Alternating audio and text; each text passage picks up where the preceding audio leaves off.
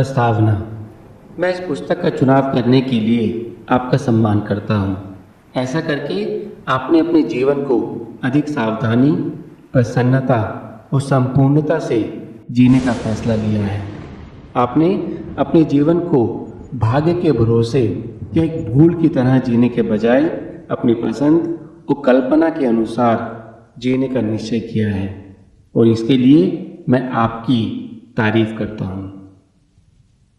जब मैं the monk who sold his Ferrari की सीरीज से पहले 2 किताबें लिख रहा था, मुझे पाठकों के अनगिनत पत्र मिले जिनके जीवन उस ज्ञान को पाकर बदल गए थे। उन पुरुष और महिलाओं की बातों ने मुझे प्रेरणा दी और मेरे दिल को छू लिया। बहुत से पत्रों ने मुझे आर्ट ऑफ लिविंग के पाठों का सार निकालने के लिए प्रेरित किया और यही वजह है कि वे सब बातें जिनके बारे में मुझे विश्वास है कि वे आपके जीवन में सकारात्मक बदलाव ला सकती है, मैं उन्हें इकट्ठा करने में जुट गया।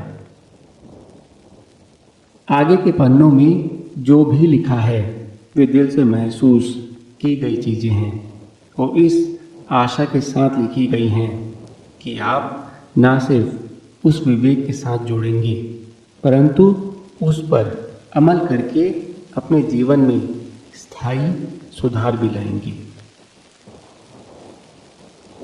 अपने खुद के अनुभवों से मैंने सीखा है कि सिर्फ ये जानना आवश्यक नहीं है कि हमें क्या करना है, परंतु उस ज्ञान का उपयोग हमें अपने जीवन में करना चाहिए।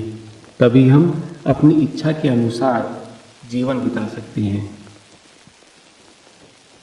और जैसे ही आप the monk who sold his Ferrari की सीरीज की इस तीसरी पुस्तक के पेज पलटेंगे, मुझे आशा है कि आप ज्ञान के उस भंडार को खोज लेंगे जो आपके जीवन के व्यावसायिक, व्यक्तिगत और आध्यात्मिक प्रचुरता को बढ़ाएगा।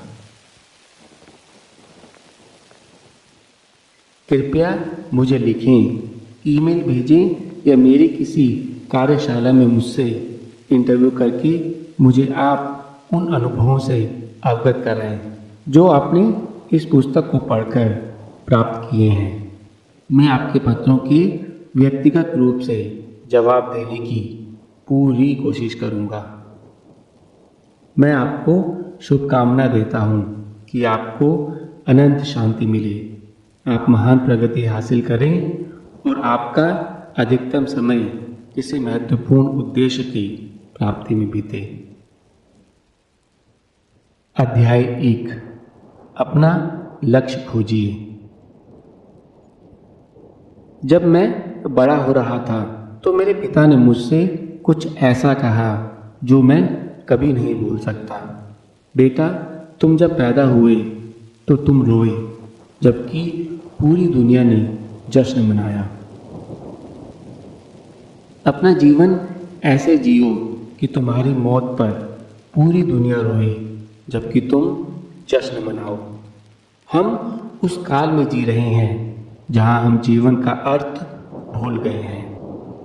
हम बहुत आसानी से इंसान को चंद्रमा पर भेज रहे हैं, पर हमारे लिए सड़क पार करके अपने पड़ोसी से मिलना मुश्किल हो रहा है। हम एक बारूदी मिसाइल को बिना किसी चूक के दुनिया के आर पार दाग सकते हैं, परंतु अपने बच्चे को पुस्तकालय ले जाने का समय निकालने से चूक जाते हैं। हमारे पास ईमेल, फैक्स मशीन और डिजिटल फ़ोन जैसे साधन हैं जिनके द्वारा हम बहुत आसानी से जुड़े रह सकते हैं। फिर भी हम उस वक्त में रह रहे हैं जिसमें हम आपस में सबसे कम जुड़े हुए हैं। हमने अपनी मानवता को खो दिया है। हम अपने जीवन का उद्देश्य भूल गए हैं। हमने जीवन की सबसे अहम बातों को भुला दिया है। और अब जब आप ये किताब पढ़ने जा रही हैं, मैं आदरपूर्वक आपसे पूछना चाहूँगा कि ऐसा कौन है जो आपकी मौत के बाद रोने वाला है। आप कितने लोगों पर अपनी छाप डालेंगे जबकि आपको इस ग्रह पर चलने का मौका मिला है। आने वाली पीढ़ियों पर आपके जीवन का क्या असर होगा और आपने अपने अंतिम पड़ाव से पहले क्या धरोहर छोड़ी। एक सीख जो मैंने अपने जीवन से ली है वो ये है कि अगर हम अपने जीवन का कंट्रोल अपने हाथ में नहीं लेते हैं तो जीवन हमें कंट्रोल करने लगता है। दिन हफ्तों में बीत जाते हैं, हफ्ते महीनों में और महीने सालों में। सब कुछ इतना जल्दी खत्म हो जाता है कि हम सिर्फ जीवन को पूर्णता के साथ ना जी पाने का अफसोस करते रह जाते हैं। जॉर्ज बर्नार्ड शॉ की मृत्युशैया पर उनसे पूछा गया, अगर आपको ये जीवन दोबारा जीने का मौका दिया जाए तो आप क्या करेंगे। उन्होंने एक लंबी सांस लेकर कहा, मैं वो इंसान बनना चाहूँगा जो मैं बन सकता था परंतु नहीं बना। आपके साथ भी ऐसा ना हो इसलिए मैं ये किताब लिख रहा हूँ।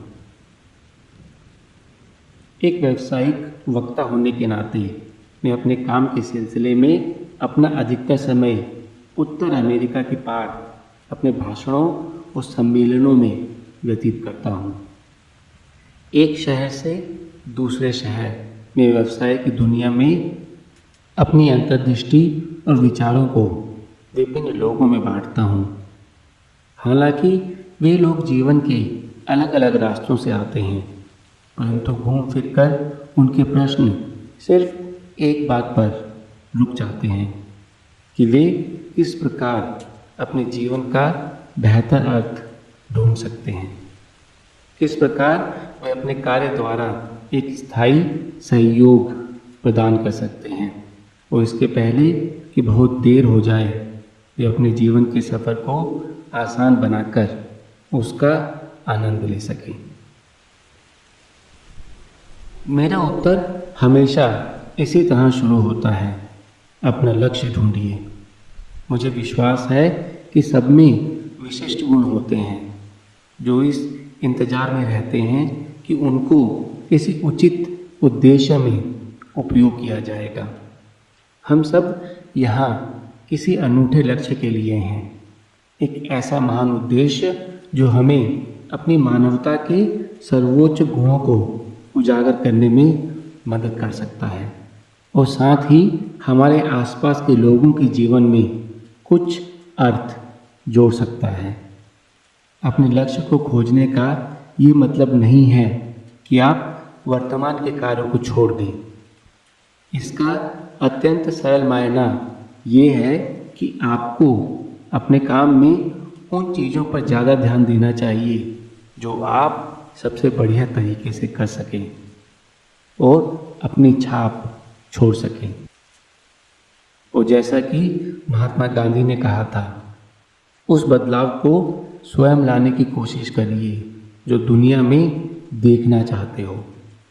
और जैसे ही आप ये करेंगे आपका जीवन बदल जाएगा। अध्याय 2। प्रतिदिन किसी एक अजनबी पर उपकार कीजिए। अपनी मृत्युशैया पर एल्डस हक्सले ने पूरे जीवन की शिक्षा पर अपने विचार व्यक्त किए और उनका सार सिर्फ इन शब्दों में दिया, हमें एक दूसरे के लिए दया भाव रखनी चाहिए। बहुत बार हम सोचते हैं कि एक परिपूर्ण जीवन जीने के लिए हमें कुछ महान कार्य या शानदार अभियान करना चाहिए जो हमारा नाम अखबारों और पत्रिकाओं के मेन पेज पर ला सके। सत्य से बढ़कर कुछ भी नहीं है। एक अर्थपूर्ण जीवन प्रतिदिन एक शालीन और दयालु कार्यों का समन्वय होता है जो कि धीरे धीरे एकत्रित होकर जीवन धारा को महान बना देता है। हर एक व्यक्ति जिसे आप जीवन में मिलते हैं वो या तो आपको कोई सीख देता है और उसकी अपनी कोई कहानी होती है। हर वो इंसान जिसे हम अपने दिन के क्षणों में मिलते हैं वो हमें अपनी भावनाओं और आदर को प्रचुर मात्रा में प्रकट करने का अवसर प्रदान करता है, जो कि हमारी मानवता को परिभाषित करता है। क्यों नहीं आप अपने व्यक्तित्व को खोए बिना पूरा दिन ऐसा कार्य करते हुए बिताएं जो आपके आसपास की दुनिया को सुशोभित कर सके। मेरे अनुसार अगर आप एक दिन में एक भी इंसान के चेहरे पर मुस्कान ला सकें या किसी अजनबी के मन को प्रोत्साहित कर सकें तो आपका जीवन एक उपयोगी जीवन है। सरल भाषा में हम कह सकते हैं कि दया भाव वो किराया है जो हमें इस ग्रह पर रहने के लिए किराए स्वरूप देना चाहिए। अपनी दयालुता को अजनबियों पर प्रकट करने के लिए आपको अधिक सृजनात्मक होने की आवश्यकता है। अपने पीछे वाली गाड़ी का टोल टैक्स अदा करें। पगडंडी पर चलने वाले किसी असहाय को अपनी जगह दान कर दें और दूसरे से पहले उनका अभिवादन करना जैसे कई बढ़िया तरीके हैं जिनसे शुरुआत की जा सकती है। हाल ही में the monk who sold his Ferrari की एक पाठिका ने मुझे वॉशिंगटन स्टेट से एक पत्र लिखा। उसने लिखा था, मेरा उसूल है कि मैं अपनी कमाई का 10वां हिस्सा उन लोगों के साथ बांटती हूँ जिन्होंने मेरे आध्यात्मिक पथ पर मेरी मदद की है। कृपया $100 के इस चेक को मेरी शुभकामनाओं और आशीर्वाद के साथ स्वीकार करें। मैंने तुरंत उनकी उदारता के बदले अपने एक कार्यक्रम का ऑडियो टेप उत्तर स्वरूप भेज दिया जिससे उन्हें अपनी भेजी हुई भेंट का उपयुक्त मूल्य प्राप्त हो जाए। उनकी ये भावना दयालुता और निष्कपट स्वभाव की महत्ता को शिक्षा देती है। अध्याय 3, अपना दृष्टिकोण बनाए रखिए। एक पुरानी कहानी के अनुसार एक दिन एक व्यक्ति को अस्पताल के कमरे में किसी गंभीर बीमारी के साथ लाया गया, जहां एक और मरीज खिड़की के पास की शैया पर आराम कर रहा था।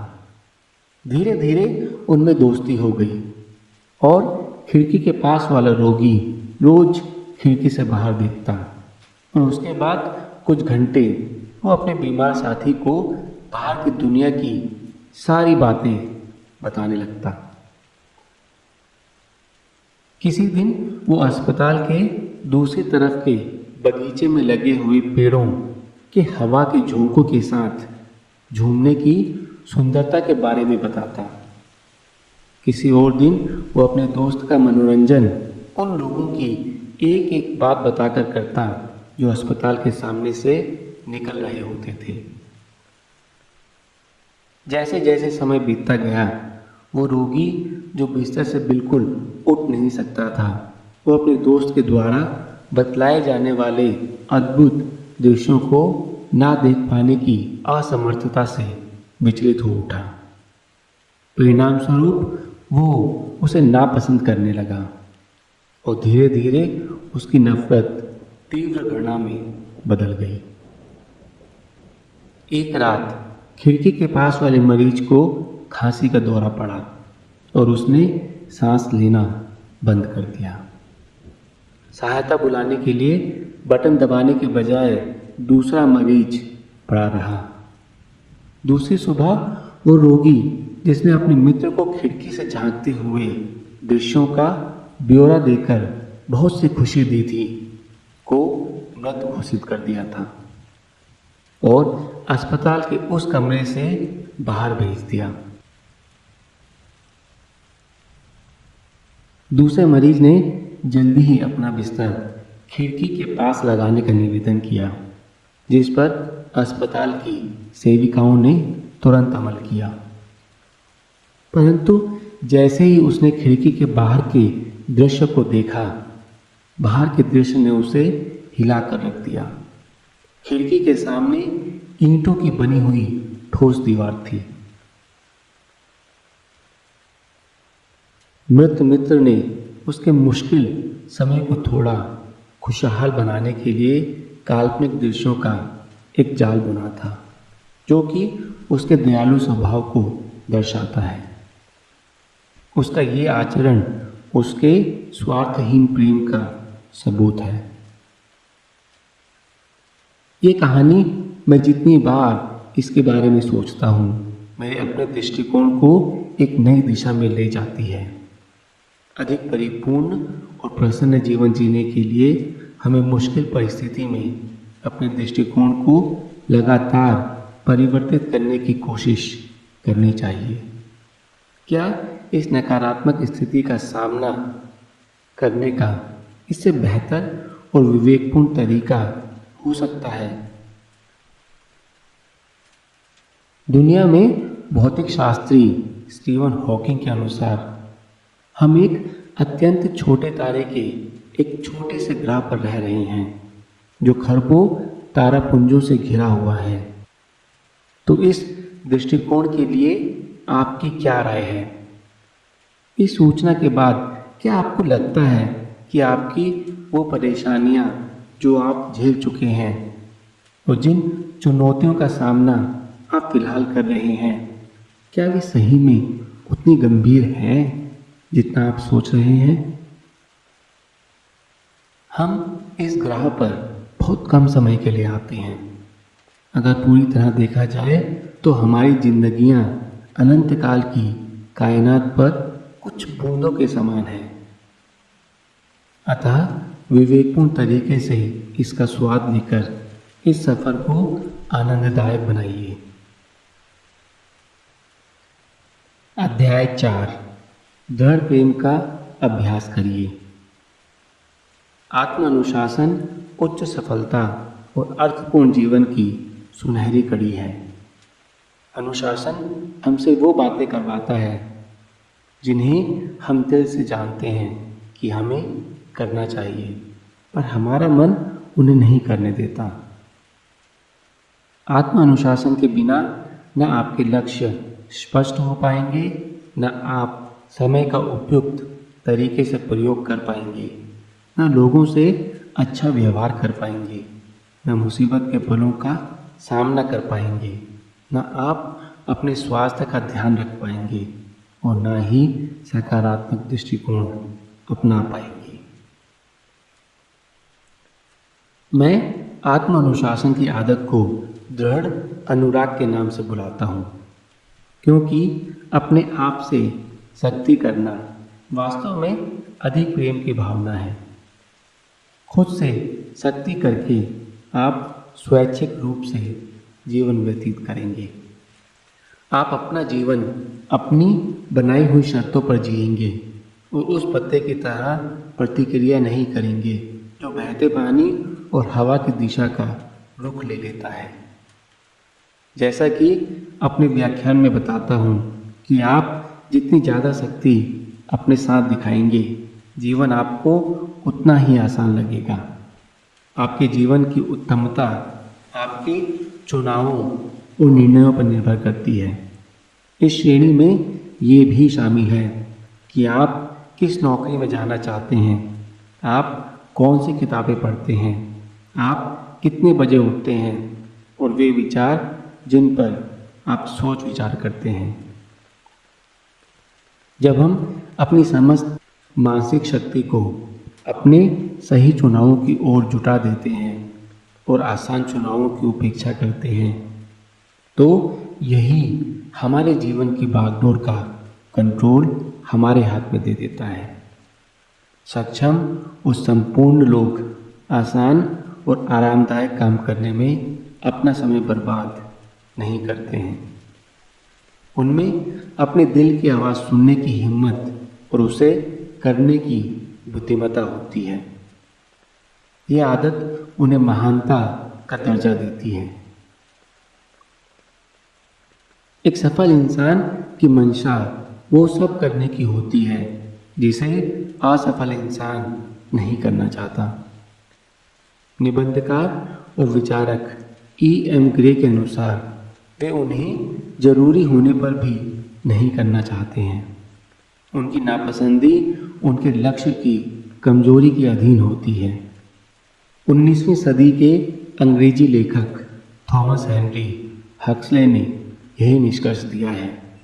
शायद शिक्षा का सबसे अधिक मूल्यवान परिणाम उस योग्यता में है जो हमसे वो करवाती है जो हमें करना चाहिए, चाहे हम उसे पसंद करें या ना करें। और अरस्तु ने इस विवेकपूर्ण बात को दूसरे ढंग से कहा है, हम जो भी सीखते हैं वो वास्तव में स्वयं अनुभव करके सीखते हैं। उदाहरण के लिए इमारत बनाने की कारीगरी इमारत बनाने से आती है। वीणा बजाने का अभ्यास वीणा बजाने से आता है।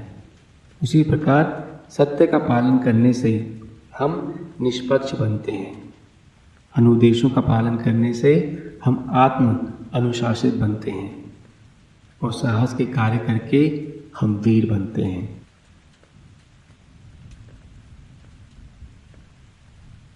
अध्याय 5 दैनिक पत्रिका बनाएं। अपनी दिनचर्या का जर्नल बनाना अपने आप में आत्म उन्नति का सबसे बढ़िया तरीका है। रोज़मर्रा के आपके वे अनुभव जिनसे आपने कुछ सीखा है वे आपको हर दिन के साथ अधिक अक्लमंद बनाते हैं। आप में आत्म सजगता का विकास होगा और आप कम गलतियां करेंगे। दैनिक पत्रिका आपके अभिप्राय स्पष्ट करती है जिनसे आप वास्तव में महत्वपूर्ण बातों पर अपना ध्यान केंद्रित कर सकें। दैनिक सारणी रोज़ आपको अपने आप से वार्तालाप करने का मौका देती है, आपको इस दुनिया में कुछ गंभीर चिंतन करने पर मजबूर करती है, जो कि वो क्रिया है जिसे देखने को हम आजकल तरस जाते हैं। ये आपकी विचारधारा को स्पष्टता प्रदान करेगी और आपको और अधिक स्वैच्छिक और चेतन रूप से जीने में मदद करेगी। इसके अलावा ये आपको एक केंद्र स्थान देती है जहां आप अपने महत्वपूर्ण विषयों पर अपने अंतर्निरीक्षण का कागजी प्रमाण रख सकते हैं और सफलता के उन जरूरी मंत्रों को लिख सकते हैं जो कि आपके लिए उपयोगी साबित हुए हैं और उच्च स्तर के व्यावसायिक, व्यक्तिगत और आध्यात्मिक जीवन को प्राप्त करने के लिए महत्वपूर्ण बातों पर अमल करने का वादा कर सकते हैं। ये व्यक्तिगत जर्नल आपको अपनी कल्पना को उड़ान देने और अपने सपनों को परिभाषा देने के लिए निजी स्थान प्रदान करता है। डायरी और जर्नल में फ़र्क होता है। डायरी में आप घटनाओं का विवरण लिखते हैं और दैनिक सारणी में आप घटनाओं का विश्लेषण करके उनका मूल्यांकन करते हैं। जर्नल आपको ये सोचने के लिए प्रेरित करता है कि आप क्या करने जा रहे हैं, क्यों करने जा रहे हैं और जो आप कर चुके हैं उससे आपने क्या सीखा है। दैनिक सारणी में लिखना आपके आत्मविकास और विवेक को शिक्षा देता है, जिसे आप अपने अतीत के अनुभवों का अपने बेहतर भविष्य के निर्माण में सदुपयोग कर सकें। चिकित्सा विभाग के शोधकर्ताओं ने ये पाया है कि एक निजी जर्नल में 15 मिनट भी प्रतिदिन लिखना आपके स्वास्थ्य को बेहतर बनाता है, आपके शरीर की रोगों से लड़ने की शक्ति को बरकरार रखता है। याद रखिए कि अगर आपकी ज़िंदगी विचार करने के काबिल है तो वो लिखने के काबिल भी है। अध्याय 6 ईमानदारी के मंत्र का विकास करिए। हम झूठे वादों की दुनिया में रह रहे हैं। हम उस वक्त से गुजर रहे हैं जब लोग अपने ही दिए हुए वचन को हल्के रूप में लेने लगे हैं। हम ये जानते हुए भी कि हमारे पास समय नहीं है, फिर भी अपने मित्र को खाने पर बुलाने का प्रस्ताव रखते हैं। हम सहयोगी को नई किताब पढ़ने के लिए देने का वादा करते हैं, ये जानते हुए भी कि हम अपनी पुस्तकें किसी को उधार नहीं देते। और हम अपने आप से वादा करते हैं कि हम हर वर्ष अपने आप को उचित रूप में ढालेंगे, अपने जीवन को सरल बनाएंगे और अपने जीने की ढंग में कोई आवश्यक बदलाव लाए बिना इस लक्ष्य को पाने की कोशिश करेंगे। ऐसी बातें कहना जो सही मायने में कोई महत्व नहीं रखती हैं, बोलते रहने से ये हमारी आदत का हिस्सा बन जाती है। मगर असली परेशानी तो तब होती है जब आप अपना वचन तोड़ते हैं, तो आप दूसरों का विश्वास भी खो देते हैं। जब आप अपनी साख खोते हैं तो विश्वास का धागा भी टूट जाता है, और विश्वास के बंधन को तोड़ना टूटे हुए रिश्तों की ओर ले जाता है। एक ईमानदारी के तत्व ज्ञान का विकास करने के लिए आपको उन झूठ का हिसाब रखना शुरू कर देना चाहिए जो आप एक हफ्ते के समय में बोलते हैं। आप अगले 7 दिनों के लिए सत्य का व्रत रखिए और कसम खाइए कि दूसरों के साथ अपने कारोबार में आप सत्य का पालन करेंगे और साथ ही खुद के साथ भी ईमानदार रहेंगे। हर बार जब आप सही काम करने से चूक जाते हैं तो आप अपने गलत काम करने की आदत को बढ़ावा देते हैं। हर बार जब आप सच नहीं बोलते हैं तो आप झूठ बोलने को बढ़ावा देते हैं। अपना दिया हुआ वादा अवश्य पूरा करिए। अपनी बात पर अटल रहने वाला व्यक्ति बनिए। जैसा कि मदर टेरेसा ने कहा है, बातचीत कम होनी चाहिए। उपदेश देने और सामाजिक मेलजोल का एक ही स्थान नहीं हो सकता। फिर आप क्या करें? एक झाड़ू उठाइए और किसी का घर साफ करिए। वही अपने आप में एक अच्छी शुरुआत है। अध्याय 7, अपने अतीत का आदर करिए। आप हर पल अपने अतीत में रहते हैं जो आपने अपने भविष्य से चुराया होता है। हर क्षण जब आप अपनी परेशानियों पर अधिक ध्यान देते हैं तो वे आपको उनके निवारण से दूर ले जाती हैं। जीवन में आप जो चाहते थे पर नहीं हुआ, उसके बारे में सोचते रहने से आप अपने जीवन में उन बातों को होने से रोकते हैं जिनकी आपको हमेशा से चाह थी। ये परम सत्य है कि आप जिस बारे में हर वक्त सोचते हैं वही बनते हैं। अतः बीती हुई घटनाओं और गलतियों के बारे में चिंतित होने का फायदा तब है अगर आप उन्हें फिर से अनुभव करना चाहते हैं। इसके बजाय आपको अपने अतीत से शिक्षा लेकर ज्ञान के और प्रकाश के एक नए धरातल पर आने का प्रयत्न करना चाहिए। जीवन की सबसे दुखद घटनाएं जीवन के सबसे बेहतरीन अवसरों का रास्ता खोलती है। एक प्राचीन विचारक यूरिपाइड्स ने कहा है, बदकिस्मती में खुशनुमा बदलाव के अद्भुत अवसर छिपे होते हैं। अगर आपके हिस्से में अत्यधिक परेशानियां आई हैं तो शायद ये इस बात का संकेत है कि आपको किसी महान कार्य के लिए तैयार किया जा रहा है। इन परेशानियों का सामना करके आपको उस काम के लिए बेहतर ज्ञान और सामर्थ्य मिलेगा। अपने भविष्य की उन्नति के लिए जीवन की इस सीख का ईंधन की तरह उपयोग करना चाहिए। ये हमेशा याद रखिए कि जीवन में प्रसन्न लोगों ने भी कई बार अप्रसन्न लोगों से ज़्यादा परेशानियां झेली होती हैं। फर्क सिर्फ इतना है कि उन्हें उन यादों को अपने जीवन को परिपूर्ण बनाने की दिशा में ढालना आता है। और ये भी याद रखिए कि अगर आप दूसरों की तुलना में ज़्यादा असफल हुए हैं तो अपेक्षित है कि आपका जीवन अधिक रूप से संपूर्ण है। जो लोग ज़्यादा खतरे मोल लेते हैं और दूसरों से ज़्यादा हिम्मत रखते हैं तो स्वाभाविक रूप से ज़्यादा असफलताएं भी झेलते हैं।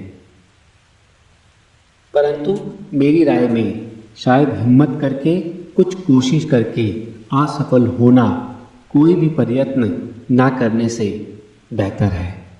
मैं अपने जीवन के दिन असंभव लगने वाली चीज़ों को संभव बनाने में बिताना पसंद करूँगा। मैं सुखी, सुरक्षित और साधारण जीवन जीने के बजाय अपना जीवन मानवीय सीमाओं का प्रसार करके असंभव को संभव बनाने की चेष्टा में बिताना चाहूँगा। ये जीवन की असली सफलता का सार है। जैसा कि हेरोडोटस ने बुद्धिमत्ता के साथ कहा है, कायरता और अनगिनत असुरक्षाओं के साथ बैठे रहकर कुछ ना करने से ज़्यादा अच्छा होगा कि निर्भीकता के साथ उन खतरों की चुनौती को स्वीकार करें जो हमारे पूर्वानुमान के हिसाब से आधे भी नहीं होते हैं। या जैसा कि बुकर टी वॉशिंगटन ने कहा है, मैंने ये सीखा है कि सफलता का मापदंड वो स्थान नहीं है जहाँ तक कोई पहुँचता है, बल्कि वो बाधाएं हैं जिन्हें जीतकर वो उस सफलता तक पहुँचता है। अध्याय 8। अपने दिन की अच्छी शुरुआत करिए। जिस तरह से आप अपने दिन की शुरुआत करते हैं वो ये निर्धारित करता है कि आपका दिन कैसा बीतेगा। जागने के बाद के पहले 30 मिनट को मैं प्लैटिनम 30 बुलाता हूँ क्योंकि वे वास्तव में आपके दिन के सबसे महत्वपूर्ण क्षण होते हैं और आगे आने वाले पलों की श्रेष्ठता पर अत्यंत गहन प्रभाव डालते हैं। अगर आपके पास ये करने का विवेक और ज्ञान है तो इस प्रमुख समय में आप सिर्फ पवित्र विचारों को मन में लाएं और सर्वोत्तम कार्य करें। आप महसूस करेंगे कि आपका दिन एक शानदार शुरुआत के लिए अनेक सर्वश्रेष्ठ दिशाओं को लेकर आएगा। हाल ही में मैं अपने 2 छोटे बच्चों को सनसनीखेज आईमैक्स फिल्म एवरेस्ट दिखाने ले गया। सांस रोक देने वाले दृश्यों और वीरता के खूबसूरत प्रदर्शन के अलावा एक और बात जो मेरे ध्यान में रह गई वो ये है कि पर्वत की ऊंचाई तक पहुंचने के लिए एक अच्छे बेस कैंप की आवश्यकता होती है। अगर धरातल के कैंप में विराम, विश्रांत और शरण नहीं मिलती तो उसके लिए चोटी तक पहुंचना असंभव था। जब वे दूसरे कैंप में पहुंचे फिर वे कुछ हफ्तों के लिए अपनी ताकत को वापस लाने के लिए बेस कैंप में वापस आ गए और जब वे 5वें कैंप पर पहुंचे तब वे फिर से पर्वत के नीचे अपने शरणालय में आ गए जिससे वे अपने आप को पर्वत के शिखर तक पहुंचने के लिए तैयार कर सके। मैं सोचता हूँ कि हम सबको व्यक्तिगत ऊंचाइयों तक पहुंचने के लिए और अपनी दैनिक चुनौतियों पर विजय प्राप्त करने के लिए इस प्लैटिनम 30 के समय में अपने बेस कैंप जाने की कोशिश करनी चाहिए। हमें वापस उस जगह पर जाने की आवश्यकता होती है जहां हम फिर से अपने जीवन के ध्येय के साथ जुड़ जाते हैं, अपना नवीनीकरण कर सकते हैं और दोबारा उन बातों पर ध्यान केंद्रित कर सकते हैं जो सबसे ज़्यादा जरूरी है। अपने स्वयं के जीवन में मैंने एक बहुत ही असरदायक प्रातःकालीन पद्धति का विकास किया जो मेरे दिन की एक शांत और प्रसन्नता से भरी हुई शुरुआत करती है। मैं अपने निजी शरणालय में बैठकर बिना किसी विघ्न के उन नवीनीकरण के उपायों का अभ्यास करता हूँ। इसके बाद मैं 15 मिनट का समय मौन मनन में व्यतीत करता हूँ, अपने जीवन की सब अच्छी बातों पर ध्यान केंद्रित करके ये सोचता हूँ कि आने वाला दिन क्या नया लेकर आने वाला है। इसके बारे में अपने ज्ञानवर्धक साहित्य से कोई पुस्तक उठाता हूँ जो कि अपरिचित सत्य से जुड़े हुए उन सफल लोगों के बारे में है जिन्हें इस तेज रफ्तार वाले जीवन में लोग भूल रहे हैं। उदाहरण के लिए रोमन दार्शनिक मार्कस ऑरेलियस की लिखी हुई पुस्तक meditations, the autobiography of Benjamin Franklin और हेनरी डेविड थोरियो की लिखी हुई वोल्टन। इन पुस्तकों के पाठ मुझे उन चीज़ों पर केंद्रित करते हैं जो मेरे लिए वास्तव में ज़रूरी है, मेरी मदद करते हैं कि मैं अपने दिन की शुरुआत सही कदम उठाकर कर सकूं। और जिस ज्ञान का पाठ मैं उस अनमोल सुबह के समय करता हूँ वो मेरे दिन के बचे हुए पलों को प्रकाश से सराबोर कर देते हैं। अतः अपने दिन की अच्छी शुरुआत कीजिए, आप जल्द ही एक बदले हुए व्यक्तित्व के स्वामी होंगे। अध्याय 9, शिष्टता के साथ ना बोलना सीखिए।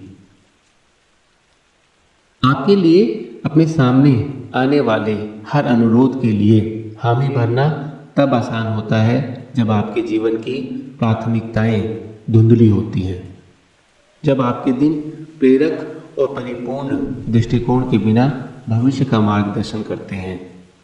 तब उसका अंतिम परिणाम इस रूप में हमारे सामने आएगा कि आपके आसपास काम करने वाले लोगों के लिए उनकी प्राथमिकताएं आपके कार्यों पर हावी करना कठिन नहीं होगा।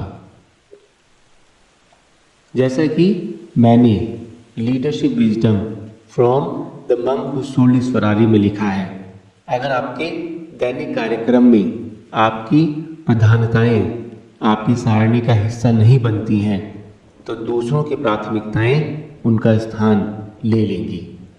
इसका उपाय सिर्फ ये है कि आपको अपने जीवन के उच्चतम उद्देश्य के बारे में दृढ़ बनना है। एक चीनी धर्मात्मा च्वांग सू ने एक आदमी की कहानी सुनाई थी जो एक महाराजा के लिए तलवारें बनाता था। 90 साल की उम्र में वो भी अपना काम अत्यंत सामर्थ्य और बखूबी से करता था, चाहे जितने भी जल्दी में किया जाए, पर उसके काम में गलती कभी नहीं होती थी। एक दिन महाराजा ने उस वृद्ध से पूछा, ये एक स्वाभाविक गुण है या कोई अनोखी तकनीक जिसकी वजह से तुम इतना बढ़िया काम करते हो? आवश्यक बातों पर ध्यान देना जरूरी होता है, तलवार गढ़ने वाले कारीगर ने कहा। मैंने तलवार बनाने का काम 21 साल की उम्र में शुरू किया था। फिर मैं किसी और चीज़ की फिक्र नहीं करता था। मैंने तलवार के अलावा ना तो कभी किसी वस्तु की ओर देखा और ना ही ध्यान दिया। तलवार गढ़ना मेरा उद्देश्य और मेरी चाहत बन गई। मैंने संपूर्ण शक्तियों को किसी और दिशा में जाने के बजाय सिर्फ अपनी कला की दिशा में ही मोड़ दिया। यही मेरी श्रेष्ठता का राज है। सबसे ज़्यादा सक्षम लोग अपनी उस सर्वोच्चता के क्षेत्र पर ध्यान देते हैं जिन बातों में वे सर्वश्रेष्ठ हैं और अपनी प्रभावकारी गतिविधियों से अपने जीवन को आगे की दिशा में बढ़ा सकते हैं। अपनी सर्वोच्च महत्वपूर्ण चीज़ों की प्रचुरता के कारण कुछ न्यून महत्व वाली चीज़ें हमारा ध्यान खींचने लगती हैं, उन्हें नकारा जा सकता है। माइकल जॉर्डन, जो बास्केटबॉल के इतिहास में सबसे अच्छा खिलाड़ी माना जाता है, वो ना तो अपने लिखित समझौतों को तय करता था, ना ही अपनी पोशाक के डिज़ाइन बनाता था और ना ही अपनी यात्रा की तैयारी करता था। वो अपने समय और शक्तियों को पूरी तरह से बास्केटबॉल के खेल के प्रति समर्पित कर देता था। जिसमें वो सर्वोत्तम था। बाकी के कामों की जिम्मेदारी उसके प्रबंधक करते थे। जैज़ के महान कलाकार लुई आर्मस्ट्रॉन्ग ने अपना समय कभी भी टिकट बेचने में या श्रोताओं की कुर्सियां लगाने में नष्ट नहीं किया। उसने अपने ध्यान का केंद्र बिंदु अपनी कला पर रखा, जो कि तुरही बजाने में थी। अनावश्यक बातों को अस्वीकार करने से आप उन चीज़ों पर ज़्यादा समय दे सकते हैं जिससे हमारे जीवन को संवारने और बेहतर बनाने में मदद मिलती है, और साथ ही सहायता भी मिलती है कि हम उस धरोहर को छोड़ सकें जिसके उद्देश्य को पूरा करने के लिए हम पैदा हुए हैं। अध्याय 10 साप्ताहिक विश्राम लीजिए। प्राचीन काल में हफ्ते का 7वां दिन धार्मिक विश्राम का दिन माना जाता था। जीवन के वो सबसे महत्वपूर्ण विषय जिनको नॉर्मली हम अवॉइड कर देते हैं, जिनमें परिवार के साथ समय बिताना, वह समय जिसमें हम गहन चिंतन करते हैं और अपने नवीनीकरण पर ध्यान देते हैं।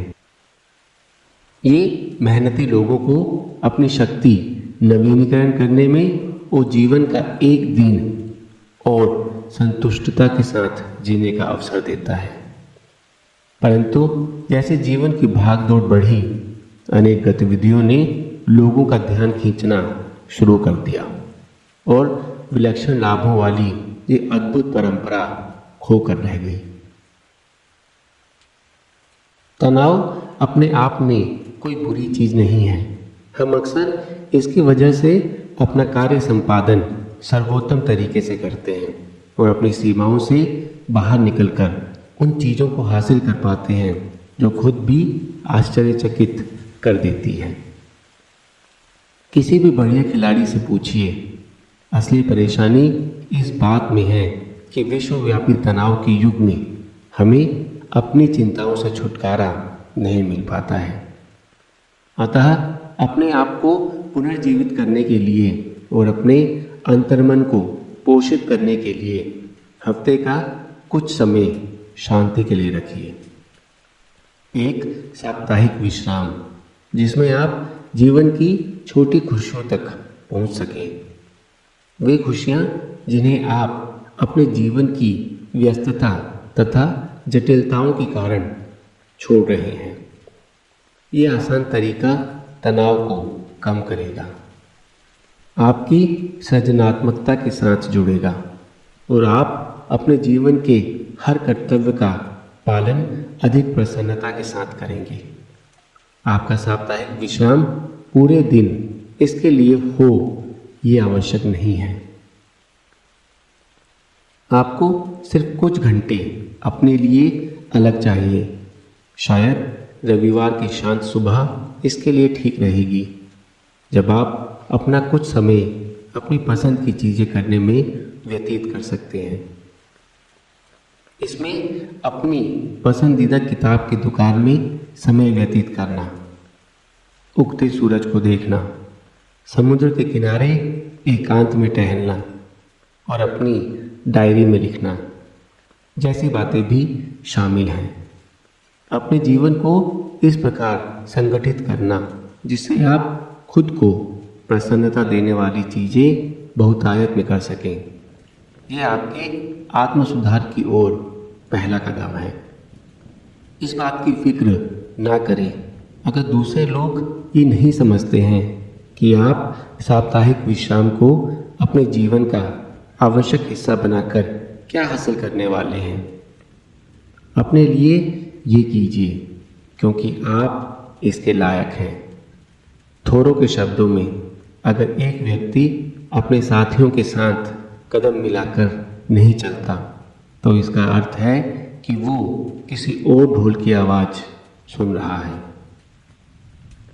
उसे उस संगीत में प्रवेश करने दीजिए जो वो सुन रहा है, चाहे वो जितना भी धीमा हो और जितनी भी दूर से आ रहा हो। अध्याय 11 खुद से वार्तालाप करिए। सालों पहले जब मैं अदालत में वकालत करता था और भौतिक सफलता के चंगुल में फंसा हुआ था, तब मेरे पास आंतरिक शांति की बहुत कमी थी। मैंने जेम्स एलन की लिखी हुई किताब जिसका नाम एज अ मैन थिंकेथ को पढ़ा।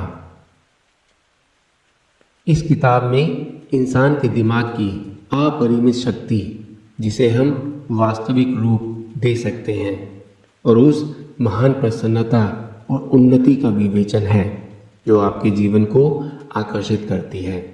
उस पुस्तक में शब्दों और भाषा के गहन प्रभाव का भी जिक्र है जिसका प्रयोग हम प्रतिदिन करते हैं और उस प्रगतिशील विचारधारा के पथ पर जाने के लिए प्रयुक्त किया जा सकता है।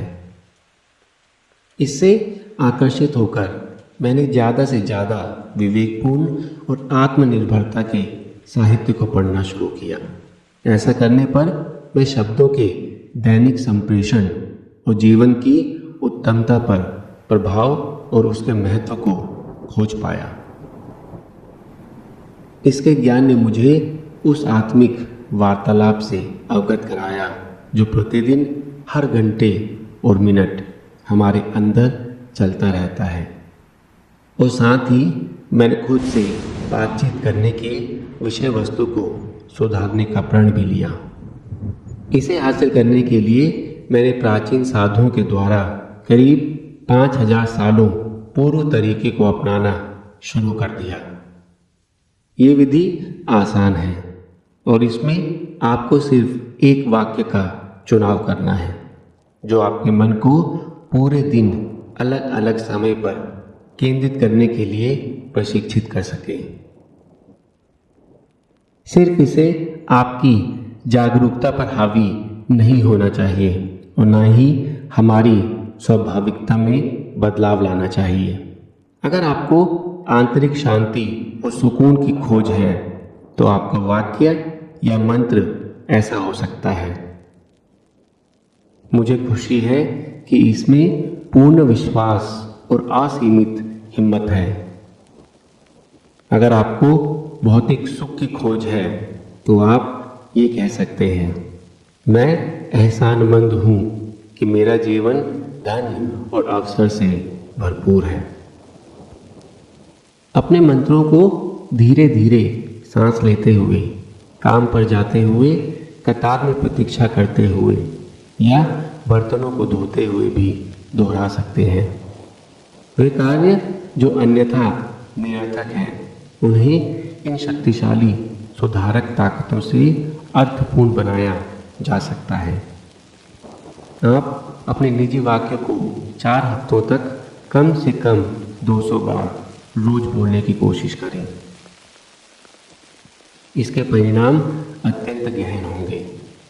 आप अपने जीवन के लिए आवश्यक शांति, उन्नति और लक्ष्य की प्राप्ति के लिए एक बड़ा कदम उठा रहे हैं। जैसा कि हजरत इनायत खान ने कहा है, वे शब्द जो आत्मा को प्रकाशित कर दे वे बहुमूल्य रत्नों से भी बढ़कर हैं। अध्याय 12, चिंता करने का समय निर्धारित कीजिए। मेरे पास the monk who sold his Ferrari के बाद उन पाठकों के पत्रों की बाढ़ सी आ गई जिन्होंने तनावपूर्ण जीवन में भी इसकी सीख से अधिक प्रसन्नता, शांति और संतुष्टता को हासिल किया है। ज़्यादातर पत्र उन लोगों के आए जिनके कार्यक्षेत्र का जीवन इतना व्यस्त हो गया है कि वे अपना खाली समय भी उन चीज़ों के बारे में चिंता करने में बिता देते हैं जिन्हें दफ्तर में छोड़कर आ जाना चाहिए। वे अपने परिवारों के साथ हंसना, प्यार से रहना और उनके साथ प्रसन्नता बांटना भूल गए हैं क्योंकि काम की चुनौतियों ने उन्हें निगल लिया है। अधिकतर लोग अपने जीवन के सर्वोत्तम काल को हर समय चिंता करने में बिता देते हैं। वे अपनी नौकरी, रसीदों, वातावरण और बच्चों के लिए परेशान रहते हैं। जैसा कि हम सब अपने दिलों में जानते हैं कि ज़्यादातर बातें जिनके बारे में हम फिक्र करते हैं वे घटती ही नहीं हैं। ये मार्क के उस कथन की तरह है। मेरे जीवन में बहुत सी कठिनाइयाँ आई और उनमें से कई तो सही में घटी भी। मेरे ज्ञानी पिता, जिनका मेरे जीवन पर बहुत गहरा प्रभाव था, ने एक बार मुझे बताया था कि संस्कृत चिन्हों में चिता और चिंता में बहुत समानता है। जब मैंने आश्चर्य प्रकट किया तो उनका उत्तर था कि मुझे चकित नहीं होना चाहिए। उन्होंने कहा, एक मृतक को जलाती है और दूसरी जीवन को जलाती है। मैं जानता हूँ किस नाटकीय ढंग से चिंता की आदत किसी के जीवन की विशेषता को खत्म कर देती है। मैं अपने बाद के 20 सालों में कथित सफलता के रास्ते पर था। देश के सबसे बढ़िया विधि शास्त्र विद्यालयों से 2 डिग्रियां हासिल की और एक मुख्य न्यायाधीश के पास लिपिक की नौकरी की, जहां मैंने अत्यधिक जटिल मुकदमों को संभाला। परंतु अक्सर मैं बहुत कठिन मेहनत कर रहा था और उतना ही ज़्यादा परेशान हो रहा था।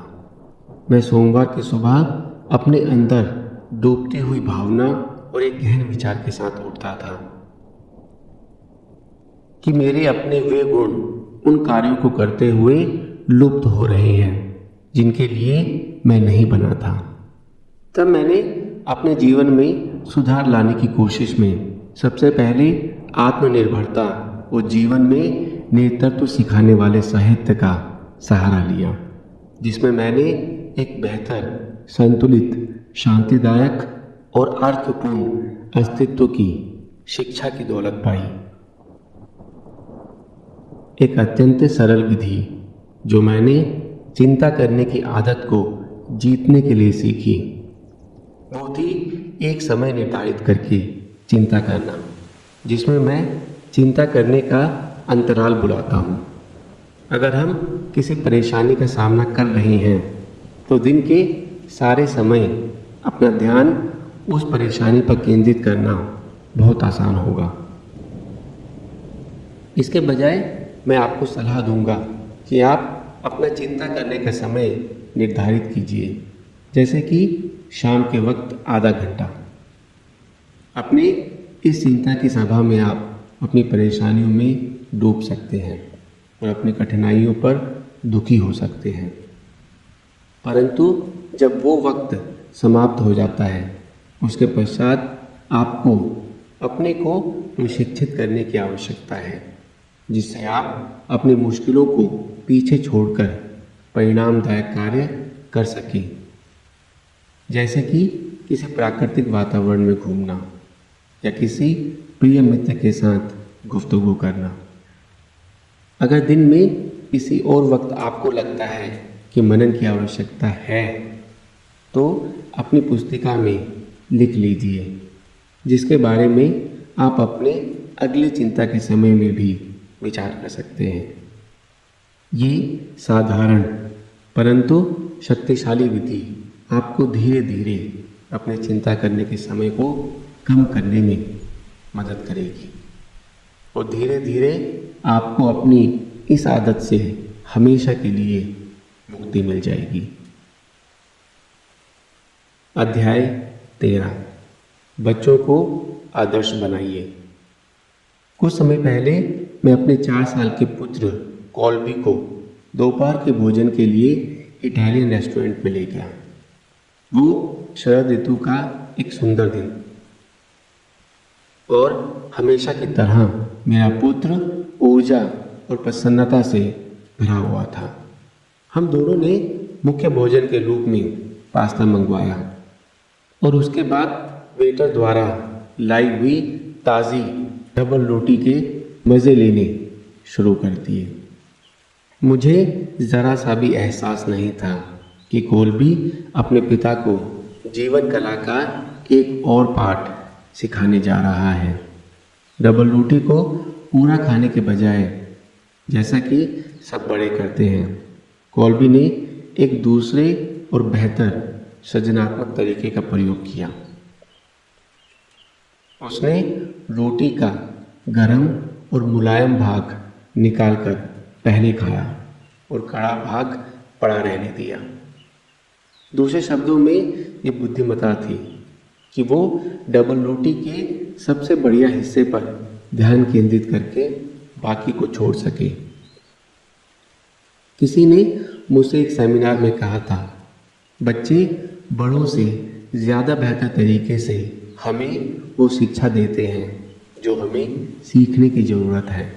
और उस सुंदर दिन में मेरे छोटे बच्चे ने ये याद दिला दिया कि हम बड़े लोग अपना बहुत सारा समय पूरे दिन की अच्छी बातों को छोड़कर जीवन के ऊपरी रूप पर ध्यान देने में बिता देते हैं। हम अपने कार्य क्षेत्र की चुनौतियों, उन बिलों के गट्ठर पर जो हमें भरने हैं और समय की कमी जिसका हम सामना करते हैं पर ध्यान देते हैं, फिर भी इन कार्यों को पूरा नहीं कर पाते हैं। हमारे विचार हमारे संसार का निर्माण करते हैं और हम जैसा सोचते हैं वही हमारे जीवन में विकसित होता है।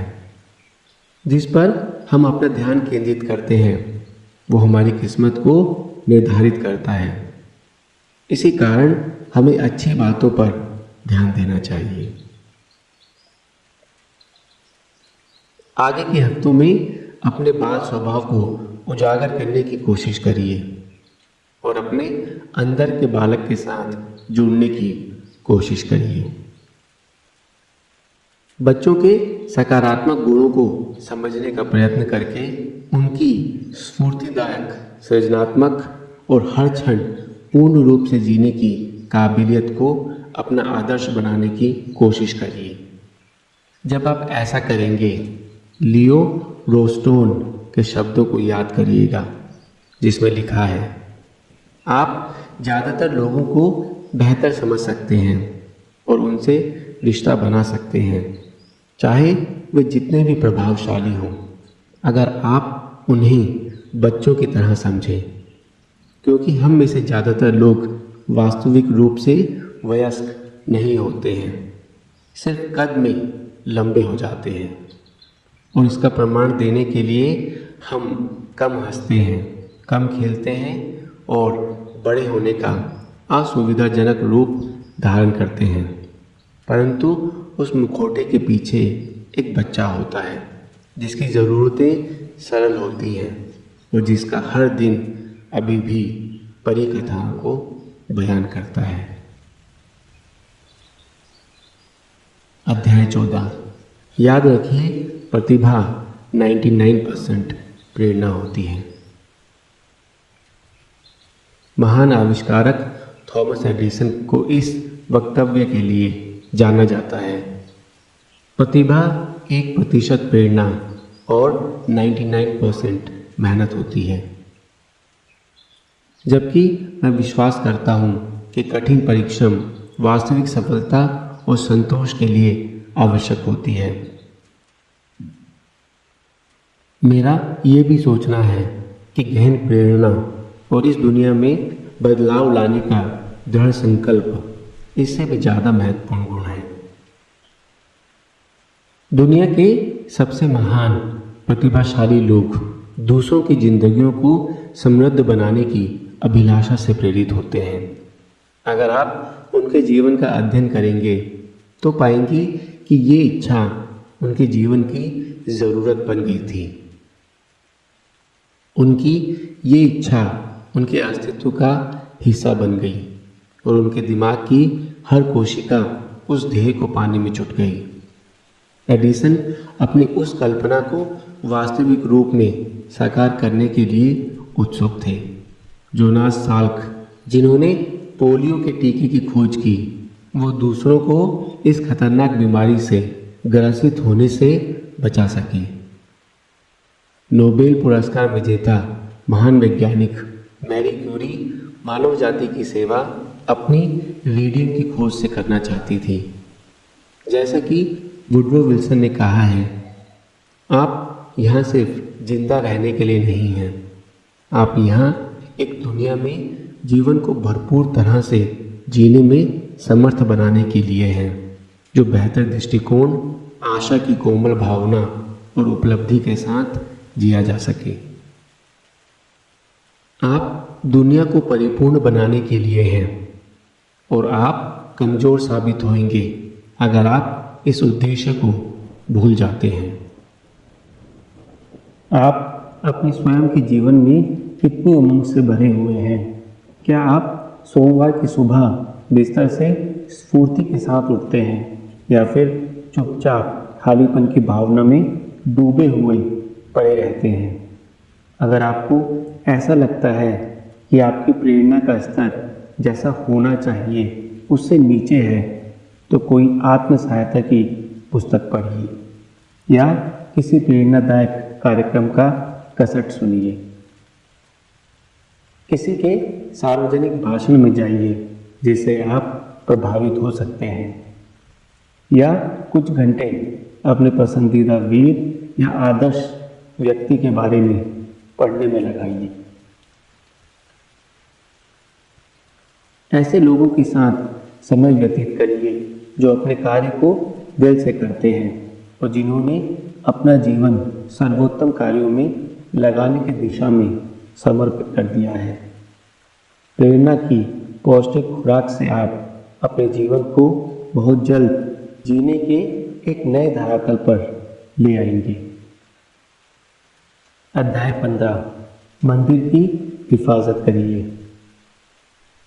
कुछ महीने पहले मैं अपनी सहकर्मी के साथ दोपहर का भोजन कर रहा था, जब हम इस बारे में बात कर रहे थे कि हम अपने जीवन में व्यस्तता के बावजूद कैसे केंद्रित और संतुलित रह सकते हैं।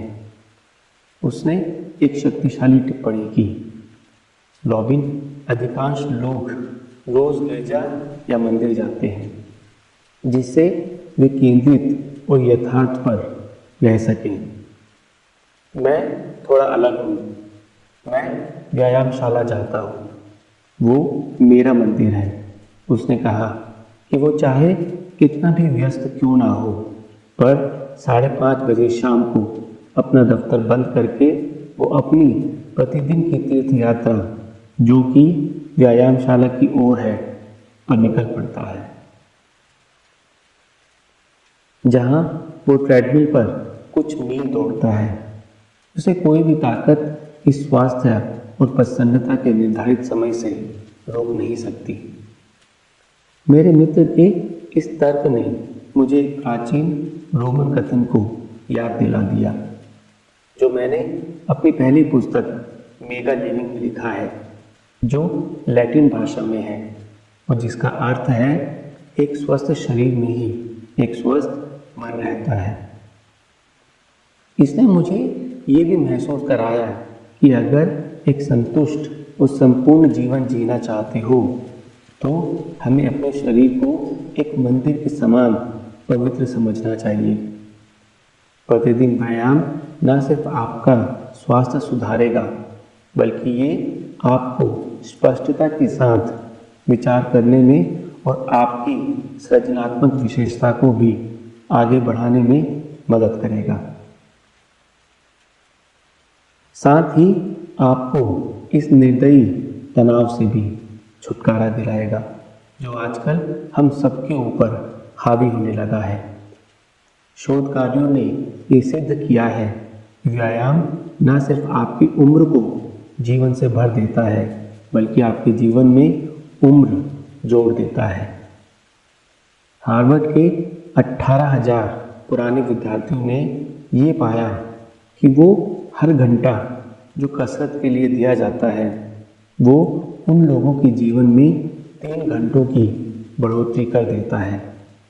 और याद रखिए कि जो लोग व्यायाम के लिए समय नहीं निकालते, उन्हें बीमारियों के लिए समय निकालना पड़ता है।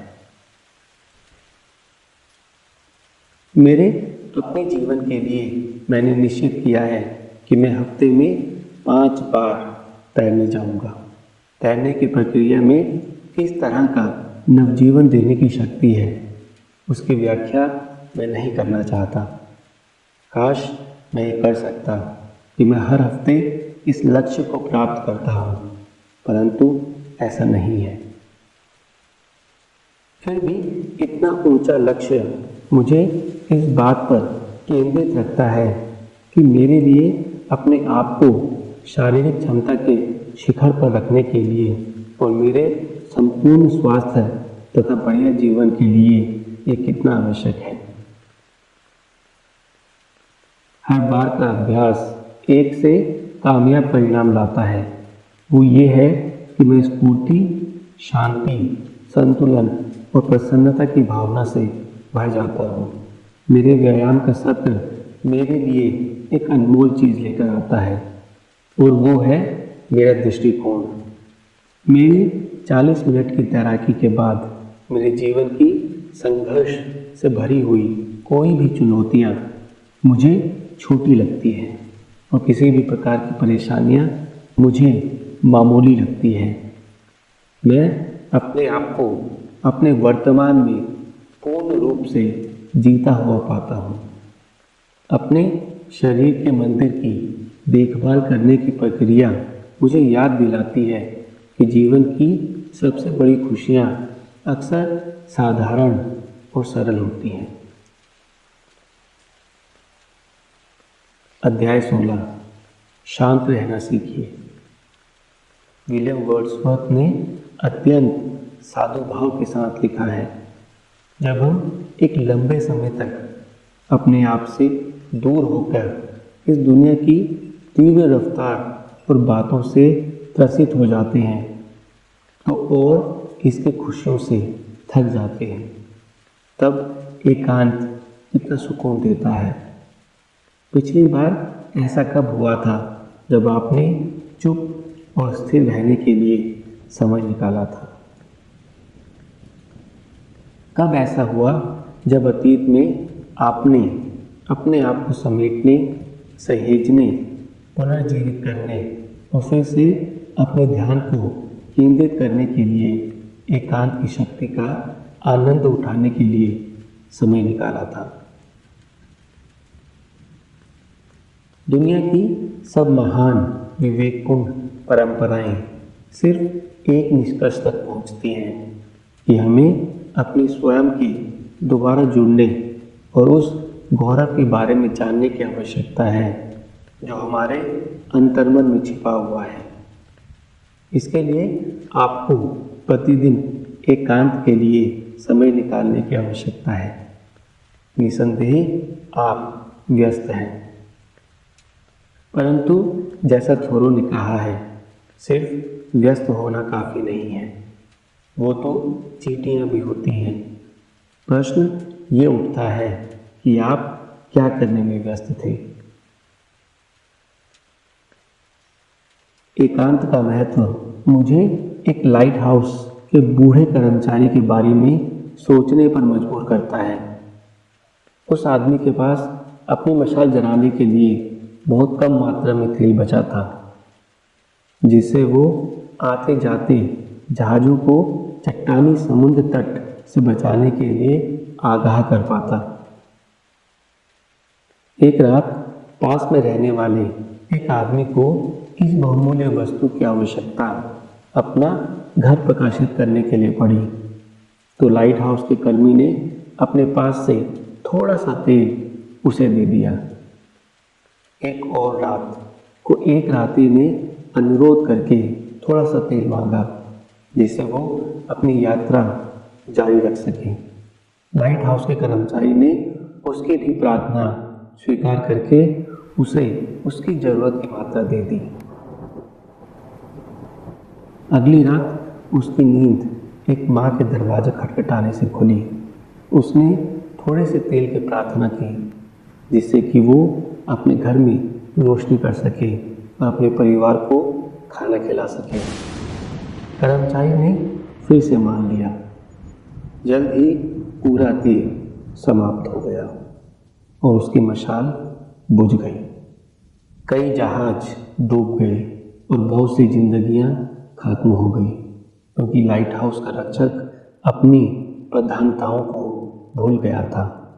उसने अपने सबसे प्राथमिक कर्तव्य की अवहेलना की, जिसका उसे बहुत बड़ा मूल्य चुकाना पड़ा। एकांत का अनुभव अगर दिन में कुछ मिनट के लिए भी किया जाए तो वो आपको अपना ध्यान अपने जीवन की सर्वोच्च प्राथमिकताओं पर केंद्रित करने में मदद करेगा, जिससे हम जीवन के किसी भी काम में असावधानी न बरतें। और ये कहना कि आपके पास नियमित रूप से एकांत में बैठने का समय नहीं है, तो वो ये कहने के समान है कि आप गाड़ी चलाने में इसलिए व्यस्त हैं क्योंकि आपको गैस भरवानी है। आखिर में ये आप पर हावी हो जाएगा। अध्याय 17। अपने आदर्श पड़ोस के बारे में सोचिए। अपने आत्मज्ञान की खोज के साथ एक और काम मैंने किया, वो है उन लोगों की सूची बनाना जिनके बारे में मैं कामना करता हूँ कि वे मेरे पड़ोसी होते। इसमें अतीत और वर्तमान के वे सब पुरुष और महिलाएं हैं जिनके साथ मैं कभी कभार अपनी खुशी बांटना चाहूँगा। अपने आदर्श पड़ोसी की सूची बनाना आपको बहुत से ऐसे व्यक्ति और गुणों के साथ जोड़ेगा जिसकी वजह से आप उन अधिकांश लोगों का आदर करते हैं। ये भी अपने जीवन को 30 मिनट के लिए मज़ेदार तरीके से बिताने का ढंग है।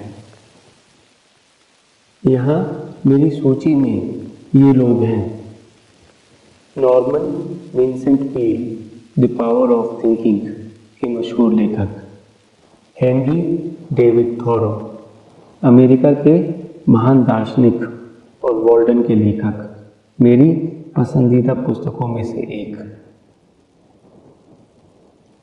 बल्तासार ग्रेशियन, जेसूट विद्वान जो स्पेन के लेखकों में से एक थे। बिली हॉलिडे, महान जैज गायक। नेल्सन मंडेला, क्रांतिकारी। ऑग मैंडोनी, आत्म उत्थान के लेखक जिनके साहित्य में a better way to live और यूनिवर्सिटी ऑफ सक्सेस जैसे साहित्य शामिल हैं। मदर टेरेसा, आदरणीय मानव परोपकारी। रिचर्ड ब्रैंसन, ब्रिटिश व्यापारी और साहसिक कार्यकर्ता।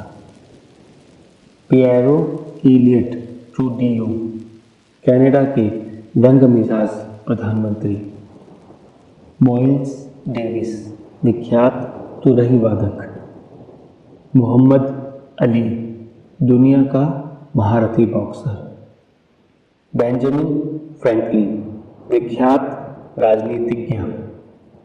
बिल्कुल अभी समय निकालिए और उन लोगों के नाम लिखिए जिन्हें आप चाहते हैं कि वो आपके घर वाली सड़क पर रहते हों। फिर इन लोगों के गुणों के बारे में सोचिए जिनके वजह से आप उनकी सराहना करते हैं और किस प्रकार इन विशेषताओं को आप अपने जीवन में ढालना चाहेंगे। अपने जीवन के दर्शन को वास्तविकता में लाने का पहला कदम उसका अर्थ समझना है और जैसे हम बनना चाहते हैं उसके लिए सबसे पहला कदम है उन लोगों के गुणों को पहचानना जिनकी तरह हम बनना चाहते हैं। अध्याय 18। सुबह जल्दी उठें। सुबह जल्दी उठने की आदत एक तोहफा है जो आप अपने आप को देते हैं। कुछ नियम आपके जीवन को एक नया रूप दे देते हैं। उनमें से एक है जल्दी उठने का नियम। प्रातःकाल के कुछ शुरुआती घंटे अपने आप में विशिष्ट होते हैं।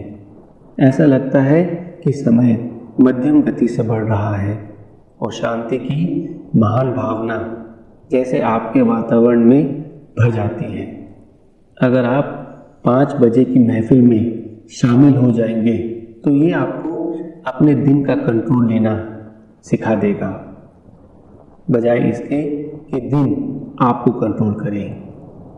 बिस्तर के साथ जंग को जीतकर मन को गद्दे के मजे से ऊपर लाकर और जल्दी उठकर आप अपने आप को कम से कम 1 घंटे की शांति का समय दे सकते हैं, जो अत्यंत महत्वपूर्ण है, और वो है दिन की शुरुआत। अगर समझदारी से बिताया जाए तो बाकी दिन अपने आप में अद्भुत होगा। The monk who sold his Ferrari में मैंने अपने पाठकों को चुनौती दी थी कि सूर्योदय के साथ उठो, और उनको अनेक विकल्प दिए थे जिससे उन्हें इस नए अनुशासन को विकसित करने में मदद मिल सके। मुझे अनेकों पत्र, ईमेल और फैक्स मिले जिन्होंने अपने जीवन को 5 बजे उठकर सुधारा है। इनके द्वारा मैं ये कहते हुए सुरक्षित महसूस करता हूँ कि ये सफलता का ऐसा मंत्र है जो वास्तव में अपने जीवन में एकबद्ध करने लायक है। ऐसा करके आप उन प्रभावशाली लोगों की उच्च श्रेणी में शामिल हो जाएंगे, जैसे कि Mahatma Gandhi, Thomas Edison, Nelson Mandela, Ted Turner और Mary Kay Ash. The monk who sold his Ferrari की एक पाठिका, एक विक्रय अधिकारी ने मुझे लिखा कि उनका तनाव नाटकीय ढंग से घट गया जब से उन्होंने जल्दी उठना शुरू किया, और उनके दफ्तर के लोगों ने पेपर वेट दिया जिस पर लिखा था, हमारे MIP के लिए मोस्ट इम्प्रूव्ड प्लेयर। आप जो भी कर रही हैं करती रहें, आप हमारे लिए प्रेरणा स्वरूप हैं, जो हमेशा देर से उठती थी। उसने कसम खाई कि वो सोना बंद करके अपने उस खोए हुए वक्त को जो उसने कंबल के नीचे सोते हुए गुजारा है की क्षतिपूर्ति करेगी। अतः उसने पहले 6 बजे उठना शुरू किया जब उसका परिवार सो रहा होता था, फिर 5:30 बजे और उसके बाद 5 बजे। अपने लिए उपलब्ध किए गए उस फुर्सत के समय में उसने वो सब करना शुरू कर दिया जो कार्य उसे पसंद थे, परंतु उसे कभी समय नहीं मिल पाया। शास्त्रीय संगीत को ध्यान से सुनना, पत्र लिखना, साहित्य पढ़ना और भ्रमण करना जैसे कुछ प्रक्रियाएं जिन्हें वो अपने अंतर्मन को पुनर्जीवित करने और अपने आप से जुड़ने के लिए प्रयुक्त करती थी, और जिन्हें वो शायद खो चुकी थी। और ऐसा करने से वो एक अच्छी माँ, पत्नी और कामकाजी महिला हर रूप में बेहतर बन गई। जल्दी उठने की आदत का विकास करने के लिए पहली बात जो याद रखनी चाहिए वो है कि आपकी नींद को परिमाणात्मक ना होकर गुणात्मक होना चाहिए।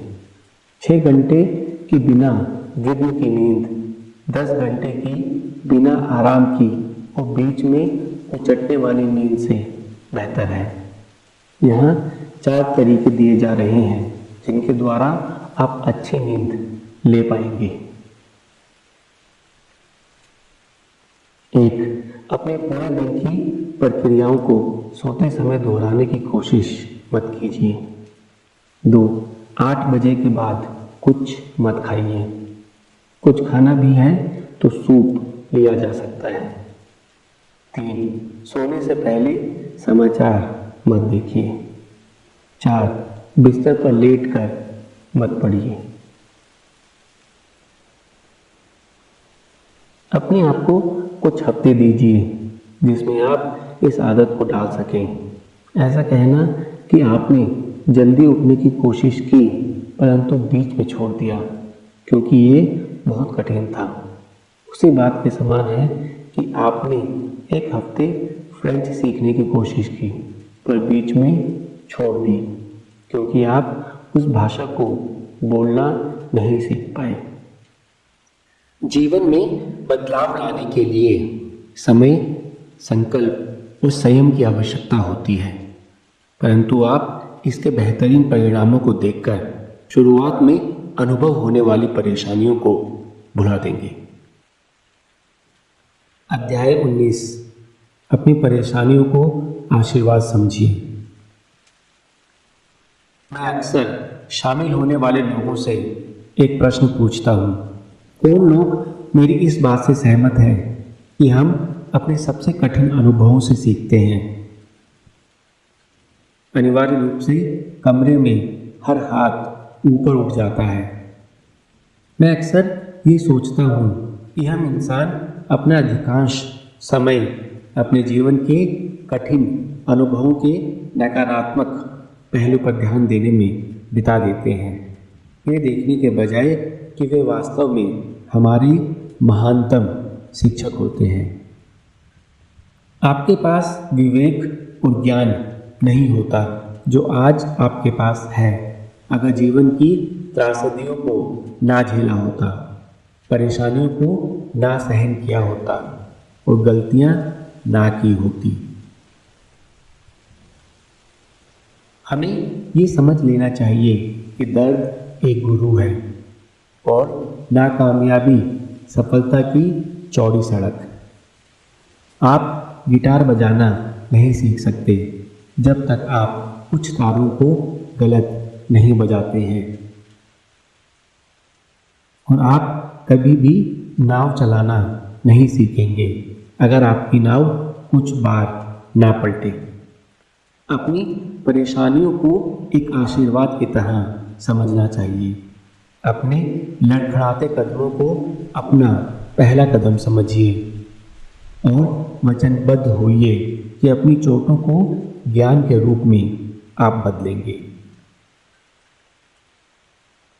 जैसे जैसे मैं जीवन के पथ पर आगे बढ़ा, मैंने भी अपने हिस्से के दुखों का सामना किया, परंतु मैं हमेशा अपने को याद दिलाता हूँ कि हमारे चरित्र का निर्माण हमारे अनुभवों से नहीं बल्कि जीवन के कठिन अनुभवों से होता है। जीवन के सबसे मुश्किल वक्त के दौरान ही हम ये खोजते हैं कि हम वास्तव में कौन हैं और हम में उन कौन सी असीमित शक्तियों का निवास है। अध्याय 20। बहुतायत में हंसिए। एक अध्ययन के अनुसार एक 4 साल का बच्चा औसतन एक दिन में करीब 300 बार हंसता है और एक वयस्क करीब 15 बार। अपने पूरे दिन के सब दायित्वों, तनावों और प्रक्रियाओं के बोझ से हम हंसना भूल गए हैं। रोज हंसना हमारे चित्त को उन्नत करता है, सृजनात्मकता को उजागर करता है, हमें ज़्यादा ऊर्जा प्रदान करता है। ऐसा सुना गया है कि हास्य अभिनेता स्टीव मार्टिन हर सुबह अपने रसों के बहाव के आरंभ के लिए और अपने दिन की एक ओजस्वी शुरुआत करने के लिए हर सुबह 5 मिनट तक हंसते हैं। हंसी की चिकित्सा का अनेकों बीमारियों और गंभीर रोगों का इलाज करने के लिए प्रयोग किया गया है। जैसे कि आधुनिक मनोविज्ञान के पिता विलियम जेम्स का कहना है, हम इसलिए नहीं हंसते कि हम खुश हैं, बल्कि इसलिए हम खुश होते हैं क्योंकि हम हंसते हैं। मेरा एक दोस्त अपनी बुद्धिमत्ता के लिए जाना जाता है। उसने अपने नए साल में ज़्यादा हंसने का संकल्प लिया। हर हफ्ते वो अपने वीडियो की दुकान से या तो किराए पर 3 स्टूजेस की फिल्म लाता था या तो कोई हास्य की नई किताब खरीदता था जिसे वो दिन में फुर्सत के समय में पढ़ता। वो शुरुआत से ही सकारात्मक व्यक्ति था, परंतु उसने ये महसूस करना शुरू किया कि वो पहले से भी अधिक प्रसन्न बन गया और इस आत्मविकास के तरीके की शुरुआत के बाद वो ज़्यादा हंसने लगा। इस खुशी के वातावरण ने उसके इर्द गिर्द एक नई जागरूकता पैदा कर दी और उसके जीवन को सरल बना दिया। अपनी नौकरी से संबंधित उसके जो भी तनाव थे उनमें भी अद्भुत रूप से कमी आ गई। इस साधारण पद्धति ने उसे एक संपूर्ण रूप से जीने के नए धरातल और प्रभावशीलता की ऊंचाइयों पर पहुंचा दिया। आप भी अपने आप की वीडियो की दुकान पर एक नई मज़ेदार फिल्म लीजिए, फिर कुछ किताबें उठाइए। उदाहरण स्वरूप गैरी लॉर्सन की फोरसाइट की सीरीज़ या बहुतों द्वारा पढ़ी जाने वाली डिलबर्ट के कार्टून, जो आपकी हंसने की आदत को प्रेरित कर सके। अपने खुशहाल अंतर्मन के साथ जुड़ने की कोशिश करिए और पेट में हंस हंस कर बल पड़ जाए ऐसी अद्भुत हंसी के मजे लीजिए। अध्याय 21। एक दिन बिना घड़ी के बिताइए। पिछले कुछ दिनों मैंने ऐसा किया जो मैंने बहुत सालों से नहीं किया था। मैंने अपनी घड़ी घर छोड़ दी और पूरा दिन बिना समय पर ध्यान दिए बिताया। घड़ी के हिसाब से जीने और उस दिन की योजना बनाने के बजाय मैंने सिर्फ वो किया जो मेरा मन हुआ और उस क्षण के लिए जिया। मैं एक समय की कठपुतली बने रहने के बजाय एक वास्तविक इंसान बन गया। प्रातःकाल के समय मैं जंगल में दूर तक भ्रमण के लिए गया, जो मुझे बहुत प्यारा है। अपने साथ मैं वोल्टन की एक पुरानी कॉपी ले गया, जो सामाजिक दार्शनिक हेनरी थोरो के द्वारा लिखी गई है। ये वो किताब है जो मुझे अत्यंत पसंद है।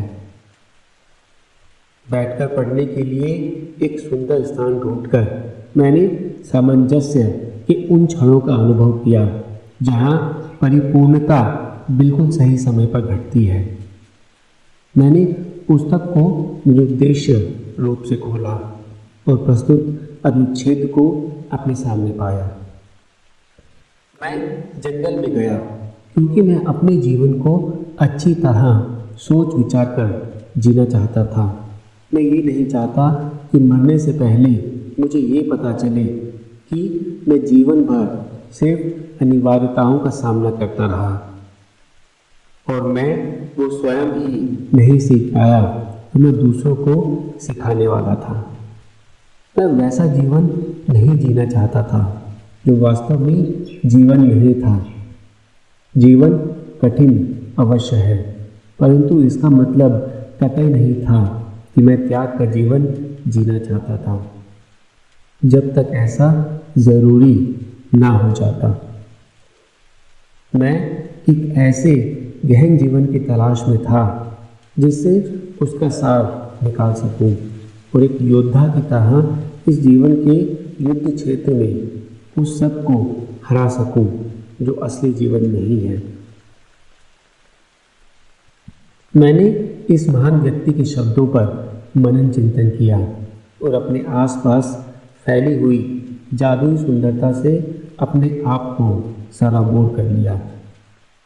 बाकी दिन मैंने किताब की दुकान पर अपने बच्चों के साथ टॉय स्टोरी देखते हुए, आंगन में अपने परिवार के साथ आराम करते हुए और अपनी पसंद का संगीत सुनते हुए गुजारा।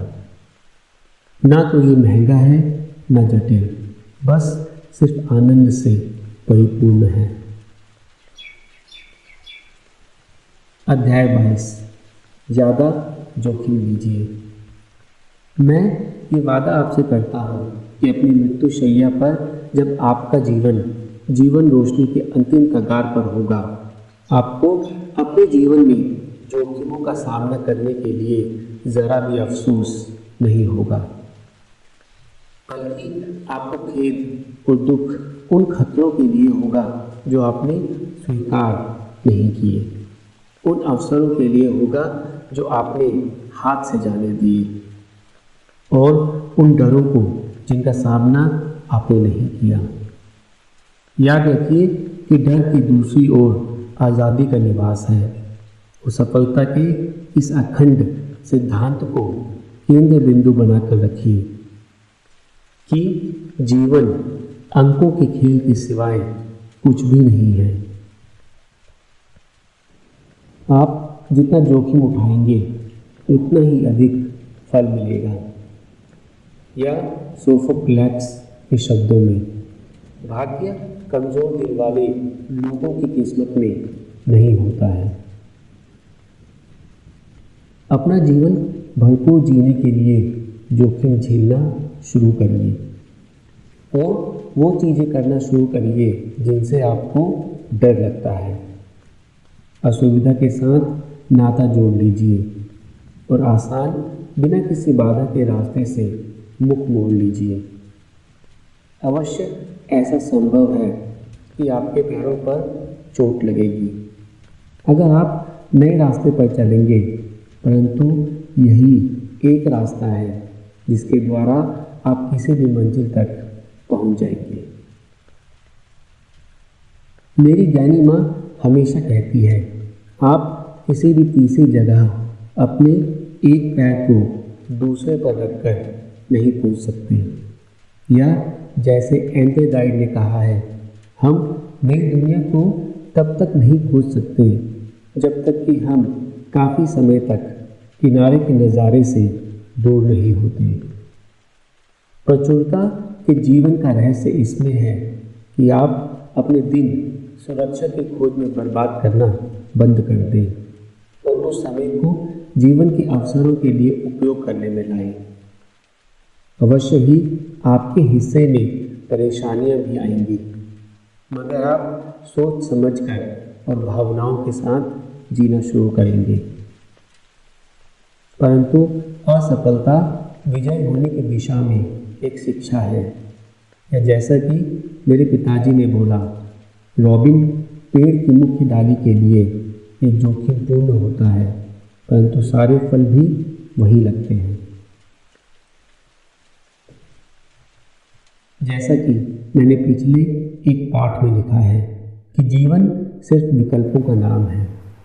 यह संपूर्णता और उच्च रूप से वास्तविकता से जुड़े हुए लोग साधारणतः दूसरों की तुलना में अधिक विवेकपूर्ण चुनाव करते हैं।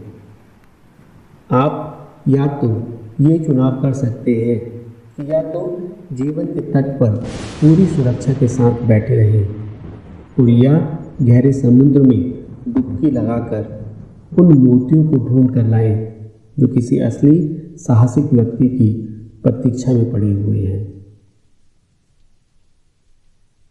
अपने आप को इस बात पर केंद्रित और प्रेरित रखने के लिए कि जैसे जैसे जीवन के दिन आगे जाएंगे, मैं व्यक्तिगत सीमाओं के घेरे को बढ़ाने का प्रयास करता रहूँगा। मैंने अपने अध्ययन में थियोडोर रूजवेल्ट के शब्दों का वर्णन किया है,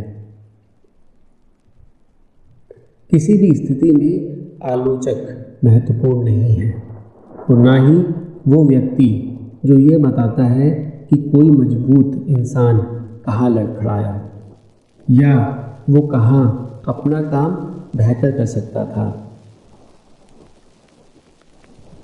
असली प्रशंसा उस व्यक्ति की है जो वास्तव में मैदान में है, जिसका चेहरा पसीने और खून से भरा हुआ है और जो वीरता के साथ कोशिश कर रहा है, परंतु थोड़ी सी कमी के कारण वो अपने लक्ष्य के पास आते आते रह जाता है। उसमें महान उत्साह है और वो अपना जीवन एक योग्य तरीके से बिता रहा है, जिसे सबसे अच्छी तरह उच्च उपलब्धि की जीत के बारे में जानकारी है। तो वो ये भी जानता है कि अगर वो हारा तो कम से कम वो महान हिम्मत का प्रदर्शन करके हारेगा, जिसकी उन डरपोक व्यक्तियों ने कोशिश भी नहीं की और जो विजय और पराजय दोनों से अनभिज्ञ है। अध्याय 30 जीवन जियो। जब फिल्म स्टार केविन कॉस्टनर से उसके पेशे के उतार चढ़ाव के बारे में पूछा गया तो उसका जवाब था, मैं जीवन को जी रहा हूँ। मुझे यह उत्तर अत्यंत महत्वपूर्ण लगा। अपने अनुभवों और घटनाओं के बारे में अच्छा या बुरा होने का निर्णय लेते हुए समय नष्ट करने के बजाय उसने एक तटस्थ रहने का तरीका अपना लिया और सादगी के साथ उन्हें उसी रूप में स्वीकार करने का फैसला कर लिया जिस रूप में वो रास्ते में आते हैं। हम सब अपनी आखिरी मंजिल तक पहुंचने के लिए अनेकों रास्तों पर चलते हैं। हम में से कुछ लोगों के रास्ते दूसरों से ज़्यादा पथरीले होते हैं, परंतु कोई भी अपने लक्ष्य तक बिना परेशानियां झेले नहीं पहुंचता है। अतः उससे लड़ाई करने के बजाय क्यों ना हम उन्हें अपने जीवन का रूप समझकर स्वीकार कर लें।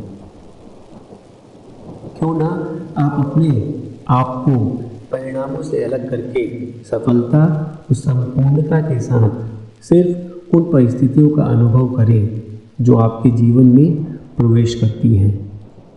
दर्द को महसूस करिए और प्रसन्नता का स्वाद लीजिए। जब तक आपने कभी किसी घाटी के दर्शन नहीं किए हैं, तब तक किसी पहाड़ की ऊंचाइयों का दृश्य आपको सांस को रोकने वाला नहीं लगेगा। याद रखिए, जीवन में सिर्फ परिणाम होते हैं, ना कि नाकामयाबियाँ। सिर्फ सीख होती है, ना कि पाठ। वास्तव में परेशानियाँ कुछ भी नहीं, वे सिर्फ अवसर होते हैं जो कि समाधान का रूप लेने के लिए बुद्धिमान इंसान के इंतजार में होते हैं। अध्याय 24 चलचित्र से सीखिए। मुझे जब भी अवसर मिले तो फिल्म देखना मुझे बहुत प्रिय है। मैं अक्सर अपनी बेटी बियांका और बेटे कॉल्बी को बॉक्स ऑफिस पर किसी सफल और सजी फिल्म के लिए ले जाता हूँ, जहाँ हम पॉपकॉर्न खाते हुए इसके मज़े लेते हैं। हम हमेशा अपने चेहरों पर एक मुस्कुराहट के साथ बाहर आते हैं और साथ में उन सारे चरित्रों के साथ जिनकी हम अपने खेल के समय नकल कर सकते हैं। जब मैं व्याख्यान देने की यात्रा पर होता हूँ, तब चाहे मैं किसी भी शहर में हूँ, पर थोड़ा समय निकालकर किसी थिएटर में जाकर कोई अच्छी फिल्म जरूर देखता हूँ। मुझे वो फिल्म सिर्फ आराम नहीं देती है, बल्कि मुझे एक दूसरी दुनिया में जाकर जीवन की अनंत संभावनाओं के बारे में सोचने की प्रेरणा देती है। मेरा सोचना है कि फिल्में मेरी कल्पनाओं को पनाह देती है। कुछ दिन पहले मैंने एक इटालियन फिल्म देखी थी जिसका नाम था लाइफ इज़ ब्यूटीफुल। हालांकि उसमें वार्तालाप पर्दे पर आ रहे थे, परंतु फिर भी उस फिल्म ने मुझे 3 घंटे के लिए जकड़ कर रख दिया। उस फिल्म ने मुझे इस तरह से हिला दिया कि शायद ऐसा जोरदार असर काफ़ी दिनों बाद हुआ था। कहानी का एक बड़ा भाग प्रेम से भरे हुए पिता और उसके युवा बेटे के रिश्ते के बारे में है।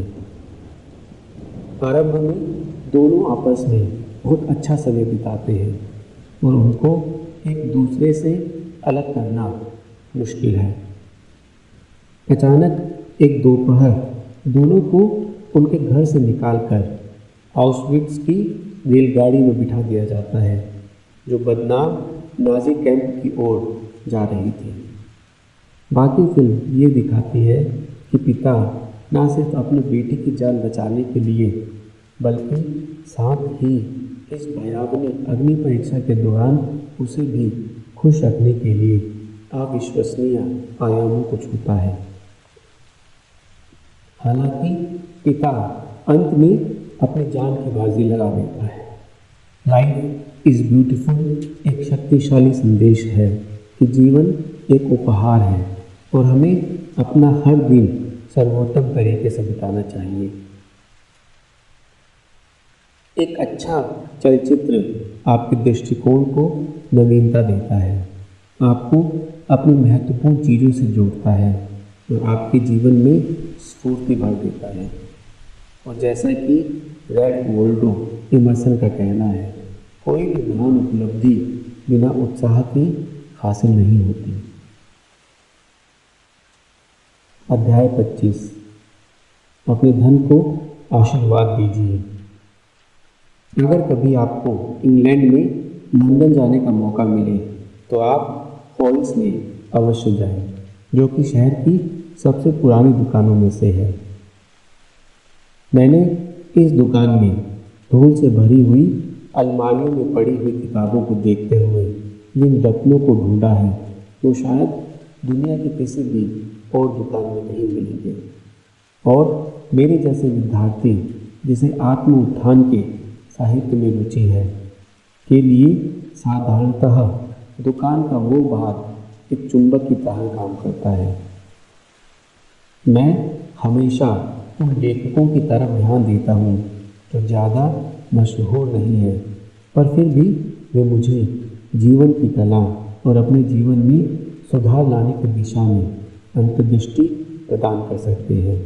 और फ्लोरेंस में मैं ये हमेशा पा लेता हूँ। कुछ सालों पहले मुझे एक पुस्तक मिली थी जिसका नाम था bring out the magic in your mind. ये करीब 30 साल पहले एक अल कुरान नाम के आदमी द्वारा लिखी गई थी, जो उन दिनों दुनिया का महानतम मानसिक जादूगर था। एक अध्याय में जिसका नाम है धन का रहस्य, उन्होंने ये लिखा है, जब आप अपना पैसा किसी चीज़ के लिए दे देते हैं तो याद से उसे हमेशा आशीर्वाद दीजिए। उससे कहिए कि वो अपने खर्च होने वाले को धन्य करे। उसे निर्देश दीजिए कि वो भूखों को खाना दे और फिर कई गुना बढ़कर आपके पास वापस आए। इसे हल्के ढंग से मत लीजिए, मैं गंभीरता से ऐसा कह रहा हूँ। आगे के कुछ दिन आप अल कुरान की सलाह को मानकर देखें कि क्या होता है। जब आप अपने राशन के सामान के लिए पैसे का भुगतान करते हैं तो चुपचाप सबको धन्यवाद दीजिए जिन्होंने आप तक ये खाना पहुंचाने में मदद की है। वो किसान जिन्होंने इसे उपजाया है, वे लोग जिन्होंने इसे यहाँ तक पहुँचाया और वे संरक्षक जिन्होंने इसे संचित करके रखा। अगर आप अपने बच्चों की शिक्षा से संबंधित चेक लिख रहे हैं तो क्यों न चुपचाप आप उन सब शिक्षकों की प्रशंसा करिए जो अपना समय आपके बच्चों के भविष्य को संवारने की दिशा में व्यतीत कर रहे हैं, और उन सब लोगों को भी जो इस कार्य में उनकी मदद कर रहे हैं। जब आप किसी दुकान से कोई पत्रिका खरीदते हैं तो उस इंसान को आशीर्वाद दीजिए जो पूरे दिन काउंटर के पीछे खड़ा रहकर मेहनत करता है, और कामना कीजिए कि ये पैसा उसके जीवन को बेहतर बनाए, जैसा कि ये अखंड सत्य कहता है, जो हाथ देता है वही हाथ बटोरता है। अध्याय 26। योग्यता पर ध्यान दीजिए। कुछ समय पहले मेरे दफ्तर में फेडेक्स से एक पार्सल आया। उसके अंदर एक लिफाफा था जिस पर सुनहरी मुहर लगी हुई थी और तह के ऊपर मेरा नाम सावधानी से लिखा हुआ था। मैंने जल्दी से उसे खोला और अंदर के पत्र को पढ़ने लगा। ये पत्र एक बहुत बड़ी कंपनी के CEO के पास से आया था, जिसने मेरी किताब leadership wisdom from the monk who sold his Ferrari की एक कॉपी अपनी यूरोप की व्यावसायिक यात्रा के दौरान विमानस्थल से खरीदी थी। उन्होंने कहा कि वे जीवन प्रयत्न के लिए नेतृत्व के विषय के विद्यार्थी रहे, परंतु किताब के नाम से थोड़ा उलझन में है। हालांकि ये बोलते हुए उनके चेहरे पर मुस्कुराहट उमड़ पड़ी थी। ये अधिकारी अत्यधिक तनाव की स्थिति में था, जिसका कारण उसके ऊपर आने वाले दबाव थे, और वो अपने नेतृत्व की काबिलियत को इस कदर प्रभावशाली बनाना चाहता था जिससे वो अपने व्यावसायिक और व्यक्तिगत दुनिया में उस पहलू पर ध्यान दे सके जो ज़्यादा ज़रूरी है। अपने पत्र में उसने लिखा था, जब मैंने इस आदमी की कहानी पढ़ी जिसका जीवन अत्यंत जटिल और नियंत्रण से बाहर जा चुका था, तब मैंने अपने आप को अपने उस हिस्से से जोड़ना शुरू किया जिससे मैं बहुत समय से दूर हो चुका था।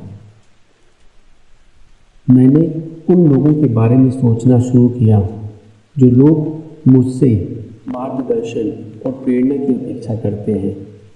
मैंने अपनी पत्नी के बारे में सोचना शुरू किया जो पिछले 5 सालों से मुझसे उसे छुट्टी पर ले जाने की गुहार कर रही थी।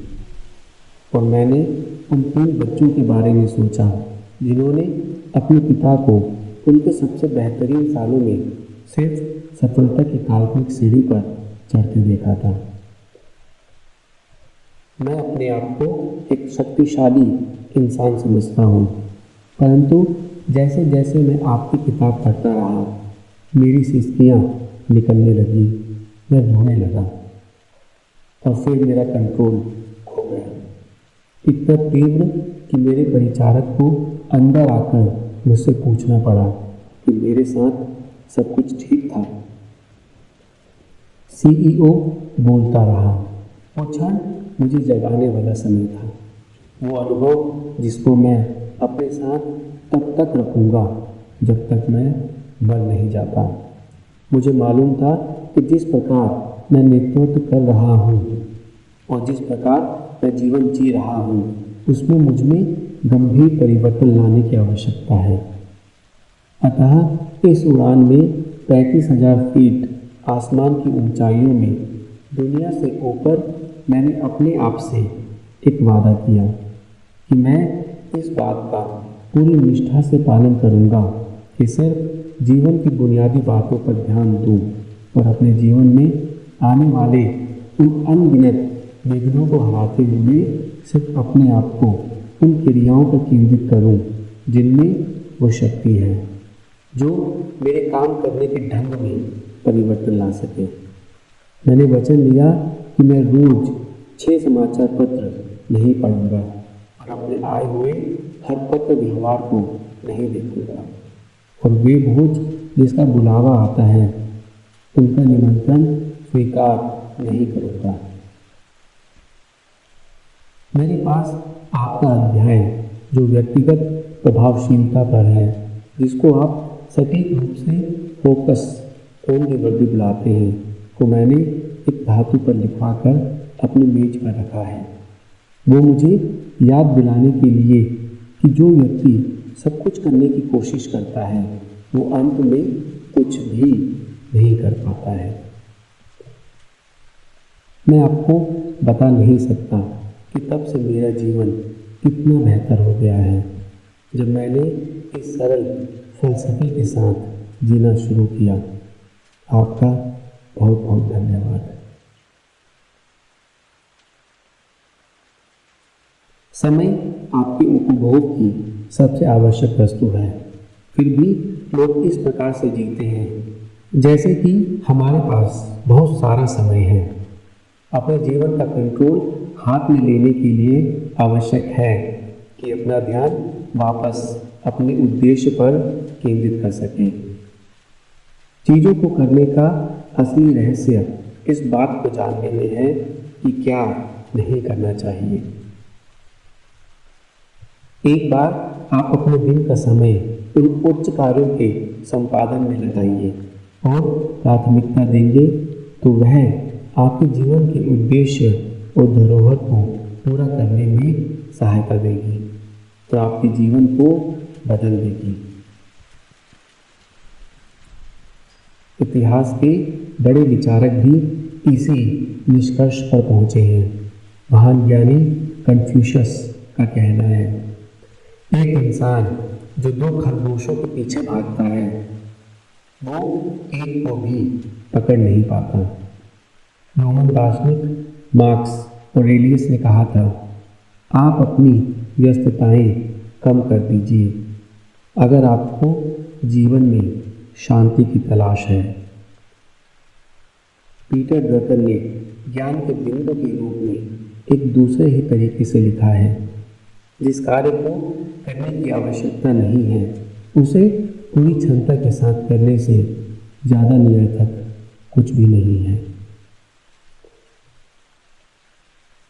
अध्याय 27 धन्यवाद की टिप्पणी लिखिए। जो चीज़ें करना आसान होता है वही चीज़ें ना करना भी उतना ही आसान होता है। जैसे जैसे हमारे जीवन की गति बढ़ती जाती है वैसे वैसे इन सरल भावों का उन लोगों पर बहुत प्रभाव पड़ता है जो इसके योग्य हैं। और मेरी सरल भावों की सूची में सबसे ऊपर के स्थान में एक भूली हुई लिखने की कला है जिसे ऋण पत्र कहते हैं शामिल है, जिसके परिणाम गहन होते हैं। हर किसी को पत्र मिलने पर खुशी होती है, ये मानव की सच्चाई है। हम सबके हृदय में महत्वपूर्ण महसूस होने की इच्छा छुपी हुई है। मैं वास्तव में अत्यंत प्रसन्न होता हूँ जब मुझे उन लोगों के पत्र मिलते हैं जिन्होंने मेरी पुस्तकें पढ़ी हैं और मेरी शिक्षाओं को अपने जीवन में सकारात्मक बदलाव लाने के लिए प्रयुक्त किया है। ऐसी बहुत कम चीज़ें हैं जो मुझे उतनी खुशी दे पाती हैं जो मुझे इन चिट्ठियों से मिलने से होती है, जो वे पुरुष और स्त्रियां भेजते हैं जिन्होंने मेरी शिक्षाशाला में उपस्थित होकर लाभ उठाया है और अपने पेशे तथा व्यक्तिगत जिंदगी में सुधार पाया है। और ये जानते हुए कि मुझे स्वयं इससे कितनी खुशी मिलती है जब मुझे दूसरों के पत्र मिलते हैं, मैं पूरी कोशिश करता हूँ कि हर पत्र का जवाब एक धन्यवाद के साथ दूँ। वे लोग चाहे जो हों जिनके साथ मेरा रोज़मर्रा की ज़िंदगी में काम करता है, या वे अधिकारी जो मुझे बोलने के लिए नियुक्त करते हैं, या लोग जो मेरे व्यक्तिगत शिक्षण के कार्यक्रम में आते हैं, या वे पत्रकार जो मेरा इंटरव्यू लेना चाहते हैं, या वे उद्योगपति जो मुझे नए अवसरों के लिए बुलाते हैं। मैं हर मुलाकात का एक कृतज्ञता पत्र के साथ अनुसरण करने की कोशिश करता हूँ। ये अवश्य ही काफ़ी समय लेता है और मेरे कार्य का भार बढ़ जाता है, परंतु कुछ प्रतिक्रियाएं ऐसी होती हैं जिनमें रिश्तों को बनाने और जोड़ने की शक्ति होती है। जैसे कि दिल से महसूस किया गया एक धन्यवाद पत्र। ये दर्शाता है कि आप फिक्रमंद, समझदार तथा माननीय हैं। तो इस हफ्ते बाहर जाइए और धन्यवाद के कार्डों का एक पैक खरीद लीजिए। आप और वे सारे लोग जिनके साथ आप काम करते हैं आपके इस कार्य से खुश होंगे। अध्याय 28 हमेशा अपने साथ एक किताब रखिए। यूएस न्यूज़ और वर्ल्ड रिपोर्ट के अनुसार अपने जीवन की दौड़ में हम 8 महीने अपनी जंक मेल खोलने में, 2 वर्ष फ़ोन की गलत कॉल का जवाब देने में और 5 वर्ष कतार में खड़े रहने में व्यतीत कर देते हैं। इस आश्चर्यजनक सच्चाई के बाद सबसे साधारण परंतु बुद्धिमत्ता से समय का सही उपयोग करने का तरीका है कि आप जहाँ भी जाएं वहाँ किसी पुस्तक को अपने साथ ले जाएं। जब दूसरे लोग कतार में इंतजार करते हुए असंतोष प्रकट करते हैं, वहीं आप अपने आप को उन्नत करने की प्रक्रिया में लगे होते हैं और अपने दिमाग को उस महान किताब में दिए हुए बहुमूल्य विचारों से पोषण दे रहे होते हैं। जब तक आप जिंदा हैं तब तक जीने का तरीका सीखते रहिए, रोमन दार्शनिक सेनेका ने कहा था। फिर भी ज़्यादातर लोग अपने स्कूल की औपचारिक शिक्षा के अलावा बहुत कम किताबें पढ़ते हैं। इस शीघ्रता से बदलती दुनिया में विचार ही सफलता की कुंजी है।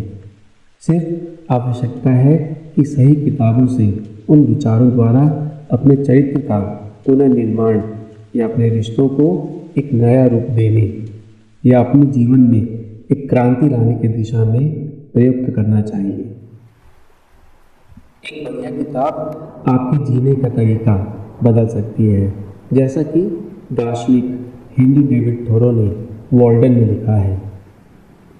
शायद कुछ ऐसे शब्द होते हैं जो हमारी स्थिति को अचूक तरीके से बयान करते हैं, जिन्हें अगर हम सही में सुन और समझ सकते हैं तो वो शायद सुबह और शरद ऋतु से ज़्यादा पवित्र होगा और संभवतः हमारे रास्ते में आने वाली चीज़ों को एक नई दिशा देगा।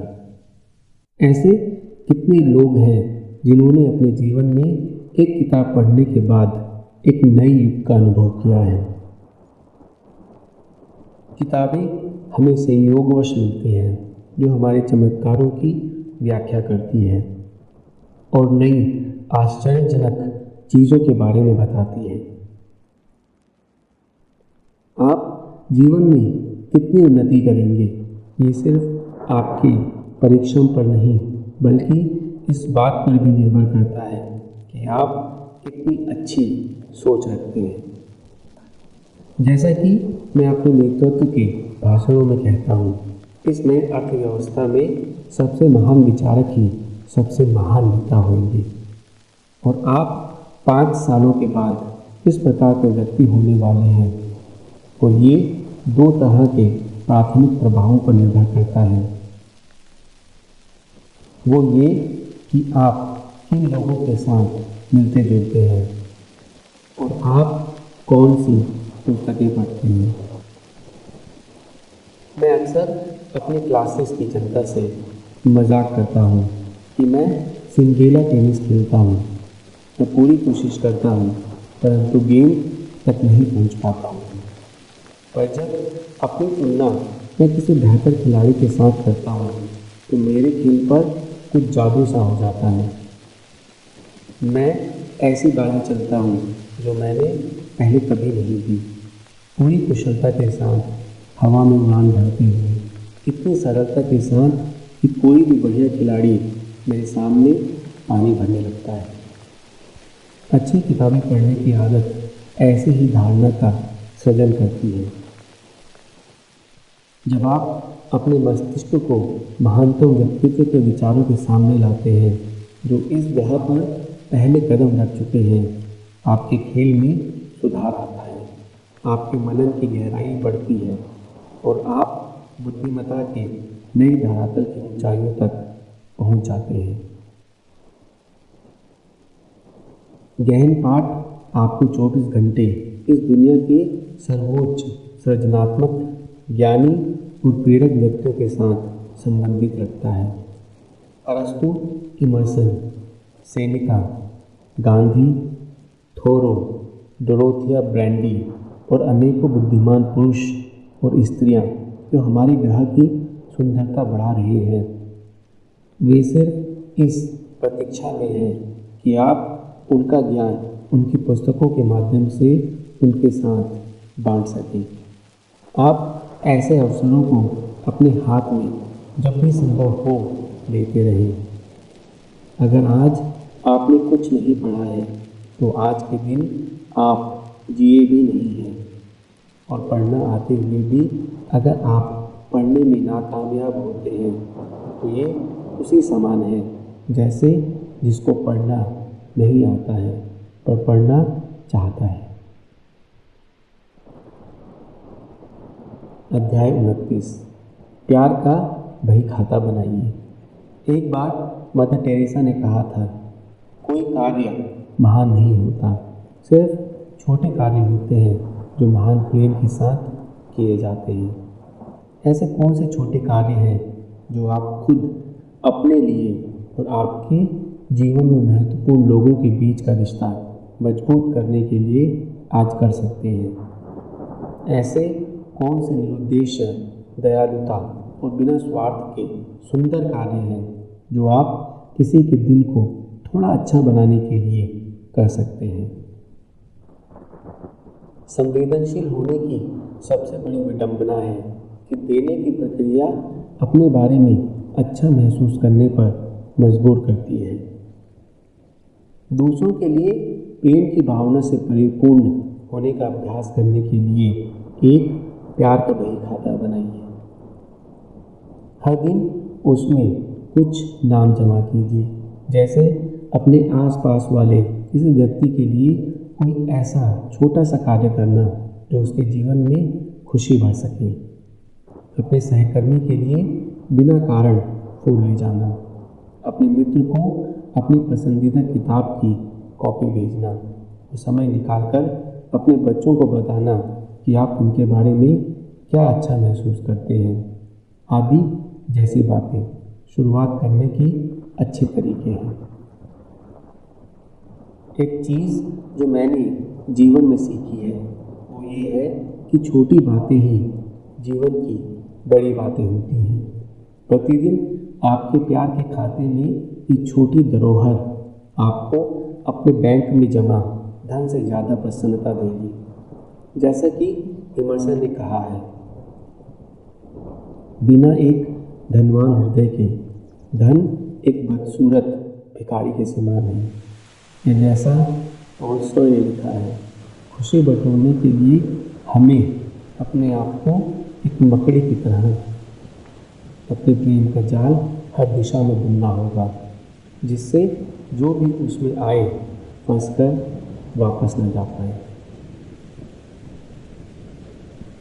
अध्याय 30। लोगों की आंखों के पुतले के पीछे जाइए। मानवीय जीवन की सबसे बड़ी लालसा है कि हमें लोग समझें, प्यार करें और हमारा आदर करें। फिर भी इस तेज गति से भागती हुई जिंदगी में बहुत से लोग ऐसा विश्वास करते हैं कि सुनने की प्रक्रिया सिर्फ दूसरे व्यक्ति के चुप होने का इंतजार करना है। स्थिति और खराब हो जाती है अगर कोई हमसे बात करता है और हम अधिकतर समय स्वयं के उत्तरों को तैयार करने में लगा देते हैं, बजाय इसके कि हम उसकी बातों को समन्वित करने की कोशिश करें। वास्तव में दूसरों के नज़रिए को समझने के लिए समय निकालना ये प्रकट करता है कि आपके मन में उस व्यक्ति के ख्यालात का महत्व है तथा आप उस व्यक्ति की फिक्र करते हैं। अगर आप उस व्यक्ति जो आपसे बात कर रहा है कि आंखों के पुतले के पीछे जाकर उसके नज़रिए से दुनिया देखने की कोशिश करेंगे, तो ऐसा करने से आप उसके साथ एक गहन रिश्ता बना लेंगे और ये एक ऐसे बंधन में ढलेगा जो उच्च स्तर के स्थायी विश्वास को जगा देगा। हमारे 2 कान और 1 मुंह होने का कारण है हम जो बात करते हैं उसे 2 बार सुन सकें, और एक अच्छा श्रोता होने की श्रेष्ठता होने का एक और लाभ है, क्योंकि अगर आप बात नहीं कर रहे हैं तो पूरे वक्त सीख रहे हैं। आप उस सूचना तक पहुंच रहे हैं जो अगर आप खुद वार्तालाप करते तो आपको मिलने से चूक जाते। यहाँ कुछ व्यवहारिक तरीके दिए जा रहे हैं जिसके द्वारा आप सुनने की कला में महारत हासिल कर सकते हैं। अगर आप बोल रहे हैं और व्यक्ति जिसके साथ आप वार्तालाप कर रहे हैं अगर पिछले 60 सेकंड से नहीं बोला है, तो इसका मतलब है कि आपकी बात पर ध्यान नहीं दिया जा रहा है और ये वक्त चुप हो जाने का है। बीच में बोलने की लालच से अपने को रोकिए। अपने आप को ऐसा करने से पहले ही पकड़ लीजिए और जिस विषय पर दूसरा व्यक्ति बात कर रहा है उस पर ध्यान दीजिए। अगर किसी व्यावसायिक समूह में कोई व्यक्ति बोल रहा है तो ये प्रदर्शित करिए कि आप वास्तव में उसके वार्तालाप से सीखना चाहते हैं। इसके लिए आप ज़रूरी टिप्पणियों को उसी समय लिखिए, अचानक पुस्तिका निकालकर लिखने के बजाय। जब दूसरा व्यक्ति अपने विचार रख चुका हो तो तुरंत प्रतिक्रिया करने के बजाय पहले उस पर सोच विचार करिए जो आपने सुना है। ऐसा कहना कि मैं सिर्फ ये जानना चाहता हूँ कि मैंने आपकी बात को पूरी तरह से समझा है कि नहीं, क्या आप ये कह रहे हैं? और पूरी सच्चाई के साथ ऐसा करने से आप उन लोगों के और निकट आते हैं जिनके साथ प्रतिदिन आपका व्यवहार होता है। अध्याय 31, अपनी परेशानियों की सूची बनाइए। चार्ल्स कैटरिंग ने कहा है, वो समस्या जिसकी व्याख्या सही तरीके से हो चुकी है तो उस समस्या का आधा हल भी निकल चुका है। अगर आप अपनी हर परेशानी को कागज़ में लिखकर उसकी सूची बनाएंगे तो ज़रूर कुछ विशिष्ट घटता है। इसका असर कुछ वैसा ही है कि जैसे आप अपने प्रिय मित्र को अपनी समस्या के बारे में बताने के बाद जिस शांति का अनुभव करते हैं, आपके कंधों से बोझ हट जाता है, आप हल्का, शांत और स्वतंत्र अनुभव करते हैं। मैंने ये पाया है कि हमारा दिमाग हमारा सबसे अच्छा दोस्त बनने के साथ साथ सबसे बुरा दुश्मन भी बन सकता है। अगर आप अपनी परेशानियों के बारे में लगातार सोचते रहेंगे तो थोड़े समय बाद ये पाएंगे कि आप उनके अलावा और कुछ भी नहीं सोच रहे हैं। मन एक आश्चर्यजनक जीव है। आप जिस बात को याद रखना चाहते हैं वो भूल जाता है और वो जो भूलना चाहते हैं वो याद रखता है। मेरी क्लासेस में ऐसे बहुत से लोग आते हैं जो अभी भी किसी इंसान की उस हरकत पर नाराज़ हैं जो उसने 15 साल पहले की थी, या अभी भी उस विक्रेता से गुस्सा है जिसने पहले महीने में उनसे बदतमीजी से बात करी थी। अपने उस दिमागी कोलाहलों से जो हमारी कठिनाइयों को बढ़ा रहे हैं से छुटकारा पाने के लिए अपनी सारी कठिनाइयों की एक सूची बनाइए। अगर आप ऐसा करते हैं तो वे आपके मन को कुंठित नहीं करेगी और ना ही आपको शक्तिहीन बनाएगी। ये सरल अभ्यास आपको ये भी अनुमति देगा कि अपनी परेशानियों को एक दृष्टिकोण में रखें और उनको तरीके से क्रमानुसार और योजना अनुसार सुलझा सकें। अनेक सफल लोग जिन्होंने इस पद्धति का प्रयोग किया है, उनमें से मार्शल कला के गुरु ब्रूस ली और विंस्टन चर्चिल जैसे लोग भी हैं जिन्होंने कहा है, करीब आधा दर्जन परेशानियां जो मुझे चिंतित कर रही हैं को लिख कर रखना अपने आप में फायदेमंद साबित होता है। 2 समस्याएं अपने आप गायब हो जाती हैं, 2 के बारे में कुछ किया नहीं जा सकता और उनके बारे में सोचने का कोई फायदा नहीं है, और 2 को शायद सुलझाया जा सकता है। अध्याय 32, कार्य संपादन की आदत डालिए। बुद्धिमत्ता ये जानने में है कि हमें आगे क्या करना है। कार्य कुशलता इसमें है कि कैसे करना है और विशिष्टता उसे करने में है। डेविड स्टार जॉर्डन का ये कहना था, हम में से ज़्यादातर लोगों को ये मालूम है कि हमें अधिक खुश रहने, स्वस्थ रहने और परिपूर्ण जीवन जीने के लिए इस चीज़ की आवश्यकता है। वास्तविक परेशानी इस बात में है कि हम इस बात से अनभिज्ञ होते हैं कि हम क्या जानते हैं। मैंने अनेकों वक्ताओं को बोलते हुए सुना है, ज्ञान में बल है। मैं इससे असहमत हूँ। ज्ञान में शक्ति नहीं है, ज्ञान सिर्फ ठोस बल है। ये शक्ति में तब बदलता है जैसे ही हम निर्णायक रूप से इसे प्रक्रिया में ढाल देते हैं।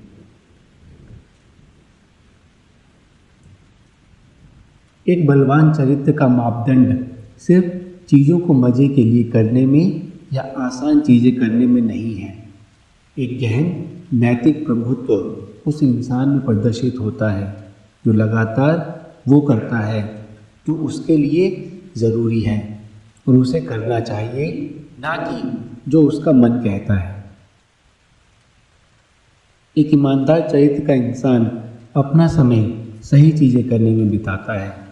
ऐसे इंसान में अपने पूरे दिन की थकान के बाद 3 घंटे टेलीविज़न देखने के बजाय ये हिम्मत होती है कि वो सोफे के आराम से उठकर अपने बच्चों को कुछ पढ़कर सुनाए। उन सर्दियों की ठंडी सुबह में ऐसा व्यक्ति अपने आत्म अनुशासन की स्वाभाविक संचित शक्तियों का प्रयोग करके बिस्तर से उठकर दौड़ने के लिए जाता है।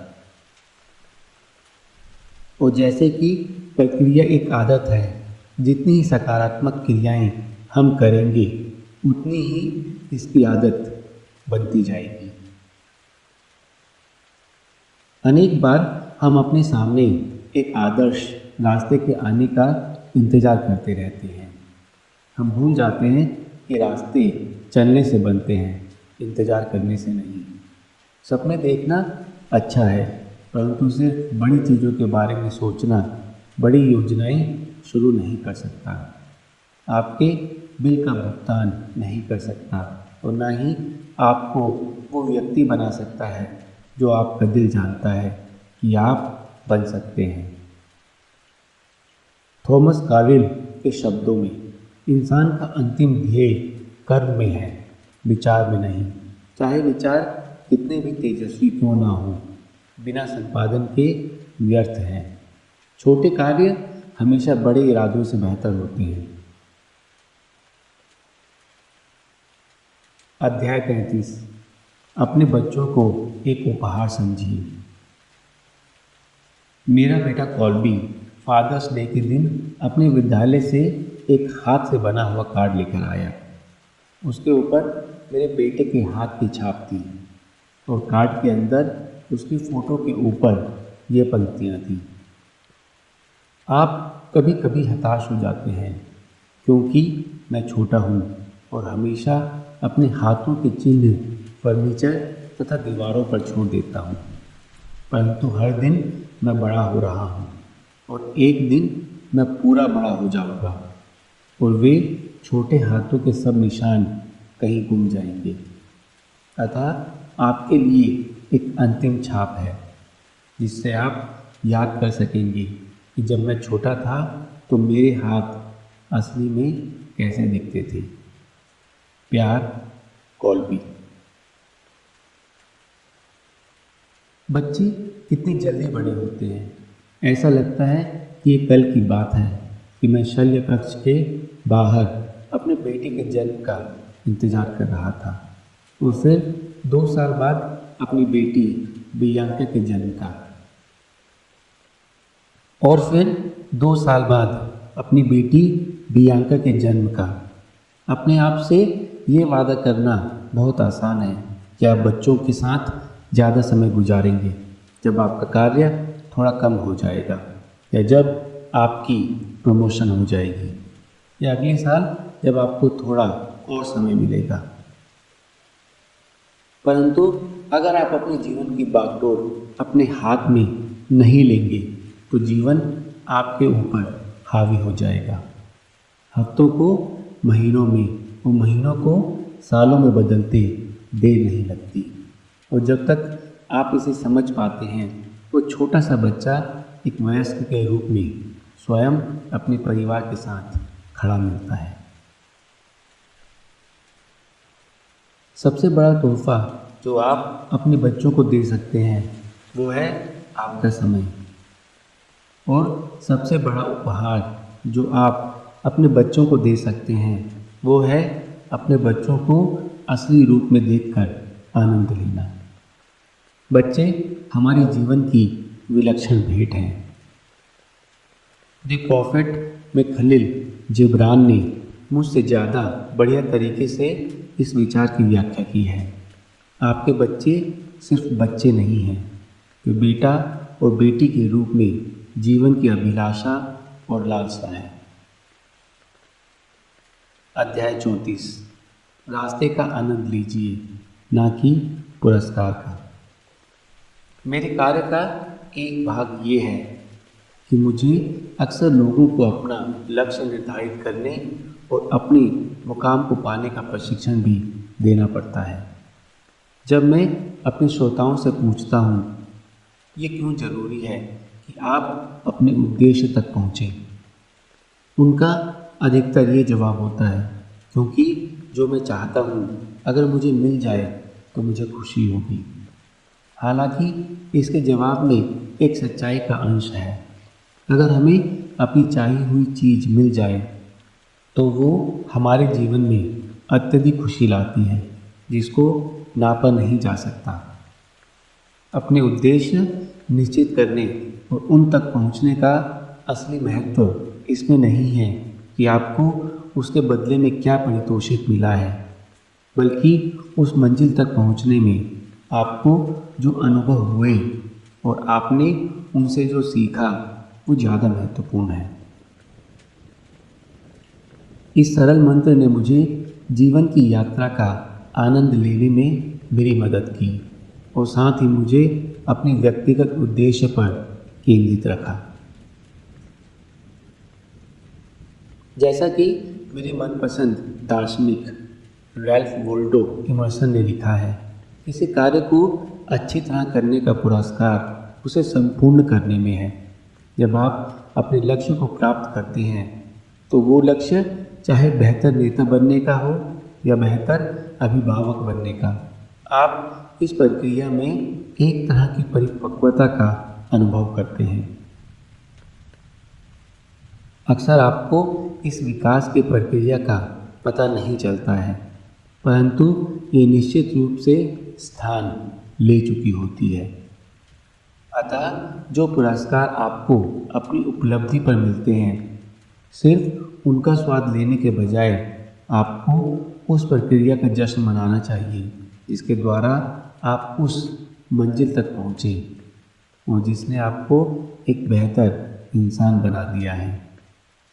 आपने आत्म अनुशासन का निर्माण, अपने विलक्षण गुणों की खोज और अपनी काबिलियत का सफल प्रदर्शन किया है। ये अपने आप में सबसे बड़ा पुरस्कार है।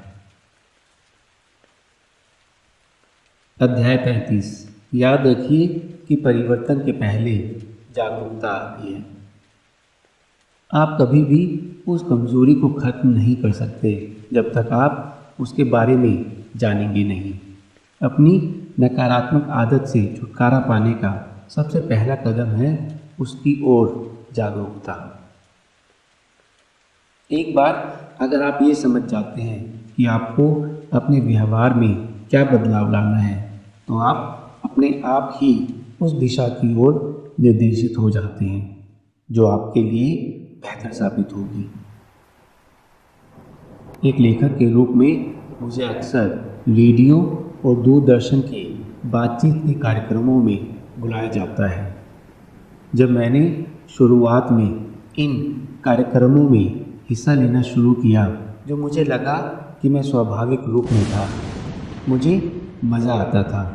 कार्यक्रम के मेजबानों से अपनी अंतर्दृष्टि का विनिमय करने वाले और मेरी पुस्तक के विचारों पर बात करने वाले लोगों से मिलने में। ये वक्त था जब मैंने अपने कार्यक्रमों को रिकॉर्ड करना शुरू किया और एक चीज़ जिससे मैं अनभिज्ञ था वो ये कि मैं बहुत जल्दी बोलता था। यही वजह है कि कई बार मैं इतनी तेज़ी के साथ बोलता था कि वे मुख्य टिप्पणियाँ जो मैं बताना चाहता था वो शब्दों के उस हिमप्रपात में गुम हो जाती थी जो मैं अपने श्रोताओं के ऊपर फेंक देता था। इस कमजोरी के बारे में जानना मेरे लिए इससे निजात पाने का पहला कदम था। इसके बाद मैं अपनी प्रिय किताबों की दुकान पर गया और मैंने 5 किताबें प्रभावशाली वार्तालाप के तरीकों पर खरीदी।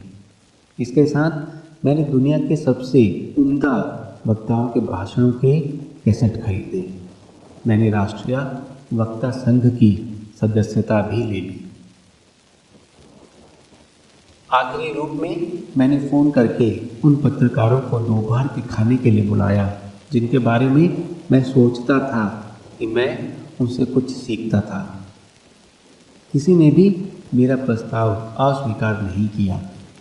कुछ ही हफ्तों के समय में मैंने अपने आप को टीवी और रेडियो पर व्याख्यान देने के लिए प्रशिक्षित कर लिया, जिससे मैं अपना संदेश ज़्यादा प्रभावशाली तरीके से दूसरों तक पहुंचा सकूं।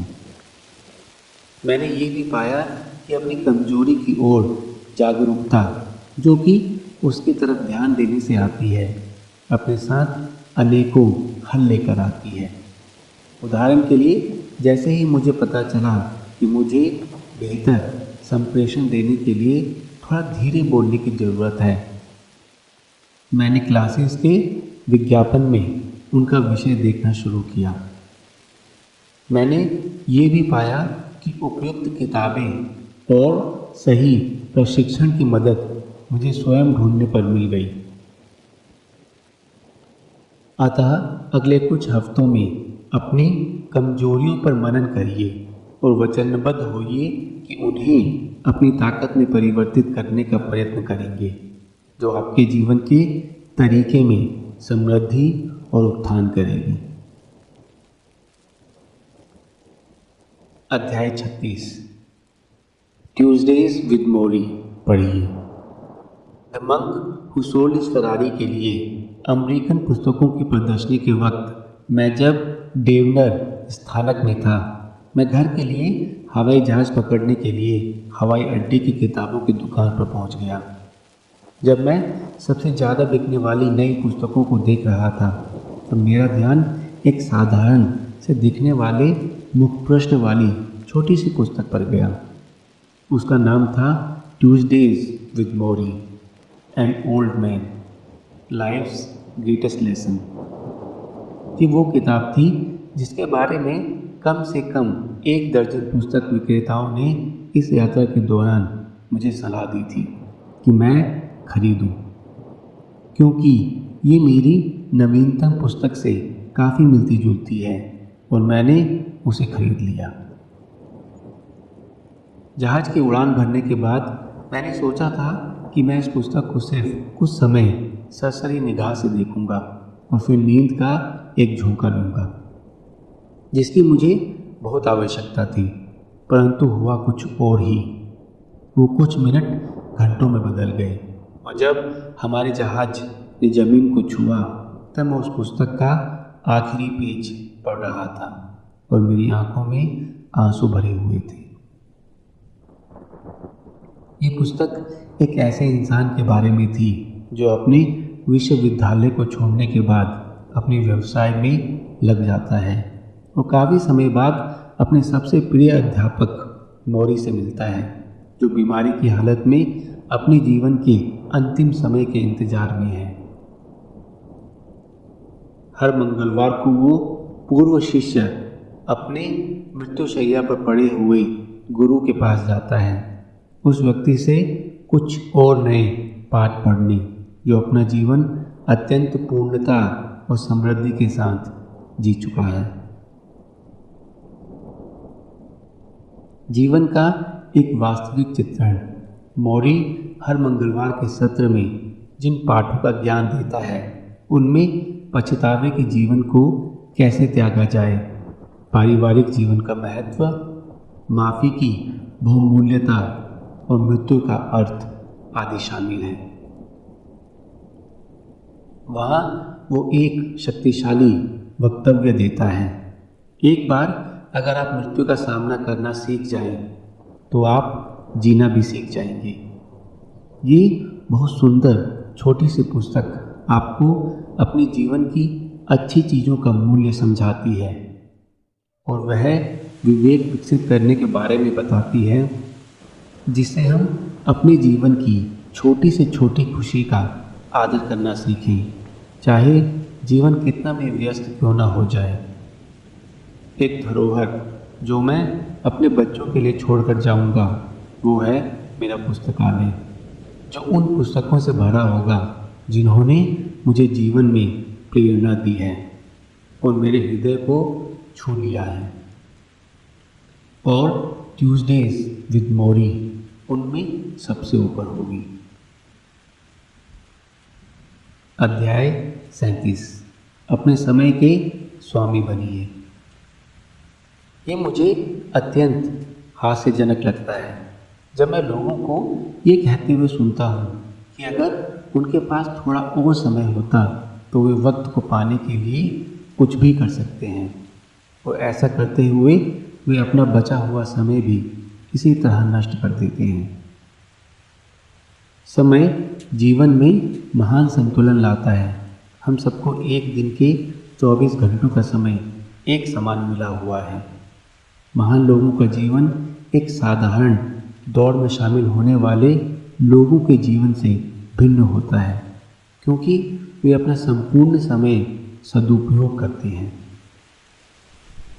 हम में से अधिकतर लोग ऐसे जीते हैं जैसे कार्य हम एक उद्देश्यपूर्ण जीवन जीने के लिए करना चाहते हैं।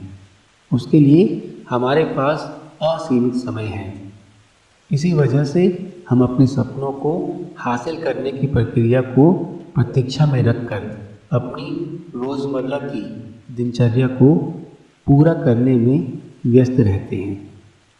अगर आप ऐसा करते रहे तो जीवन में अवश्य पछतावा करेंगे। एक उपन्यासकार पॉल बॉल्स ने लिखा था, क्योंकि हमें नहीं मालूम होता है कि हम कब मरेंगे, हम सोचने लगते हैं कि ये जीवन कभी खत्म नहीं होने वाली अंतहीन प्रक्रिया है। इसलिए जो कुछ भी होता है वो बहुत कम बार होता है। कितनी बार आपको अपने जीवन की वो दोपहर याद होगी जिसके यादों के बिना आप अपने बचपन की कल्पना भी नहीं कर सकते, शायद 4 या 5 बार भी नहीं। कितनी बार जीवन में ऐसा होगा कि आप पूरे चांद को देख सकें, शायद सिर्फ 20 बार। फिर भी हमें ऐसा लगता है कि समय असीमित है।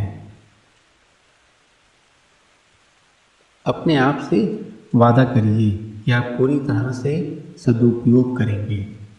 अपने आप में समय के महत्व के बारे में एक तीक्ष्ण जागरूकता का विकास कीजिए। किसी भी व्यक्ति को इस सबसे बहुमूल्य वस्तु को बर्बाद ना करने दें और उन्हीं प्रतिक्रियाओं में लगाएं जो वास्तव में करना जरूरी है। अध्याय 38 अपने को शांत रखिए। कोई भी गुस्सा हो सकता है। गुस्सा होना सबसे आसान चीज़ है, परंतु नाराज़ होने के लिए सही व्यक्ति, सही मात्रा, सही उद्देश्य और सही तरीका निर्धारित करना आसान नहीं है। ऐसा अरस्तु का कहना था। जीवन की परेशानियां और तनावों को मद्देनज़र रखते हुए हम थोड़ी सी उत्तेजना से भी क्रोधित होकर गुस्से के आवेग में आ सकते हैं। हम जब थकान से भरे हुए दिन के बाद घर जाने की जल्दी में होते हैं तो कई बार अपने सामने धीमी गाड़ी चलाने वाले पर चिल्लाते हैं, क्योंकि उसके पास समय की कोई कमी नहीं है। जब हम किराने की दुकान पर लासाग्ना के मसाले ढूंढ रहे होते हैं और विक्रेता हमें दुकान के किसी और भाग में भेज देता है तो हम उस पर क्रोधित हो उठते हैं। जब हम रात का खाना खा रहे होते हैं और फ़ोन पर कोई बिक्री प्रचारक शांति को भंग करके अपनी नवीनतम वस्तुओं की जानकारी देने की कोशिश करता है तो भी हम अपना आपा खो देते हैं। असली समस्या ये है कि हर बात पर गुस्सा होना हमारी आदत बन जाती है और बाकी आदतों की तरह ये हमारा दूसरा अस्तित्व बन जाती है। निजी संबंध उलझने लगते हैं, व्यापार की साझेदारी टूटने लगती है। प्रभावशाली लोग संतुलित और विश्वसनीय होते हैं। संघर्ष के समय शांत इंसान की आवश्यकता होती है और ऐसे लोग निश्चल और तटस्थ रहते हैं, चाहे कितनी भी चिंता क्यों ना हो। अपने आप को परेशानी के समय में शांत रखना हमें आगे लाने वाले दर्द और सुख से बचाता है। क्रोध अवस्था में अपनी जुबान पर लगाम दिए बिना प्रयुक्त किए गए दुखदायक शब्द अनेकों टूटे हुए रिश्तों का कारण बने हैं। शब्द तीर की तरह होते हैं, जो एक बार मुंह से निकल गए तो उनको वापस लेना असंभव है। अतः अपने शब्दों का बहुत सावधानी से चुनाव करिए। अपने गुस्से पर नियंत्रण रखने का सबसे अच्छा तरीका है कि जिस इंसान ने आपको क्रोधित किया है उस पर अपनी प्रतिक्रिया जाहिर करने से पहले 100 तक की गिनती गिने। दूसरी पद्धति में 3 दरवाज़ों की विधि कहता हूँ को भी प्रयुक्त किया जा सकता है। प्राचीन साधु महात्मा अपने शब्द तब तक नहीं बोलते थे जब तक वे उन्हें 3 दरवाज़ों से बाहर नहीं निकाल लेते थे। पहले प्रवेश द्वार की अवस्था में वे अपने आप से पूछते थे कि क्या वे शब्द सच्चाई पर आधारित हैं। अगर हाँ, तो वे दूसरे द्वार पर जाते थे और पूछते थे कि क्या वे शब्द सही में आवश्यक हैं। अगर हाँ, तो तीसरे द्वार पर वे अपने आप से पूछते थे कि वे शब्द नम्रतापूर्ण हैं। अगर हाँ, तभी वे इसे अपने होठों से उन शब्दों को निकालकर दुनिया तक पहुंचने देते थे। लोगों के साथ ये समझकर व्यवहार कीजिए कि वे वैसे ही हैं जैसा उन्हें होना चाहिए था। उनकी सिर्फ मदद कीजिए कि वे अपनी काबिलियत के अनुसार अपनी सही जगह हासिल कर सकें। ऐसा जर्मन कवि जोहान वुल्फगैंग ने कहा था, ये वे विवेकपूर्ण शब्द हैं जो हमेशा जिंदा रहेंगे। अध्याय 39 निदेशकों की परिषद की भर्ती कीजिए। आज के गर्दन तोड़ने वाले परिवर्तन के समय में कंपनियां अक्सर एक निदेशकों की परिषद बनाती है जो उनकी मदद करती है कि वे ज़्यादा प्रभावशाली निर्णय ले सके और उनके कठिनाई के समय में उनको सही निर्देश दे सके। ये संगठन ज्ञान के भंडार इन पुरुष और स्त्रियों से सलाह लेते हैं, कम से कम गलतियां करते हैं और कंपनी को ज़्यादा प्रभावकारी बनाकर बाजार में उसकी साख को बढ़ाते हैं। मेरी मुवक्किल का इस बारे में सोचने का ढंग थोड़ा अलग है। एक अनुभवी उद्योगपति और मेरे मासिक जीवन प्रशिक्षण में उपस्थित रहने वाली इस महिला ने मुझे बताया कि वे एकांत मनन के समय में एक पेज और लेखनी लेकर बैठती है और उस परेशानियों को लिखती है जिसका वो सामना कर रही है। कभी वो किसी रिश्ते की परेशानी के रूप में होता है या इसका संबंध आर्थिक कठिनाई से होता है। ये ऐसा संघर्ष जो स्वभाव में आध्यात्मिक भी हो सकता है। अपने गहन विश्राम की अवस्था में वे अपने निजी निर्देशकों को अपनी परेशानी का हल निकालने के लिए बुलाती है, परंतु उनकी परिषद के लोग जिंदा नहीं बचे हैं। अपनी कल्पना में वो इतिहास के पन्नों से महानतम विचारकों की सलाह मांगती है। जब कोई परेशानी जिसका कोई सृजनात्मक हल चाहिए तो वो लियोनार्डो डी विंसी से पूछती है, आप इसका हल कैसे निकालते? कोई ऐसी कठिनाई जिसमें उसको अधिक हिम्मत की ज़रूरत हो तो वो वायुयान की अग्रदूत अमीलिया ईयरहार्ट से पूछती हैं, आप इस परेशानी से कैसे निकलते? और जब चुनौती आर्थिक मामले से जुड़ी हो तो वो स्वर्गीय अरबपति सैम वॉल्टन, जो कि अपने साधारण ज्ञान के लिए मशहूर थे, पूछती, सैम, आप ऐसे में क्या करते? इस पद्धति ने उन्हें अनोखे परिणाम दिए और उनकी काल्पनिक विचारधारा की योग्यता को बढ़ाया और उसके जीवन में उसको शांत रखा। आप अपने काल्पनिक निदेशकों की परिषद में किसे रखना चाहेंगे? यहाँ कुछ उन लोगों की सूची है जिन्हें मैं अपनी परिषद में रखना चाहूँगा। बेन फ्रैंकलिन, चरित्र से संबंधित मामलों में मार्गदर्शन के लिए। एल्बर्ट शाइट्जर, मुझे दूसरों की सेवा करने का महत्व दिलाने के लिए।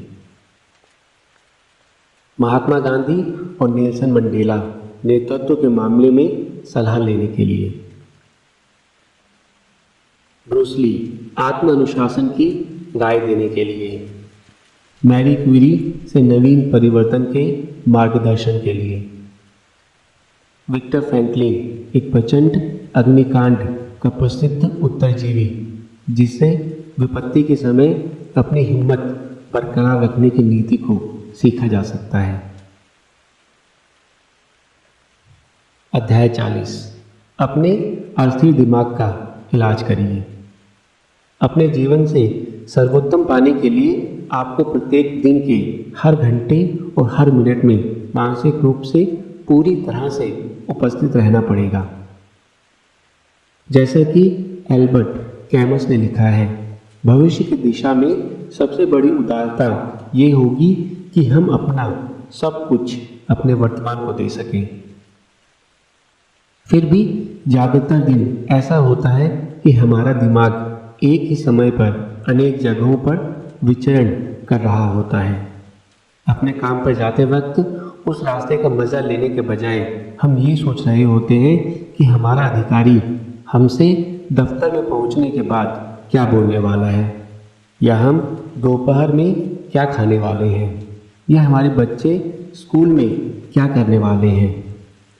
जैसा पूर्व दिशा में बोला जाता है कि हमारा मन इधर उधर भागते हुए छोटे पिल्ले की तरह है, या उन छूटे हुए बंदरों की तरह है जो एक जगह से दूसरी जगह बिना जरा भी आराम किए दौड़ते रहते हैं।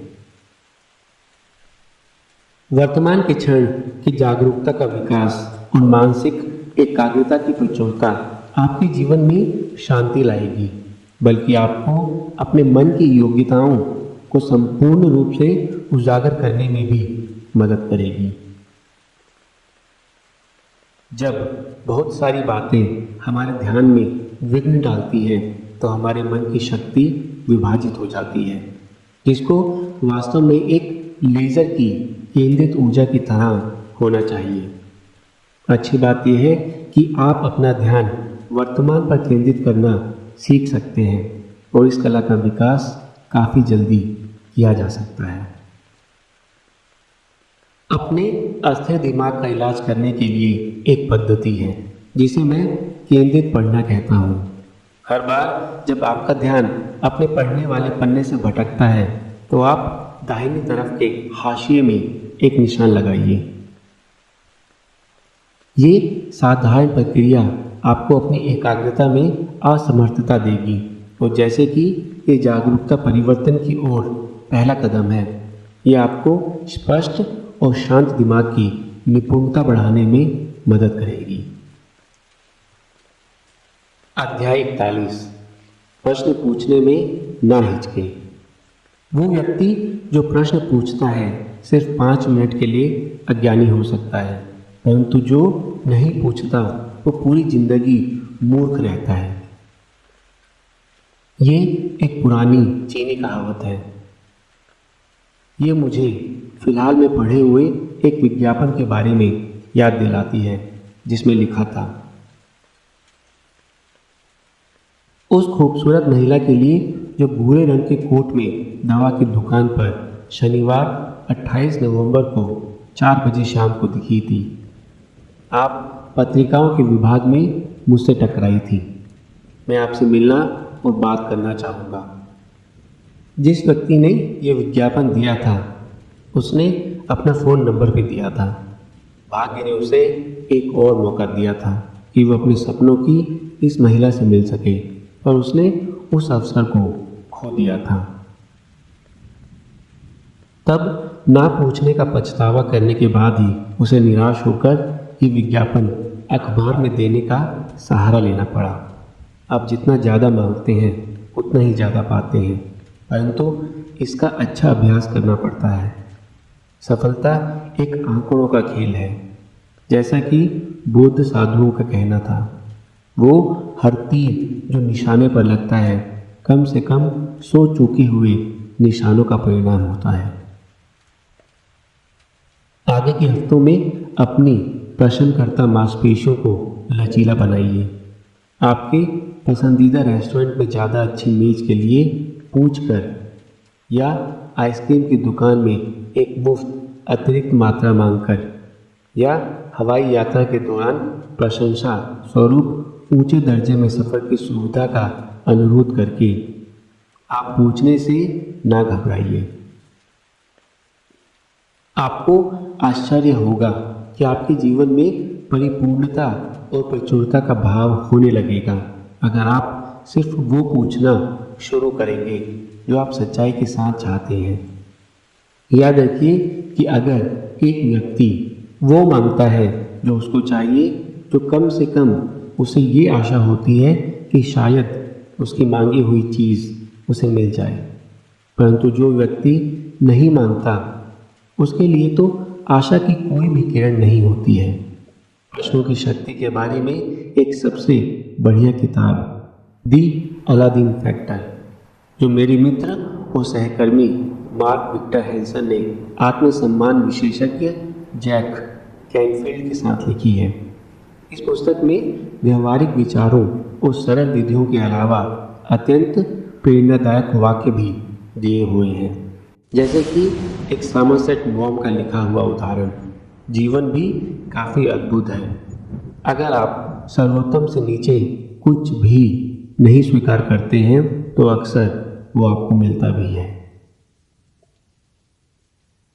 अध्याय 42, अपने पेशे में उच्च अर्थ ढूंढिए।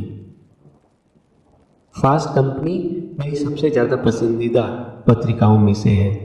ये नई दुनिया के लोगों से संबंधित एक ताजगी भरा मानवीय नज़रिया देती है।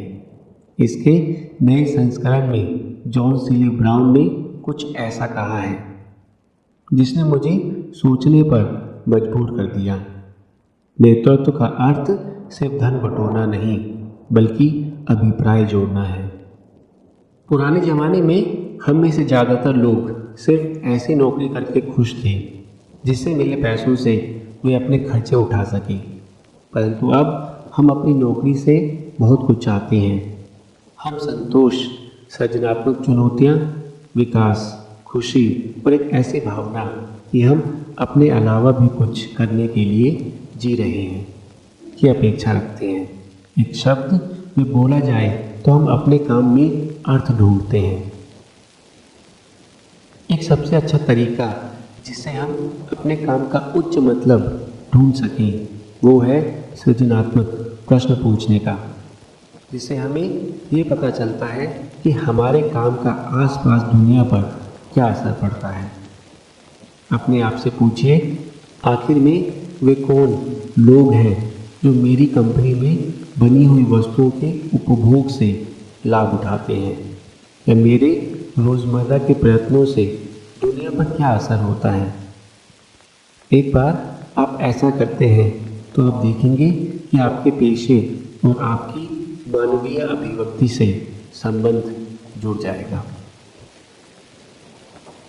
उदाहरण के लिए, अगर आप शिक्षक हैं तो अपने पेशे में अनेकों बड़े परिवर्तनों के बारे में ना सोचकर आप कक्षा में घुसते समय सिर्फ ये सोचें कि आपके पास युवा मन को ठोस आकार देने की विशेषता है।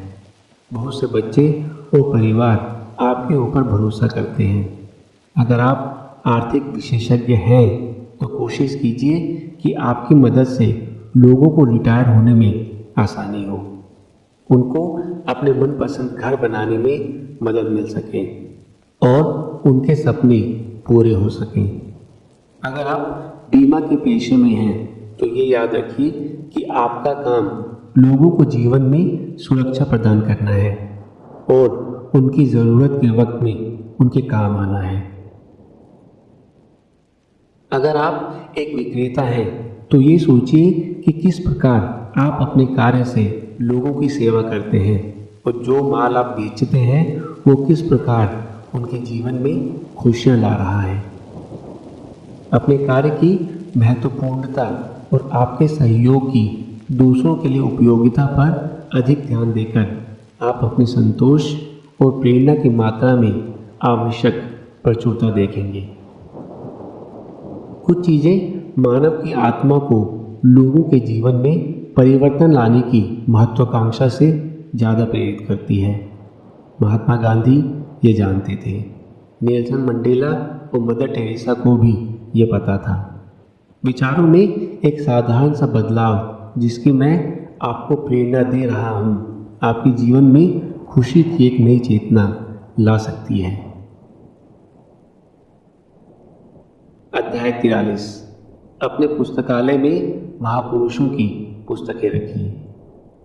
मुझे सबसे ज़्यादा खुशी किसी ऐसे व्यक्ति से मिलकर होती है जिसने मेरी किताबें पढ़ी हैं या मेरे टेप सुने हैं और मुझसे कहता है आपके विषय विशेष ने मुझे इतना प्रेरित करा और हिला कर रख दिया कि उनको पढ़ने के बाद मैंने बाहर जाकर 10 और पुस्तकें जीवन को सुधारने के लिए खरीदी और सब पढ़ डाली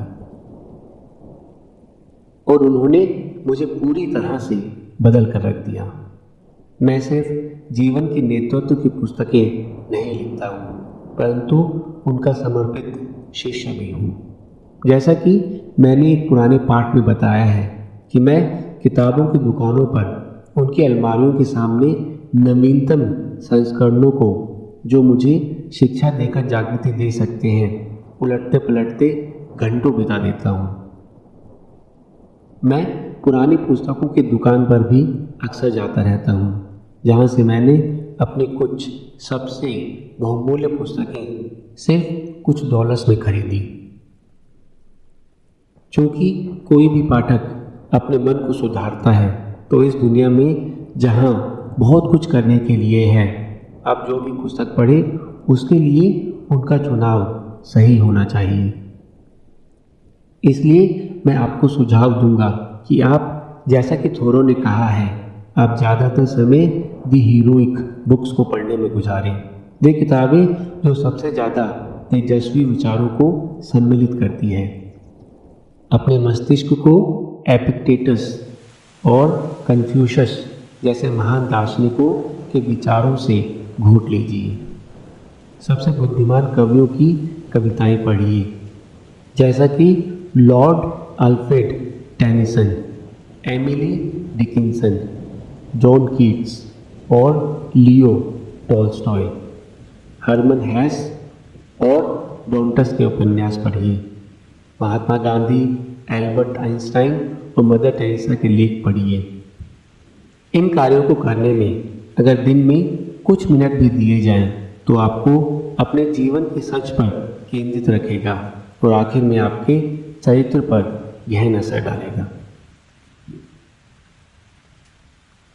एक बातचीत के कार्यक्रम में जब सर्वोच्च फिल्म सितारे लैरी किंग से पूछा गया कि जीवन में उसे किस बात का पछतावा है तो उसने कहा था, मुझे महान पुस्तकों की जड़ तक जाना चाहिए था। अगर आप ये सारी पुस्तकें पढ़ लेंगे और उन शिक्षाओं पर दिए अनुसार अमल करेंगे तो आप सिर्फ अपनी परिस्थिति में सुधार लाएंगे। Letters from a Stoic by Seneca, the message of a master by John MacDonald, Meditations by Marcus Aurelius, The Autobiography of Benjamin Franklin, University of Success by Og Mandino, The Magic of Believing by Claude Brissell, Siddharth by Hermann Hesse, Psycho-Cybernetics by Maxwell Maltz. The Power of Your Subconscious Mind by Joseph Murphy. As a Man Thinketh by James Allen. Flow by Mihaly Csikszentmihalyi. Think and Grow Rich by Napoleon Hill. Life is Tremendous by Charlie Tremendous Jones. अध्याय 44 अपनी प्रतिभा का विकास करिए।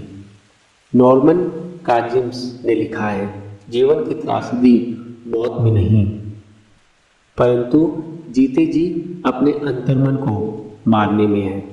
कुछ इसी तरह की बात Ashley Montagu ने लिखा था। सबसे बड़ी मानवीय हार उस भेद पर निर्भर करती है कि आप क्या बनने के लायक थे, परंतु वास्तविकता में क्या बन गए हैं। सिर्फ जिंदा रहने में और असलियत में जीवन जीने में बहुत फर्क है। साधारण जीवन में और समृद्ध जीवन में भी भिन्नता है। सबसे दुख की बात यह है कि अधिकतर लोग अपने इस मानवीय गुणों को नज़रअंदाज कर देते हैं जो एक उपहार की तरह हमारे अंदर निवास करता है, और हम अपने जीवन के सबसे महत्वपूर्ण सालों को टेलीविज़न देखने और उस जैसी अनेक चीज़ों पर नष्ट कर देते हैं। अपने भाषणों में नीचे दी हुई प्राचीन भारतीय पौराणिक कथा का प्रयोग करता हूँ, श्रोताओं को ये याद दिलाने के लिए कि हम सब में प्रतिभा और काबिलियत की प्रचुरता है, जो जागृत होने के लिए सिर्फ इस बात का इंतज़ार कर रही है कि वो सुबह की रोशनी देख सके। हजारों सालों पहले ऐसा विश्वास किया जाता था कि हर कोई जो पृथ्वी पर आता है वो भगवान होता है, परंतु इंसान ने उस असीमित शक्ति का दुरुपयोग किया, जिससे परमेश्वर ने निर्णय लिया कि वे ईश्वर तत्व वाला सिर छिपा देंगे, जो कि इन सब गुणों का स्रोत है। फिर प्रश्न ये उठा कि ये चीज़ कहाँ छुपाई जा सकती है। पहले परामर्शकर्ता ने सलाह दी कि इसे नीचे ज़मीन में छुपा दिया जाए, जिसके बदले में भगवान ने कहा, नहीं, कोई गहराई तक खोदकर इसे निकाल लेगा। दूसरे सलाहकार ने परामर्श दिया, कैसा रहेगा अगर इसके सिर को समुद्र की गहराइयों में रख दें, जिसके जवाब में सर्वेश्वर ने कहा, नहीं, वहाँ भी कोई गोताखोरी करके इसे बाहर ले आएगा। तब तीसरा सलाहकार बोला, क्यों न हम इसे पहाड़ की ऊंचाइयों पर रख दें, परंतु तुरंत ईश्वर का जवाब था, नहीं, मैं जानता हूँ कि कोई पहाड़ की चोटी पर चढ़कर इसे भी ढूंढ लेगा। थोड़ी देर बाद सोचकर परमेश्वर ने इसका हल ढूंढ लिया और कहा, मैं इस मानवीय शक्ति, सामर्थ्य और उद्देश्य के स्रोत को इस ग्रह के हर पुरुष और स्त्री और बच्चे के हृदय में रख दूंगा, क्योंकि वे उसको वहाँ ढूंढने का प्रयत्न कभी नहीं करेंगे। मेरे अपने काम के दौरान जब मैं उत्तर अमेरिका के अनेकों संगठनों में काम करने वाले कर्मचारियों से मिला, तो मैंने सब जगह एक ही बात पाई कि अधिकतर लोग अपना ध्यान सिर्फ अपनी कमजोरियों पर केंद्रित करते हैं, बजाय इसके कि वे अपनी शक्तियों का विकास करें। अपनी कमियों पर ध्यान देने की कोशिश में वे अपने गुणों की भी उपेक्षा करते हैं। सबसे महान लोग जो हमारे पहले जा चुके हैं, ये वे लोग थे जो स्वयं को अच्छी तरह जानते थे और उसी सच्चाई ने उनकी सफलता को निश्चित किया था। वे लोग अपनी असली प्रतिभा के बारे में मनन करते थे। वे विशिष्ट गुण जिनके कारण वे दूसरों से भिन्न और अनुपम थे, और बाकी की जिंदगी को उन्होंने अपनी लियाकत को बढ़ाने और परिष्कृत करने में लगा दिया। हम सब में सर्वोत्तम बनने का सामर्थ्य है। शायद आपने जरा भी समय देने की कोशिश नहीं की है कि अपने निजी गुणों को देख सकें और उन्हें तराश कर अपनी श्रेष्ठता के धरातल पर ला सकें। क्या आप अपने अंदर के सर्वोच्च गुणों का पूर्ण सामर्थ्य के साथ उपयोग कर रही हैं? अगर नहीं, तो आप ना सिर्फ अपने साथ नाइंसाफ़ी कर रहे हैं, बल्कि पूरी दुनिया के उन लोगों के साथ कर रहे हैं जो आपकी विशिष्ट प्रतिभा से लाभान्वित हो सकते हैं। रस्किन ने कुछ इस तरह से कहा है, हम में से सबसे कमज़ोर व्यक्ति में भी कोई ना कोई गुण होता है, चाहे वो देखने में कितना भी तुच्छ लगे, परंतु वो विलक्षण होता है और उसका सही प्रयोग मानव जाति के लिए उपयोगी साबित हो सकता है। अध्याय 45, प्रकृति से संबंध जोड़िए। हम एक अनगिनत सूचनाओं के युग में रह रहे हैं। न्यूयॉर्क टाइम्स के साप्ताहिक संस्करण में जितने समाचार होते हैं वे 17वीं शताब्दी के इंग्लैंड के किसी आम व्यक्ति को पूरी जिंदगी में मिलने वाले अनुभवों से ज़्यादा होते हैं।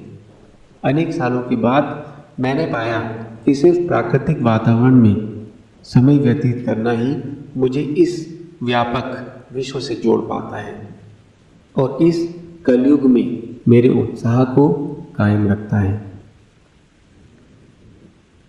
अपने बातचीत के कार्यक्रमों की किताबों में हस्ताक्षर और पत्रकारों के साथ इंटरव्यू की व्यस्तता के बाद एक प्राकृतिक बगीचे में बैठकर पत्तियों के बीच से निकलकर बहती हुई हवा के झोंकों की आवाज़ मुझे शक्ति और मनन की भावना से भर देती है।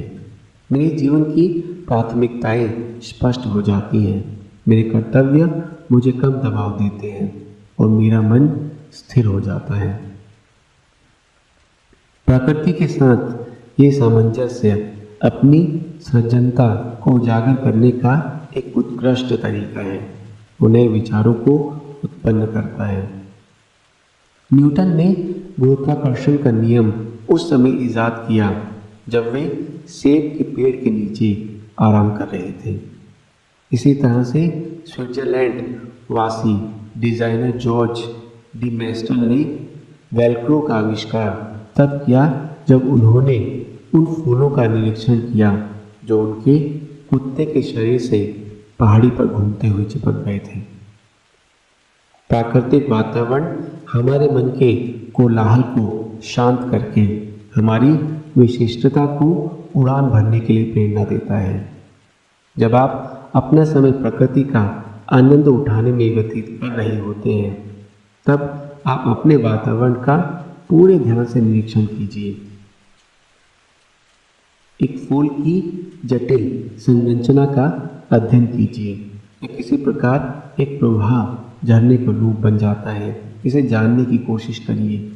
अपने जूते उतारकर अपने पैरों के नीचे आने वाली घास को महसूस करिए और मूक धन्यवाद दीजिए कि आपके पास प्रकृति के इन विशिष्ट उपहारों का आनंद लेने का मौका है। बहुत से लोग इसका फायदा नहीं उठाते हैं। जैसा कि महात्मा गांधी ने कहा था, जब मैं सूर्यास्त के करिश्मे या चंद्रमा की खूबसूरती की प्रशंसा करता हूँ, तो मैं इस सृष्टि के रचयिता की आराधना में लीन हो जाता हूँ। अध्याय 46, रास्ते के समय का उपयोग करिए। अगर आप रोज अपने दफ्तर जाने के लिए एक तरफ से 30 मिनट का समय देते हैं, तो एक वर्ष के बाद आप 6 हफ्तों का समय अपनी कार में बिता चुके होंगे। क्या आपके लिए ये संभव है कि आप पूरे समय कार की खिड़की से बाहर देखते रहें और खोए रहें, जबकि नकारात्मक समाचार कार के रेडियो से गर्जन कर रहे हों? वो सारे सफल और ज्ञानी लोग जिनको मैं जानता हूँ, उन सब में एक आदत समान है, वो ये कि वे कार में कैसेट सुनते हैं। ऐसा करके वे अपने चालन के समय को सीखने के समय में परिवर्तित कर देते हैं और अपनी गाड़ी को चलता फिरता विश्वविद्यालय बना देते हैं। अपनी कार को एक पहियों पर विद्यालय में बनाने में आप अपने जीवन का सबसे बड़ा निवेश करेंगे। अपने कार्य के लिए थके हारे, निराश और निरुत्साहित होकर पहुंचने से अच्छा है कि आप शिक्षण संबंधी कसट को सुनकर अपना रास्ता आनंददायक बना लें और अपने आसपास के असीमित अवसरों के लिए प्रेरणा से पूर्ण, केंद्रित और सतर्क बन जाए। सबसे अच्छा तरीका ये जानने का कि कौन वास्तव में आत्म सुधार के लिए प्रयत्न कर रहा है, ये पूछकर किया जा सकता है कि उसकी कार का रेडियो चल रहा है कि नहीं।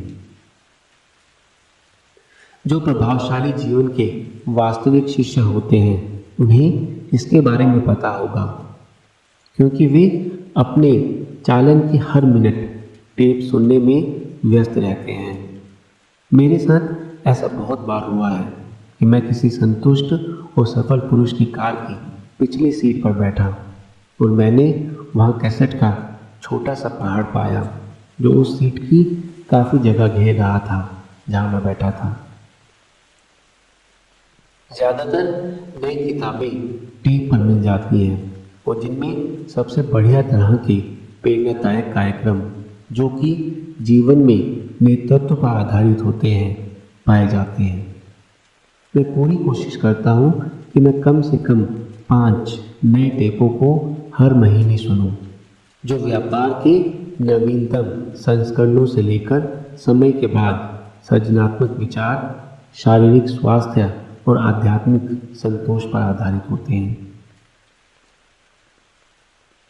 अध्याय 47 समाचार का व्रत रखिए। नकारात्मक समाचार बिकते हैं। हमारे समाज में ज़्यादातर लोग एक प्रसिद्ध इंसान के जुर्म का मुकदमा देखना किसी वास्तव में महान इंसान की जीवनी देखने से ज़्यादा पसंद करते हैं। एक समाचार पत्र जिसकी मुख्य खबर किसी नवीनतम दुखद घटना का खुलासा कर रही है, उसकी प्रतियां उस खबर से जो एक नवीनतम वैज्ञानिक खोज के बारे में बता रही है से ज़्यादा बिकेंगी। असली परेशानी ये है कि नकारात्मक खबरें सुनने और देखने का नशा बड़ी आसानी से हो जाता है। मैं ऐसे बहुत से लोगों को जानता हूँ जिनके दिन की शुरुआत सिर्फ अपराध, दुर्घटनाओं और देर रात को हुई सनसनीखेज खबरों से होती है, जिनसे किसी चरित्र निर्माण की अपेक्षा नहीं की जा सकती। मैं समाचार पत्रों और दूरदर्शन के विरुद्ध हरगिज नहीं हूँ। देखा जाए तो मुझे कई समाचार पत्रों के जरिए अत्यंत उत्तम किस्म की सूचनाएं और खबरें मिली हैं तथा मैंने अनेक टीवी कार्यक्रमों से भी बहुत से बुद्धिमत्ता की बातें सीखी हैं जिन्हें मैं कई वर्षों से देखता आ रहा हूँ। मैं एक सरल बात कहना चाह रहा हूँ कि आप जिस समाचार पर अपने मस्तिष्क का ध्यान केंद्रित कर रहे हैं उसका चुनाव करने की आवश्यकता है। सुबह, इससे पहले कि आप सुबह का अखबार पढ़ें, आपके दिमाग में एक उद्देश्य होना चाहिए। इसको आप सिर्फ समय काटने का साधन नहीं बल्कि सूचना साधन की तरह उपयोग करें जो आपको ज़्यादा समझदार बनाएगा। अपने को समाचार के नशे से दूर करने के लिए आप 7 दिन के लिए समाचार के व्रत का अनुसरण करें और कसम खाएं कि आप समाचार पत्र की एक भी नकारात्मक कहानी नहीं पढ़ेंगे या एक भी नकारात्मक खबर टेलीविज़न पर नहीं देखेंगे। आप 2 बातों पर ध्यान दें। पहली चीज़, वास्तव में सूचनाओं का ज्ञान ना होने से हमें किसी भी तरह का नुकसान नहीं होता है। आप इसके बाद भी उन अत्यधिक महत्वपूर्ण खबरों के बारे में अपने दफ्तर और घर में लोगों से मिलकर जान जाएंगे। दूसरी चीज़, आप बहुत शांत और निश्चल महसूस करेंगे। इसके अलावा 7 दिन का समाचार का उपवास एक और फायदा देता है, वो है अपने जीवन को बेहतर बनाने के लिए समय का लाभ।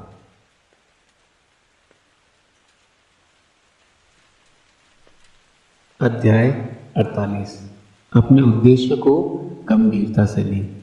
अनेकों वक्ता और लेखक आपको अपने लक्ष्य साधने के लिए प्रोत्साहित करते हैं, परंतु वो ये नहीं बताते कि लक्ष्य का होना अपने आप में इतना शक्तिशाली निर्णय क्यों है। ये कहने की आवश्यकता नहीं है जब भी हम कागज पर अपने लक्ष्यों के बारे में लिखते हैं तो कुछ चमत्कार सा हो जाता है।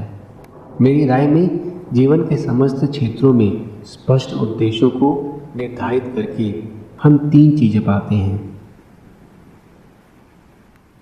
पहला फायदा ये है कि आपके जीवन में एकाग्रता का संचय होता है।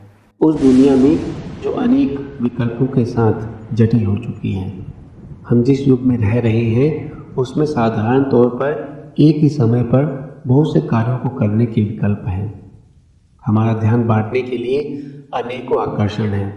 लक्ष्य हमारी इच्छा को स्पष्ट करते हैं और हमें उन क्रियाओं पर ध्यान देने में मदद देते हैं जिससे हम अपनी चाही हुई चीज़ को पा सकें।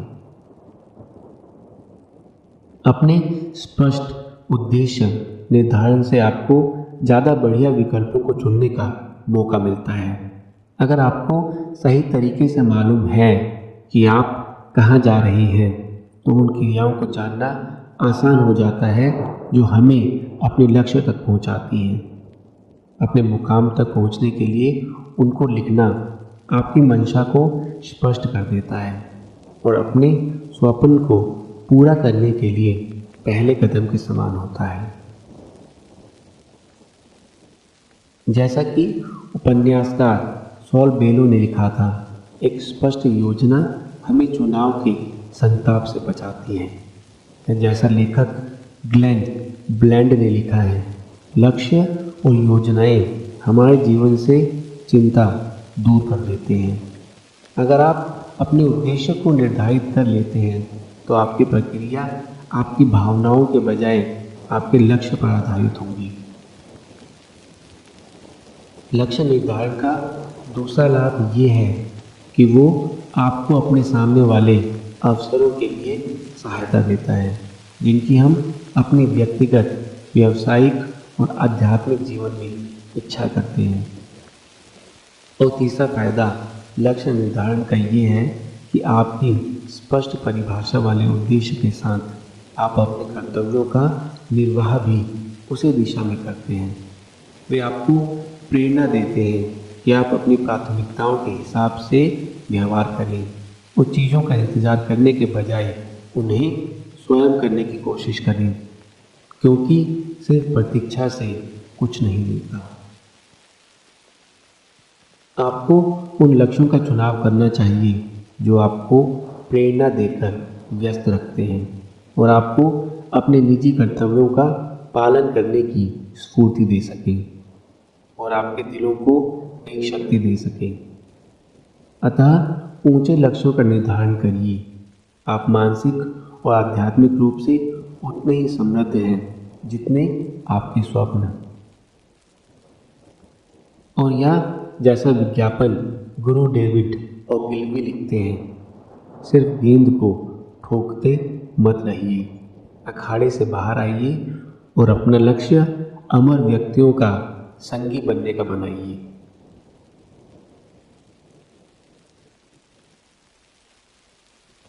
अध्याय 49 21 का नियम याद रखिए। जैसा कि मैंने the monk who sold his Ferrari में लिखा है, एक नई आदत को विकसित करने में कम से कम 21 दिन लगते हैं। उसके बाद भी ज़्यादातर लोग कुछ ही दिनों के अंदर वो सकारात्मक परिवर्तन लाने में हिम्मत हार जाते हैं जब उन्हें इससे जुड़े हुए तनाव और दर्द को महसूस करना पड़ता है जो उन्हें पुरानी आदतों को तोड़कर नई आदत बनाने में सहना पड़ा है। नई आदतें एक जूते की तरह होती हैं। पहले कुछ दिन असुविधाजनक होती हैं, परंतु फिर भी अगर आप उनको पहनते रहते हैं तो वे बिल्कुल आपके नाप के हो जाते हैं। एक मानव होने के नाते हम सब आनुवांशिक रूप से इस तरह संचालित होते हैं कि हमें परिवर्तन नापसंद होता है और हम अपनी पूर्व स्थिति को बनाए रखना चाहते हैं। इस स्थिति को होम्योस्टैटिस कहते हैं, जो स्वाभाविक रूप से समय के साथ घटता रहता है और ये तरीका इस आधार पर कार्य करता है कि कुछ भी बदलाव नहीं होना चाहिए, चाहे उससे बेहतर संभावनाएं भी हमारे समक्ष हों। और यही कारण है कि हमें नई आदतें ग्रहण करने में कठिनाई का सामना करना पड़ता है और इसकी चुंबकीय शक्ति हमें ऊंचाइयों पर जाने से रोकती है। परंतु जिस प्रकार एक रॉकेट शुरुआत के कुछ मिनट आगे आने वाले दिनों की तुलना में ज़्यादा ईंधन व्यय करता है, जबकि आगे के दिनों में उसे करीब 50 करोड़ मील की दूरी तय करनी होती है। शुरू में जब आप 21 दिन को पार कर लेते हैं, तब आपको महसूस होगा कि आपको अपनी नई आदत सुविधाजनक लगने लगेगी। थोड़ा समय निकालकर अपनी निजी आदतों का अध्ययन कीजिए और वादा करिए कि आवश्यक बदलाव लाएंगे। आपके जीवन का महत्व काफ़ी हद तक आपकी आदतें निर्धारित करती है। जॉन रॉयडन ने लिखा है, हम पहले आदत का निर्माण करते हैं, फिर आदत हमारा निर्माण करती है। जैसे कि वर्जीनिया वुल्फ ने लिखा है, आदत का कंकाल ही इंसान के ढांचे को बनाता है। अतः पक्का इरादा करिए कि आदतें आपकी बाधा बनने के बजाय आपकी प्रगति में मदद करें। समय की सीमा के पार पब्लिलियस साइरस के शब्दों में, आदतों का साम्राज्य वास्तव में अत्यंत शक्तिशाली है। अध्याय 50, क्षमादान करें। किसी ऐसे व्यक्ति को क्षमा करना जिसने आपके साथ गलत व्यवहार किया है, वास्तव में एक स्वार्थी व्यवहार है, ना कि स्वार्थ रहित। माफ़ी देकर आप अपने अंदर की शत्रुता और घृणा की भावना से छुटकारा पा जाते हैं और यही क्रिया क्षमादान पाने वाले से ज़्यादा लाभ आपको देती है। जैसा कि मैं अपने जीवन की शिक्षा के कार्यक्रमों में सिखाता हूँ कि जब आपका किसी से बैर होता है तो वो बोझ अपनी पीठ पर उठाए उस व्यक्ति के बोझ की समान होता है जिसे आप लगातार ढो रहे होते हैं। वो आपकी शक्ति, उत्साह और मन की शांति सब निचोड़ लेता है, परंतु जैसे ही आप उसको माफ़ कर देते हैं, वो बोझ आपकी पीठ से हट जाता है और आप निश्चिंत रूप से अपने जीवन में आगे बढ़ सकते हैं। मार्क ट्वेन ने लिखा है, माफ़ी उस खुशबू के समान है जो बनफशे का फूल उस पैर को देता है जिसने उसे कुचला था। क्षमादान भावनात्मक और निजी प्रबलता का महान आचरण है। ये एक सबसे अच्छा तरीका है जिसके द्वारा अपने जीवन को ऊंचाइयों तक लाया जा सकता है। मैंने ये पाया है कि हर मिनट उस व्यक्ति के बारे में सोचकर जिसने आपका बुरा किया है, आप अपने अत्यंत महत्वपूर्ण समय को नष्ट कर रहे हैं। वो अनमोल समय जिसे किसी उपयोगी कार्य में लगाया जा सकता है, जैसे उन लोगों का ध्यान अपनी ओर आकर्षित करना जो हमारी मदद कर सकते हैं। अध्याय 51, ताजे फलों का रस पीजिए। जो खाना हम खाते हैं उसका असर हमारे संवेगों और विचारों की स्पष्टता पर होता है। यही कारण है कि प्राचीन काल में साधु संत सिर्फ हल्का भोजन करते थे। वे जानते थे कि इससे ज़्यादा खाना उनके संपूर्ण शांत मन, जिसका विकास करने के लिए उन्होंने कठिन परिश्रम किया था, को असंतुलित कर देगा और उनके सत्य की खोज की तलाश में भी व्यवधान डालेगा। अगर आपके पास एक महंगी फॉर्मूला 1 रेसिंग कार है तो उसमें आप प्रीमियम ग्रेड से कम ईंधन नहीं भरना चाहेंगे। कोई भी और ईंधन इसके लिए संपादन में कमी लाएगा। तो आप भी क्यों न अपने शरीर को वही भोजन दें जो आपके शरीर के लिए सर्वोत्तम है। वो शरीर जो एक बहुमूल्य गाड़ी के समान है। गलत खाना बड़ी मात्रा में खाकर आप अपनी ऊर्जा में कमी लाते हैं। आपका स्वास्थ्य खराब होता है और आपके मन को पूरी क्षमता के साथ काम करने से रोकता है। ये जानकर कि हर ऑयली भोजन जो आप खा रहे हैं वो आपकी प्रभावशीलता और प्रेरणा के स्तर में कमी लाता है, आप अपने खाने की आदतों को थोड़ा और नियमित करने के बारे में सोच सकते हैं। एक विधि जो मैं आपको बताना चाहूँगा, जो आपकी स्फूर्ति और संवेग के दोनों के स्तर को ऊपर लेके आती है, वो है रोज ताजे फलों का रस पीना। मेरी रसोई की एक अलमारी में मेरी एक बहुमूल्य चीज़ रखी है, और वो है मेरी जूस मशीन, जिसने मेरी उम्र में साल और मेरे जीवन में उम्र जोड़ दी है। एक जूसर खरीदने में पैसे लगाना और जीवन दे रसों के महत्व को जानना एक समझदारी का कदम है।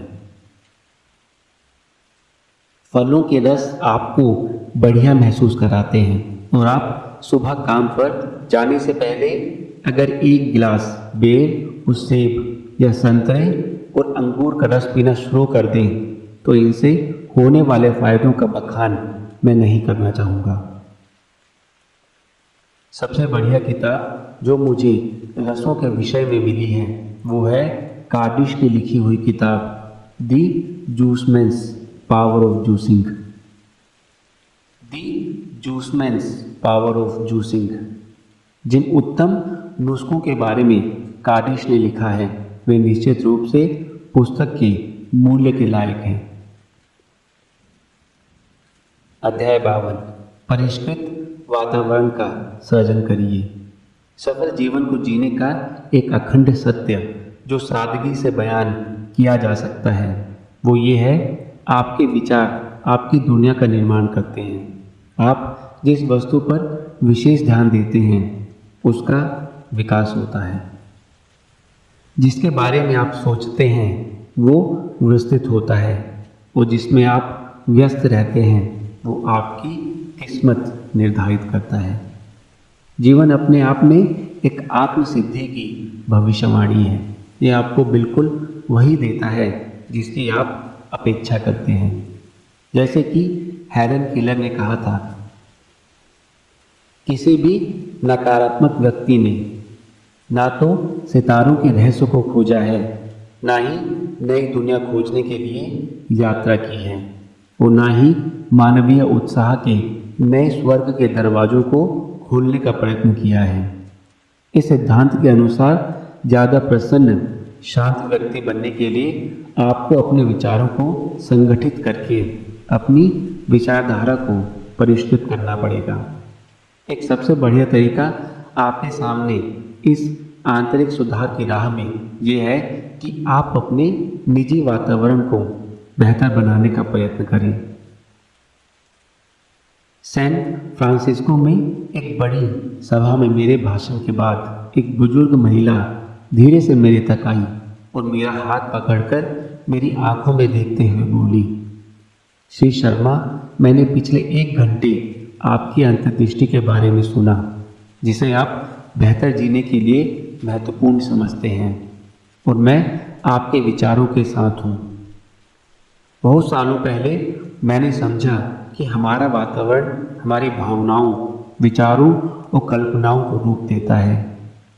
यही वजह है एक ताजे फूलों का गुलदस्ता अवश्य रखती हूँ।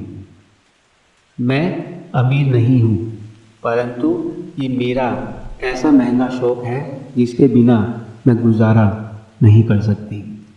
इस महिला को ये मालूम था कि उत्तम वातावरण एक खर्चा नहीं, निवेश है। अपने आसपास कड़ी नज़र से देखिए। आपके विचार उन लोगों की संगत में ढलते हैं जिनके साथ आप रहते हैं, जो किताबें आप पढ़ते हैं और जो शब्द आप बोलते हैं, और साथ ही आपके आसपास के भौतिक वातावरण का प्रभाव भी उन पर पड़ता है। क्या आप अपना समय निराशावादी लोगों के साथ बिता रहे हैं? अगर ऐसा है तो वे आपको नकारात्मक और चिड़चिड़ा बनाएंगे। क्या आप घर पर हिंसात्मक टीवी कार्यक्रम और बिना अभिप्राय वाले वीडियो देख रहे हैं? अगर हाँ, तो आपका दिमाग अशांति और शोर से भर जाएगा। आप जितना जल्दी हो सकता है सुधार लाने के तरीके ढूंढेंगे जो आपकी सोच, भावनाओं और प्रक्रियाओं को बेहतर बनाने में मदद करेंगे। अध्याय 53। जंगल की ओर भ्रमण को जाएं। आप प्रकृति का आनंद लेते हुए समय बिताने में कभी भी गलत नहीं हो सकते। जंगल की ओर भ्रमण करने में एक विशिष्टता है। आपको अपने कदम हल्के लगेंगे। एक महान शांति की भावना आपके शरीर में प्रवेश करेगी और आपकी सृजनात्मकता प्रगतिशील हो जाएगी। जैसा कि इटली के मशहूर चित्रकार और वास्तुकार लियोनार्डो दा विंसी ने कहा था, अपने आंखों की खिड़की के द्वारा आत्म दुनिया की खूबसूरती का आह्वान करती है। ये कौन विश्वास करेगा कि एक छोटा सा प्राकृतिक दृश्य संपूर्ण सृष्टि का प्रतिबिंब हो सकता है। मेरा पसंदीदा मौसम शरद ऋतु है। पेड़ों पर लगी हुई पत्तियां मौसम के चमकीले रंगों को उजागर करती है और ये सबसे अच्छा समय होता है जब आप जंगल की ओर लंबे भ्रमण की ओर जाते हैं। शहर की शोर शराबे से दूर मेरे वो आदर्श जिन्हें मैं अपने हृदय के करीब पाता हूँ, उन्हें बेहतर रूप से विकसित होने का स्थान मिलता है और मैं जीवन की उन कुछ बड़ी समस्याओं के बारे में मनन कर सकता हूँ जिनका जवाब मुझे अपनी रोज़मर्रा के तनाव से भरे हुए जीवन में कभी भी नहीं मिलता। मैं एक छोटे झरने के पास रुक सकता हूँ या एक काई से भरी हुई चट्टान पर आराम कर सकता हूँ या उस खुशबू को सांसों में समा सकता हूँ जो सिर्फ उन लोगों को अनुभव होती है जो प्रकृति की गोद में भ्रमण करने में विश्वास रखते हैं। मैं ज़्यादा सावधान, ज़्यादा फुर्तीला और सचेत महसूस करता हूँ। अनेकों विवेकपूर्ण परंपराएं प्रकृति की ओट में भ्रमण को अपनी शक्तियों को संचित करने का एक शक्तिशाली औजार मानते हैं। ये जीवनदायी नियम अनेकों लाभदायक परिणाम लेकर आता है। अध्याय 54 एक गुरु बनाएं। अपने व्यक्तिगत और व्यावसायिक प्रभावशीलता का उत्थान करने के लिए और उसे उत्तमता की नई ऊंचाइयों तक लाने के लिए हमारे जीवन में एक गुरु का स्थान अत्यंत आवश्यक है। अपने व्यवसाय और जीवन दोनों में सफलता एक बिंदुओं को जोड़ने की क्रिया है। आपको सिर्फ उन आदतों, नियमों और योजनाओं की खोज करने की आवश्यकता है जिन्हें दूसरे लोगों ने सफलता के परिणाम पाने के लिए उपयुक्त किया था और उन प्रक्रियाओं को दोहराकर आप इन बिंदुओं से जुड़ सकते हैं। जिस प्रकार उन लोगों ने इसका अनुसरण किया, अगर आप भी करेंगे तो आपको भी समान नतीजा मिलेगा। एक निजी गुरु आपके रास्ते को प्रकाशवान कर सकता है, आपको कठिन समय में प्रोत्साहित कर सकता है और आपके सीखने की वक्र रेखा को छोटा कर सकता है। मैं अपनी निजी जिंदगी में भाग्यवान हूँ कि मुझे अनेक मार्गदर्शक मिले हैं। जब भी मैं जीवन के दोराहे पर खड़ा था, तब लोगों ने मुझे प्रभावशाली जीवन का निर्देशन दिया। मुझे इस प्रकार के अधिकांश परामर्शकर्ता उन लोगों में मिले जिनकी मैं सराहना करता हूँ और जिनके सामने मैंने अंग्रेजी भाषा का सबसे शक्तिशाली प्रश्न रखा। क्या आप मेरी मदद करेंगे? जितने भी लोगों के पास मैं गया, उनमें से किसी ने भी मुझे अपने ज्ञान की भेंट और अनुभव के लाभों को देने से इनकार नहीं किया। मेरे अनेक सलाहकार मेरे अनमोल मित्र बन गए हैं। अपने जीवन में इनकी मदद के बिना ये वह नहीं होता जो मैं आज हूँ। मार्गदर्शन आज व्यक्तिगत और व्यावसायिक उत्तमता का मूल तत्व बन चुका है। जीवन के हर क्षेत्र से आने वाले लोगों ने इसे अपने जीवन में उत्साहजनक परिवर्तन और स्थायी परिणाम लाने के तरीके के रूप में मान्यता दी है। जीवन मार्गदर्शन के मेरे मासिक कार्यक्रम, जिन्हें मैं देश के विभिन्न शहरों में संपादित करता हूँ, वहाँ के एक अधिकारी ने कहा, प्रेरक किताबों ने मुझे अपने सपनों को अर्थ देने में सहायता की। अपने व्यक्तिगत मार्गदर्शन के कार्यक्रम ने मुझे बारीकी से सिखाया कि मैं उन्हें कैसे हासिल कर सकता हूँ और किस प्रकार अपने जीवन में सामंजस्य स्थापित कर सकता हूँ। अध्याय 55, एक छोटा अवकाश लें। अगर आप लंबे अवकाश पर हफ्ते नहीं जा सकते हैं तो एक छोटा अवकाश अवश्य ले सकते हैं। एक छोटे अवकाश का मतलब है कि अपने दफ्तर का दरवाज़ा बंद करें, सारी मुलाकातों को रोक दें और अपनी कुर्सी पर आराम करें। इसके पश्चात अपनी आंखों को बंद करें और गहरी सांसें लें। जब एक बार आपको गहन शांति का अनुभव होने लगे तब आप ये सोचना शुरू करिए कि आप अपने प्रिय स्थान पर हैं। उन रंगों की सजीवता को देखिए, उन आवाज़ों को सुनिए और उन भाषाओं को महसूस कीजिए जो ये पसंदीदा जगह उजागर करती है। इस कुछ मिनट के मानसिक पलायन से आपको नव जीवन मिलेगा और आप आगे के दिन के लिए तैयार हो जाएंगे। जब मैं छोटा अवकाश लेता हूँ, मैं अपने आप को एक पहाड़ों के बीच के चौराहों में से निकलता हुआ पाता हूँ। मैं ये कल्पना करता हूँ कि मेरे पैर ओस में डूबी हुई घास को छू रहे हैं और साथ ही मैं बर्फ से भरे हुए पहाड़ों की चोटियों, जो इस दृश्य को और भी मनभावन कर देती है, की शोभा का आनंद उठाता हूँ। आसपास से मुझे झरने के पानी की आवाज़ सुनाई पड़ती है और मैं उन फूलों की खुशबू की कल्पना करता हूँ जो इस स्थान पर खिले होते हैं। हमारे मस्तिष्क बहुत ही समर्थ साधन है।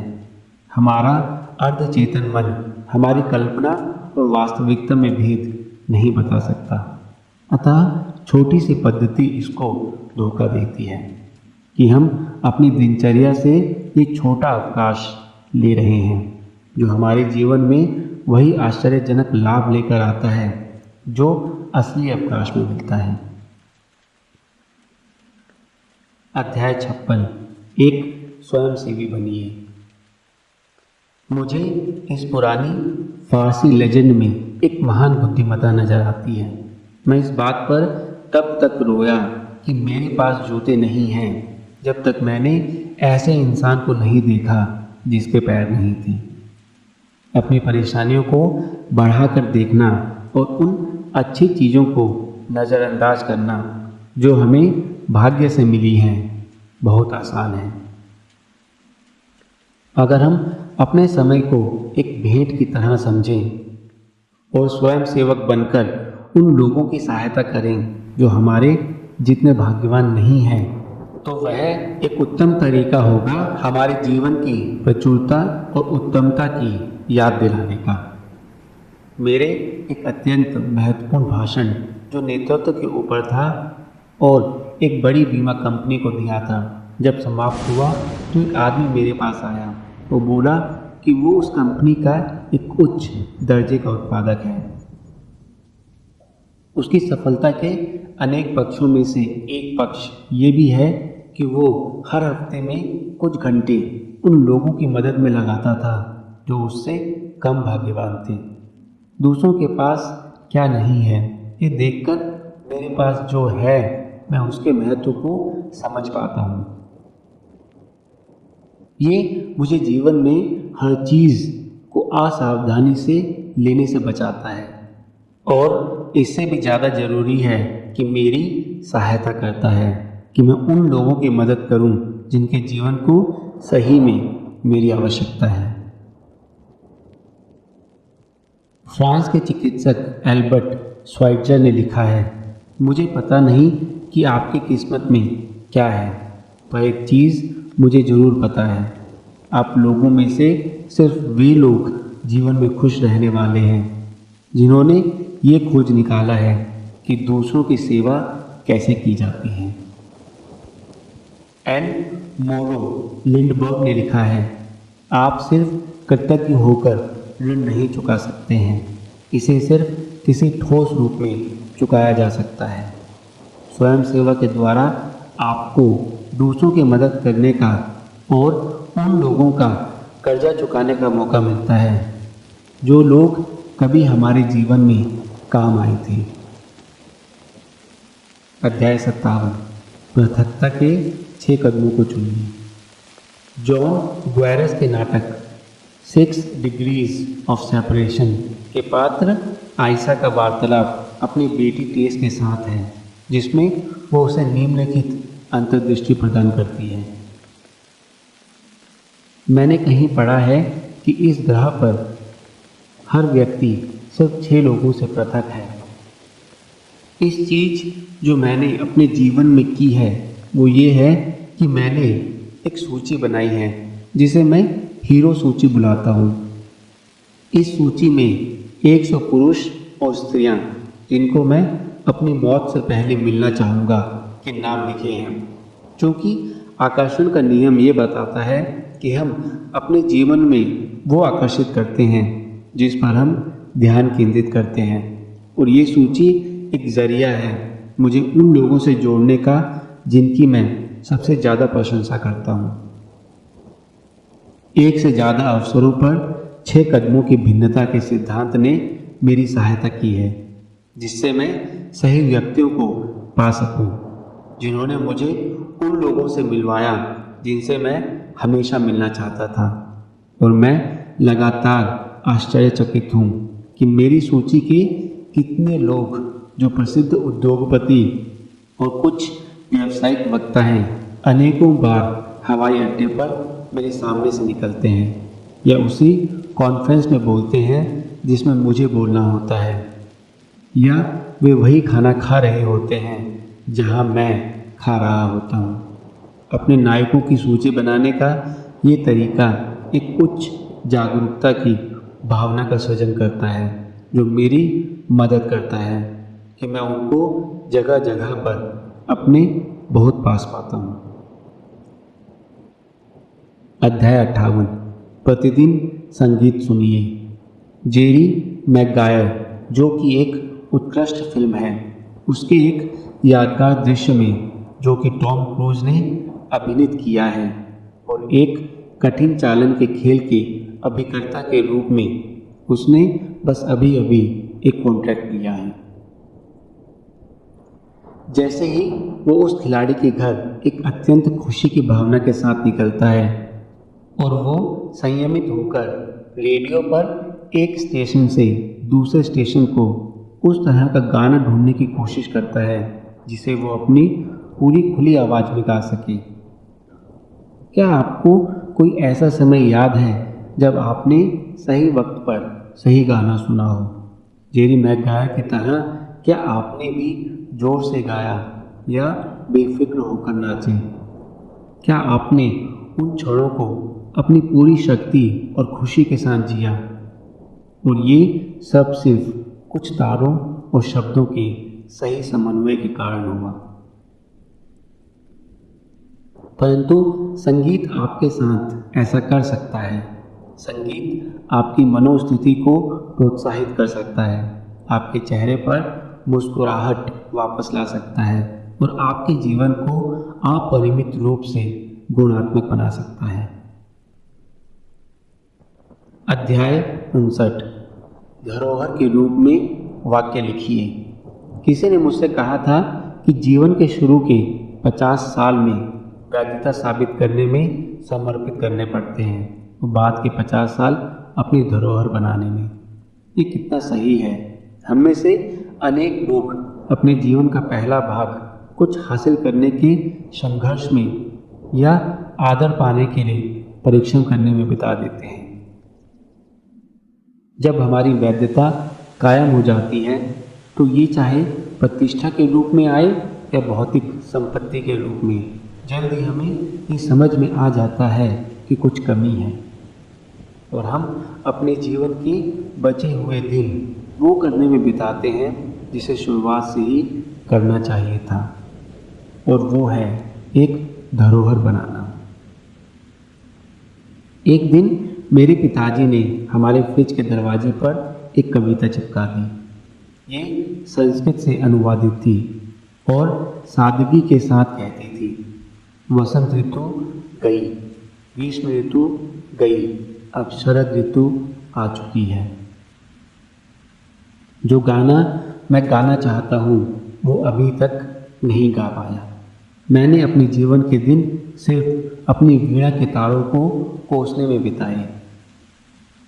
ये शब्द उस व्यक्ति ने लिखे थे जिसके हृदय में अपने जीवन को अच्छी तरह न जी पाने के लिए पश्चाताप था। अपनी उस मधुर धुन को उसकी तकदीर में लिखी थी को गाने के बजाय उसने अपने दिन सिर्फ अपनी वीणा के तारों को कोसने और ढीला करने में उस समय के इंतजार में बिता दिए। उसी के शब्दों में उसके जीवन में वो दिन कभी नहीं आ पाया जब वो अपना पसंदीदा गीत गा पाता। अध्याय 60। 3 महान मित्र बनाइए। अच्छी दोस्ती के संबंध बनाना प्रसन्नता और खुशी का एक पक्का रास्ता है। हाल के अध्ययन बताते हैं कि जिन लोगों के मित्रों और रिश्तेदारों का एक बड़ा दायरा होता है वे ज़्यादा लंबा जीवन जीते हैं, ज़्यादा हंसते हैं और कम चिंता करते हैं।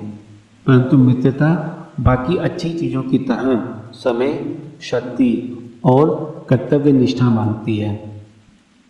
जैसा कि एक दार्शनिक ने कई शताब्दियों पहले लिखा था, दुनिया में दोस्ती से ज़्यादा अनमोल कुछ भी नहीं है। जो लोग इसको जीवन से दूर रखते हैं वो उसी प्रकार है जैसे पृथ्वी को सूर्य से अलग कर दिया जाए, क्योंकि प्रकृति की अनमोल देनों में से ये सर्वाधिक खूबसूरत और प्रसन्नतादायक है।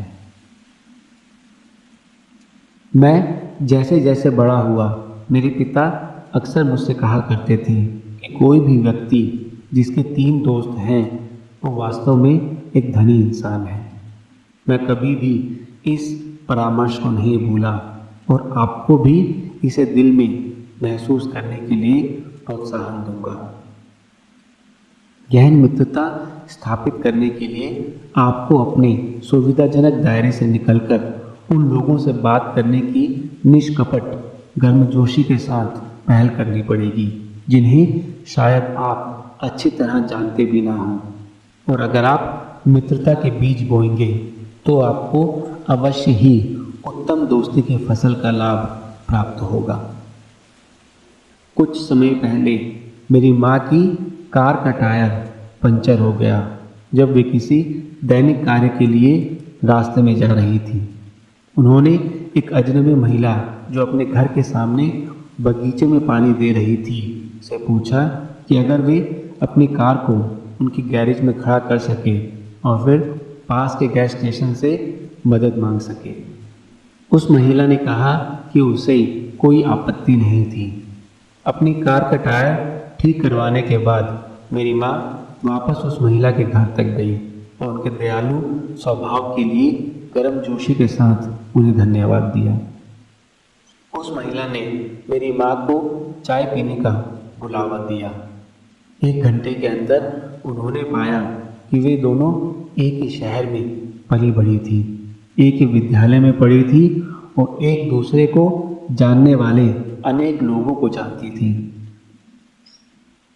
एक महान मित्रता की शुरुआत हो गई क्योंकि मेरी माँ ने एक नई दोस्ती बनाने की पहल की। अध्याय 61। द आर्टिस्ट्स वे पढ़िए। हम सब सृजनात्मक लोग हैं। जब मैंने पहली बार द आर्टिस्ट्स वे अपने पसंदीदा किताबों की दुकान पर कई साल पहले देखी तब मैं वकालत करता था, पर मैंने वो नहीं खरीदी। उस वक्त मेरा विश्वास था कि ये पुस्तक सिर्फ कलाकारों के लिए है और मेरे लिए लाभदायक साबित नहीं होगी। काफ़ी समय बाद समझ में आया कि अंतर्मन में सृजनता का एक असीमित स्रोत होता है और हम सबको आवश्यकता है कि हम इस संरचना का रोज़मर्रा की ज़िंदगी में उपयोग करें, चाहे हम वकील हों या शिक्षक, उद्योगपति, कवि या संगीतकार। इस सोच ने कि मैं एक वकील होकर भी सृजनकार हूँ ने मुझे एक नई जागरूकता दी। मैंने उन शिक्षण शालाओं में जाना शुरू किया जो सृजनात्मकता के बारे में सिखाती थी। मैंने अनेक पुस्तकें इस विषय पर पढ़ी और उन तरीकों को ढूंढने की कोशिश करी जो मेरी स्वाभाविक सृजनात्मक प्रवृत्ति को प्रदर्शित करने में मदद करते और मेरे व्यक्तिगत, व्यावसायिक और आध्यात्मिक जीवन में सुधार ला सकते थे। आखिर में मेरी खोज ने मुझे अपनी प्रथम पुस्तक लिखने के लिए प्रेरित किया। द आर्टिस्ट वे पढ़िए और ये आत्म अनुशासन रखिए कि आप लेखिका जूलिया कैमरॉन के निर्देशन के आधार पर सभी अभ्यासों का सोच विचार कर पालन करेंगे।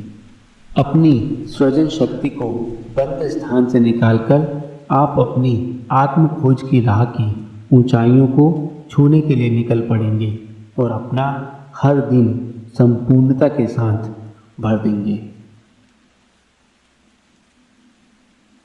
अध्याय 62 ध्यान लगाना सीखिए। फ्रांस के गणितज्ञ ब्लेज पास्कल ने लिखा है, हर इंसान की परेशानियां अपने कमरे में चुपचाप ना बैठ पाने के कारण आती हैं। हम अपने जीवन को शोर शराबे की प्रक्रियाओं से भरने के आदी हो चुके हैं। हम रेडियो की तीव्र आवाज़ के साथ उठते हैं और टेलीविज़न के समाचार के साथ तैयार होते हैं। हम जब काम पर जाते हुए गाड़ी चलाते हैं तो भी हम व्यापार की नवीनतम रिपोर्ट सुन रहे होते हैं, तो अगले 8 घंटे हम दफ्तर के कोलाहल में बिता देते हैं। जब हम दिन खत्म होने पर घर आते हैं तब हम फिर से अपनी शाम की प्रक्रियाओं में व्यस्त हो जाते हैं, जहाँ पीछे से टेलीविज़न की आवाज़, फ़ोन की घंटियाँ, कंप्यूटर की भिनभिनाहट हमारा पीछा नहीं छोड़ती है। पास्कल ने सही लिखा था कि हमारी ज़्यादातर चिंताओं की शुरुआत इस बात से होती है कि हम सब ने हर दिन थोड़ी देर के लिए भी अपने जीवन में शांत रहने के महत्व को भुला दिया है। बिना ध्यान रूपी गुण के संपूर्ण और परिपूर्ण जीवन की कल्पना नहीं की जा सकती।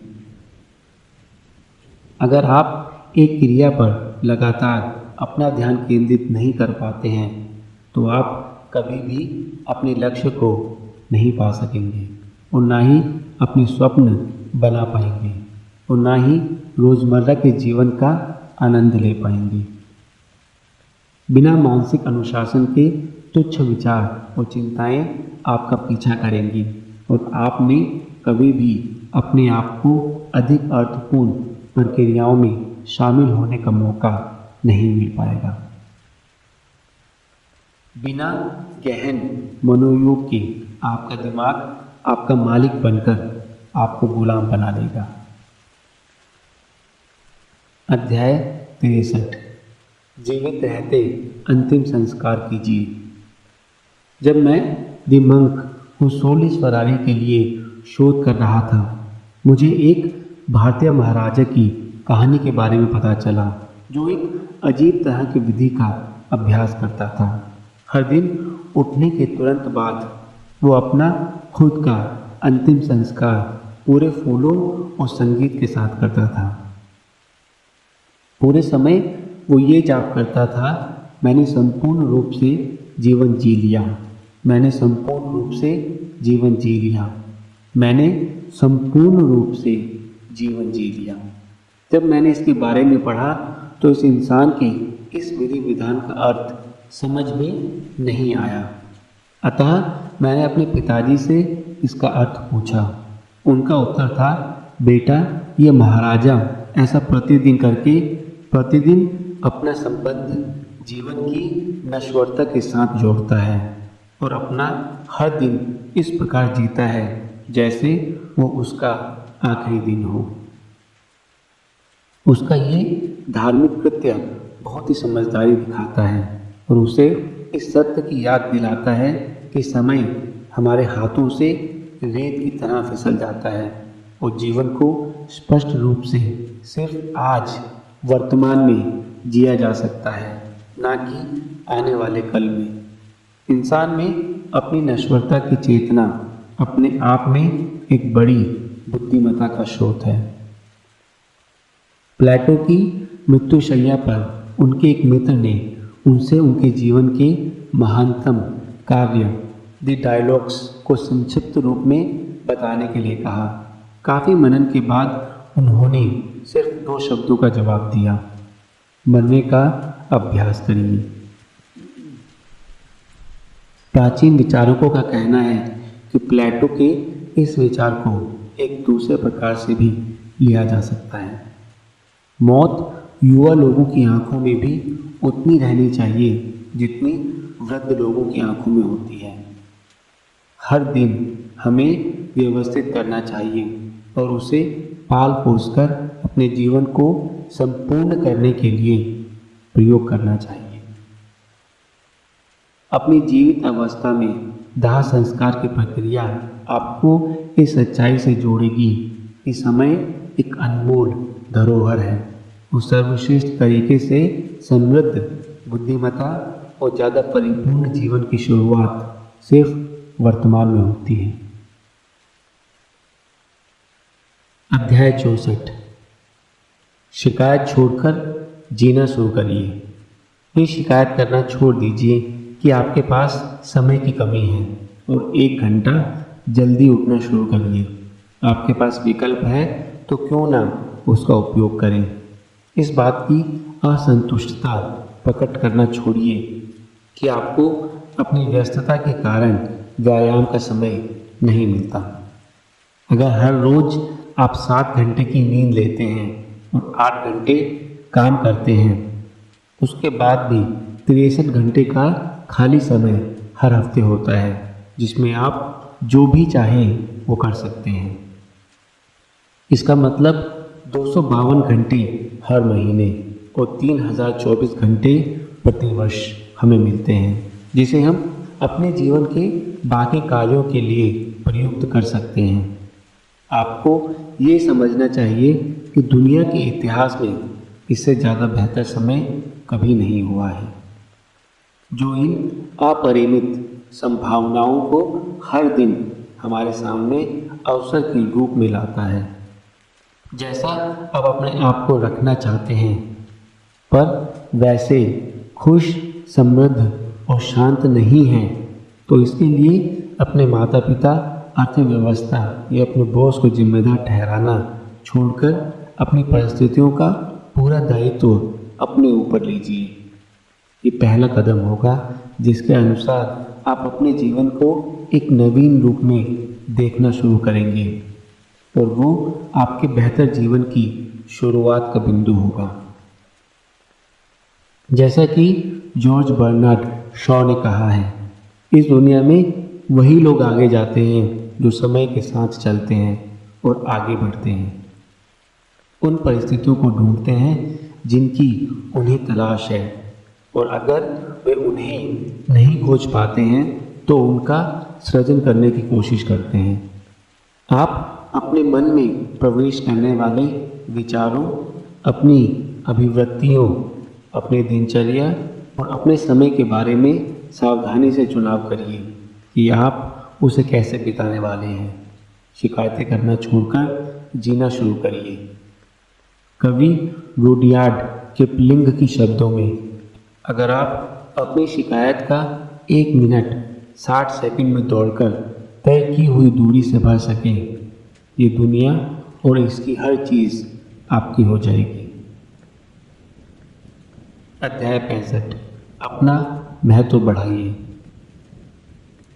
नई दुनिया में आप ये पाएंगे कि आपका मूल्यांकन इस बात से नहीं होगा कि आप कितनी मेहनत करते हैं, परंतु इस बात से होगा कि आप अपने आसपास की दुनिया में कितना मूल्य जोड़ सकते हैं। इस बारे में सोचिए कि अगर आपको फ़िलहाल $20 प्रति घंटा तनख्वाह मिलती है, तो ये पैसा आपको सिर्फ मेज पर 60 मिनट बैठने के लिए नहीं मिलते हैं, बल्कि इसलिए मिलते हैं क्योंकि आपने उन 60 मिनटों में $20 के लायक दिखाई देने वाला मूल्य जोड़ा है। अतः धन संबंधी पुरस्कार इस बात से नहीं निर्धारित होता है कि हम कितनी देर काम करते हैं, बल्कि इस बात से होता है कि हमने उतने समय में कितना मूल्य जोड़ा है। यही वजह है कि मस्तिष्क के शल्य चिकित्सक को एक मैकडोनल्ड में काम करने वाले से ज़्यादा पैसा मिलता है। क्या मस्तिष्क का शल्य चिकित्सक ज़्यादा मेहनती है? शायद नहीं। क्या वो मानसिक शल्य चिकित्सक ज़्यादा तेज तर्रार है? क्या पता।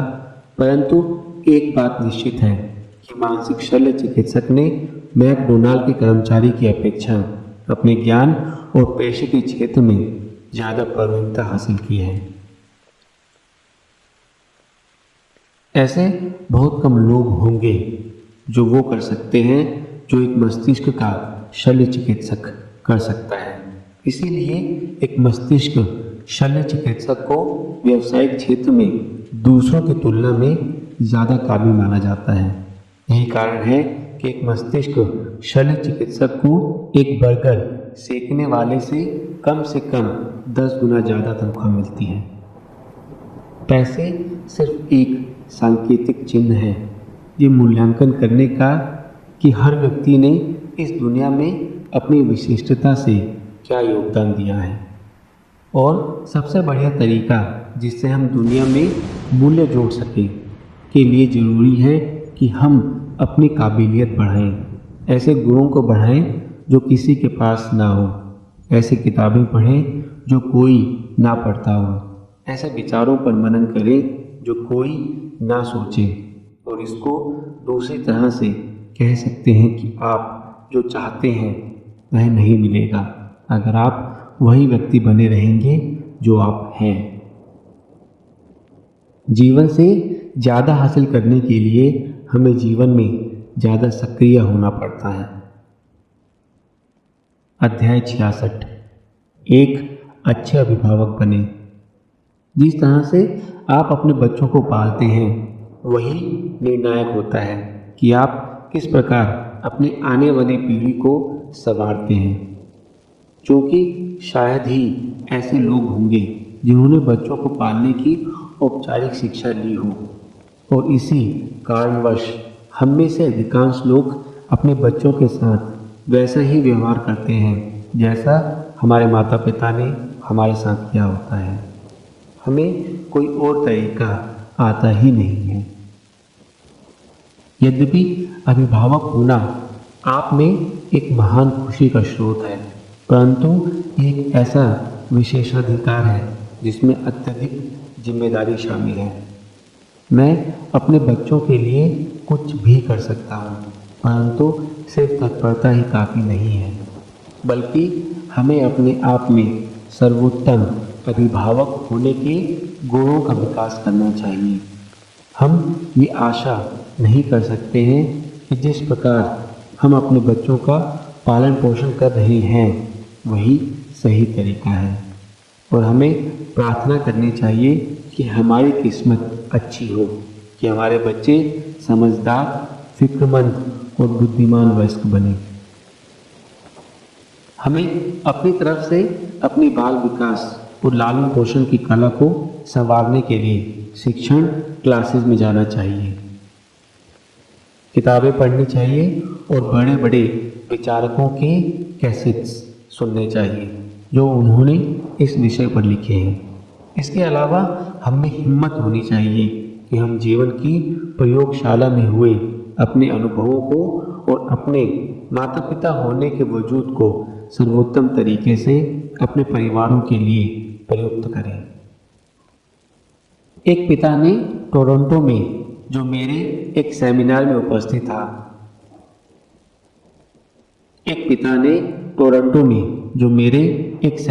उपस्थित था कहा, जब मेरा बेटा बड़ा हो रहा था तो हमेशा मुझसे मेरी पीठ पर बैठने की जिद करता था।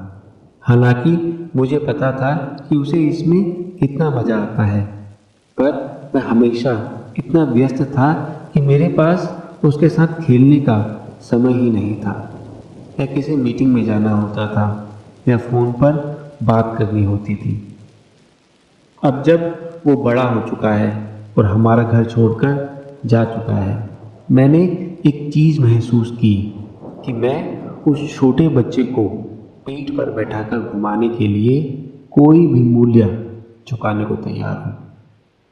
अध्याय 67 दकियानुसी ना रहें।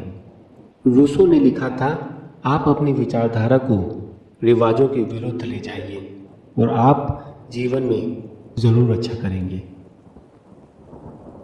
एप्पल कंप्यूटर का चमकीला विज्ञापन जो हमें प्रेरणा देता है, कहता है भिन्न सोचिए, या फिर जैसा कि मैं अपने नेतृत्व के भाषणों में अपने श्रोताओं से कहता हूँ, अगर आप भीड़ के पीछे जाएंगे तो आखिर में शायद उसके बाद बाहर जाने के द्वार तक ही पहुँच पाएंगे। एक परिपूर्ण और संतुष्ट जीवन जीने के लिए ये बहुत आवश्यक है कि आप अपनी दौड़ खुद दौड़िए। अपनी विशिष्टता को छोड़कर सामाजिक दबावों की मांगों के सामने झुकिए मत। जब आप दुनिया के सबसे प्रभावशाली और बुद्धिमान लोगों की जीवनी पढ़ेंगे तो आप पाएंगे कि उन लोगों ने इस बात की कभी फिक्र नहीं की कि दूसरे लोग उनके बारे में क्या सोचते हैं। इसके बजाय कि सार्वजनिक राय उनकी प्रतिभाओं पर असर डाले, उनमें ये हिम्मत थी कि वे अपने हृदय की बताई दिशा में चल सकें और उस पथ पर चलने में जिसमें कम लोग चल पाते हैं, उन्होंने उस सफलता को अपने कदमों को चूमता हुआ पाया जो उनकी कल्पना के बाहर थी। सबसे अच्छी पंक्तियाँ जो आधुनिक होने के महत्व के बारे में लिखी गई हैं वो हैं क्रिस्टोफर मोरली के शब्द, हर रोज वो पढ़िए जो हर कोई नहीं पढ़ता है, हर दिन कुछ ऐसा सोचिए जो हर कोई नहीं सोचता। इस दुनिया में अगर इस दुनिया की राय के साथ रहा जाए तो जीवन आसान है। एकांत में हमारे लिए अपनी खुद की देखभाल करना आसान है, परंतु महापुरुष वो है जो भीड़ के बीच भी संपूर्ण मधुरता के साथ चिंता से स्वतंत्र होता है। अगले कुछ महीने आप जो कुछ भी करेंगे उसके बारे में दोबारा सोचिए। चीज़ें सिर्फ इसलिए मत करिए क्योंकि हर दूसरा इंसान वो कर रहा है। वही कीजिए जो आपके लिए सही है। अपने सही कारण के लिए अगर दूसरों से भिन्न हुआ जाए तो जीने का सही तरीका है। अगर आप चाहें तो आइंस्टाइन, पिकासो, गैलीलियो या बीथोवन से पूछ लीजिए। अध्याय 68 अपने लक्ष्य का पत्र लिखिए। अनेकों बार मैंने ये पाया कि अत्यधिक प्रभावशीलता के साथ कार्य करने वाले पुरुष और स्त्रियां अपने साथ एक छोटा लक्ष्य का पत्र अपने पर्स में रखते हैं जिसे वे अपने शांत समय में फिर से देख सकें। ये छोटा सा पत्र उनके जीवन के कुछ उच्च उद्देश्यों की एक सूची के रूप में होता है जिसमें वे उनको पूरा करने के निर्धारित समय को भी लिखते हैं। अपने जीवन की सर्वोच्च प्राथमिकताओं के साथ दोबारा व्यक्तिगत, व्यावसायिक या आध्यात्मिक रूप से जुड़ने का प्रयत्न अपने आप में एक अच्छा कदम है। मॉन्टेगन ने कहा है, इंसान का महानतम और गौरवपूर्ण रूप उसके केंद्रित तरीके से जीने में है। जीवन का ये ज्ञान कितने सुंदर और संक्षिप्त रूप में बखान किया गया है। फिर भी हम में से अनेक लोग अपना जीवन एक हवाई कवायद की तरह जीते हैं और ऐसी प्रक्रियाओं में पूरे दिन व्यस्त रहते हैं जो हमें उस क्षण महत्वपूर्ण लगती हैं, परंतु जीवन में उनका महत्व बहुत कम होता है। जैसा कि मैंने अपनी पुस्तक leadership wisdom from the monk who sold his Ferrari में लिखा है कि जो इंसान सब कुछ करने की कोशिश करता है वो कुछ भी प्राप्त नहीं करता। एक लक्ष्य पत्र को रखना और उसे दिन में 3-4 बार पढ़ना आपका ध्यान उन विषयों पर केंद्रित रखेगा जो वास्तव में महत्वपूर्ण है। अध्याय 69। अपने संवेगों पर नियंत्रण रखें। काफ़ी समय तक मैं जीवन में ये विश्वास करता रहा कि मेरे विचार मेरे कंट्रोल के बाहर हैं। वे सिर्फ सहज तरीके से मेरे दिमाग में प्रवेश कर जाते हैं और जो मन होता है वो करते हैं। उससे भी बुरी चीज़ है कि मैंने सोचा कि मैं और मेरे विचार एक ही हैं। आखिर में मुझे समझ में आया कि सच्चाई से ज़्यादा बड़ा कुछ नहीं है। हम अपने विचारों से अलग हैं। हम वास्तव में अपने विचारों को सोचने वाले माध्यम हैं। हम उन विचारों के रचयिता हैं जो हमारे मस्तिष्क में उमड़ रहे होते हैं। इस सच्चाई के साथ अगर हम चाहें तो अपने विचारों का चुनाव कर सकते हैं। ये अंतर्दृष्टि मेरे लिए ईश्वरीय संदेश के समान थी। मैं जल्द ही अपने उन विचारों के बारे में अधिक जागरूक बन गया जिन्हें मैं अपने मन में प्रवेश करने देता हूँ, और वो आत्मिक वार्तालाप जो हम सबके अंतर्मन में अपने सुबह उठने के बाद स्थान साथ लेता है। मैंने अपने विचारों के गुणात्मक रूप पर ध्यान देना शुरू किया। ये जागरूकता उन्हें परिवर्तित करने की और मेरा पहला कदम था। कुछ महीनों के बाद मैंने अपने मन को सिर्फ सकारात्मक, प्रेरक और ज्ञानवर्धक विचारों की ओर केंद्रित करना शुरू कर दिया, और ऐसा करके मैंने पाया कि मैं अपनी बाध्य परिस्थितियों को भी बदल पाने में समर्थ था। हम अपनी स्थिति की संरचना अपने अनुभवों के आधार पर करते हैं। वे भाव जो आप एक क्षण में बदल सकते हैं, मगर आप स्वयं चुनाव करें तो आप तनाव के समय शांति, अवसाद के समय प्रसन्नता और थकान के स्फूर्ति का अनुभव कर सकते हैं। अध्याय 70। साधारण का स्वाद लीजिए।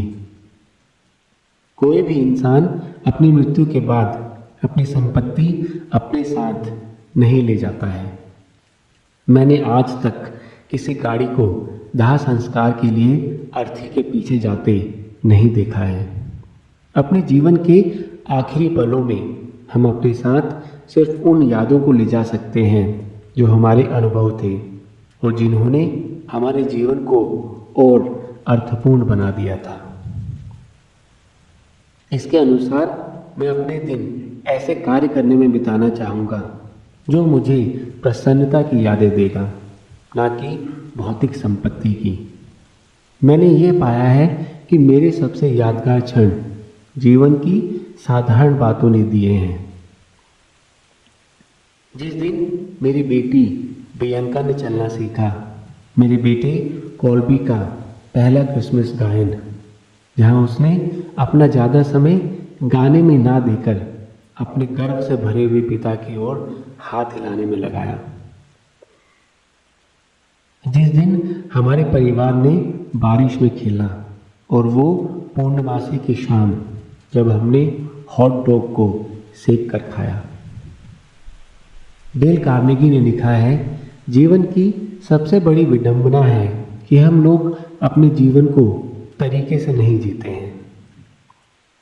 हम सब उस स्वप्न लोक में जादुई गुलाबों के इंतजार में दूर क्षितिज की ओर निहारते रहते हैं और अपनी खिड़की के बाहर खिलने वाले गुलाबों की प्रशंसा से वंचित रह जाते हैं। समझदार बनकर साधारण चीज़ों में खुशियाँ ढूंढिए। जो अद्भुत स्मरण ये लेकर आते हैं वे हमारे जीवन के पलों को इतना बहुमूल्य बना देते हैं कि उनके आगे कोई भी भौतिक खिलौना इतनी खुशी नहीं दे सकता, जिसके पीछे भागते हुए हम अपने जीवन की शक्तियों को खत्म कर सकें। जैसा कि एमा गोल्डन ने लिखा है, मैं अपने गले में हीरों के हार के बजाय अपनी मेज पर गुलाबों को पसंद करूंगी। अध्याय 71। दोषारोपण करना बंद करिए। शिकायत करने की बुरी आदत की तरह, जिसका जिक्र हम पहले कर चुके हैं, दूसरों को अपराधी ठहराने की आदत के भी लोग आसानी से शिकार बन जाते हैं। हम इस बात की आलोचना करते हैं कि कौन कैसे खा रहा है और कौन किस प्रकार बात कर रहा है। हम अत्यंत तुच्छ बातों पर ध्यान देते हैं और असार्थक चीज़ों में गलतियाँ निकालते हैं, परंतु हम जिस पर ध्यान देते हैं वो बढ़ती है। और अगर हम दूसरों की छोटी छोटी कमियों पर ध्यान देते रहेंगे, जो हमारे दिमाग में पनपती रहती है और जल्द ही एक बड़ी चिंता का कारण बन जाती है। क्या आप वास्तव में ऐसी दुनिया में रहना चाहते हैं जहाँ पर कोई वैसा दिखे, कार्य करे और सोचे जैसा कि आप चाहते हैं? फिर ये बहुत ही अनइंटरेस्टिंग होगा। एक खुश और अशांत जीवन जीने के लिए आप समाज की उस समृद्धता को देखना शुरू करें जो इसकी भिन्नता से आती है। जीवन में आपके रिश्ते, समाज और देश को महान आपकी समानता नहीं बल्कि विभिन्नता बनाती है, जो अपने आप में विशिष्ट होती है। अपने आसपास के लोगों की आलोचना करने के बजाय क्यों ना हम उन असमानताओं का आदर करना सीखें। प्रायः हम दूसरों की उन कमियों को देखते हैं जो हमें खुद में सुधारनी होती है। दूसरों को अपराधी ठहराना और उनका दोषारोपण करना छोड़ दीजिए। पूरी जिम्मेदारी के साथ चीज़ों को जैसी वो हैं वैसे ही स्वीकार करना सीखिए और ये निश्चय लीजिए कि आप अपने कार्य क्षेत्र में दूसरों में बदलाव लाने के बजाय पहले अपने आप में परिवर्तन लाएंगे। ये उच्च चरित्र के इंसान का सबसे वास्तविक मूल्यांकन है। जैसा कि एरिका जोंग ने कहा है, अपने जीवन की बागडोर को अपने हाथ में लीजिए, वो देखिए क्या होता है। परिणाम ये होगा कि आप किसी पर अभियोग नहीं लगा सकते हैं। अध्याय 72। अपने दिन में पूरी जिंदगी देखिए। हमारे दिन एक आकृतियों के समान हमारे सामने आते और जाते रहते हैं, एक दोस्ती का हाथ बढ़ाते हुए बिना कुछ बोले, परंतु जो भेंट लेकर आते हैं, अगर हम उनको स्वीकार नहीं करते हैं तो वे उनको चुपचाप वापस लेकर चले जाते हैं। इमर्सन का ये कहना था, जिस प्रकार आप अपने दिन जीते हैं उसी प्रकार आप अपना जीवन भी जी लेंगे। ये सोचना बहुत आसान है और एक जंगल में फंसने के समान है। जब हम ये सोचते हैं कि इस दिन का ज़्यादा महत्व नहीं है और हमारे आगे आने वाले दिन अधिक अर्थपूर्ण होंगे, परंतु एक महान जीवन एक सीरीज के समान है जो बेहतरीन और संतुष्ट जीवन के दिनों को आपस में पिरोकर एक खूबसूरत मोतियों की माला की तरह प्रतीत होता है। तो सिर्फ आज का दिन अंतिम परिणाम में गुणात्मक रूप से जुड़ता जाता है। अतीत जा चुका है, भविष्य एक कल्पना है, तो सिर्फ आज का दिन ही है जो आपका अपना है। इसका निवेश बुद्धिमत्ता से करिए। आपका जीवन एक पूर्वाभ्यास नहीं है।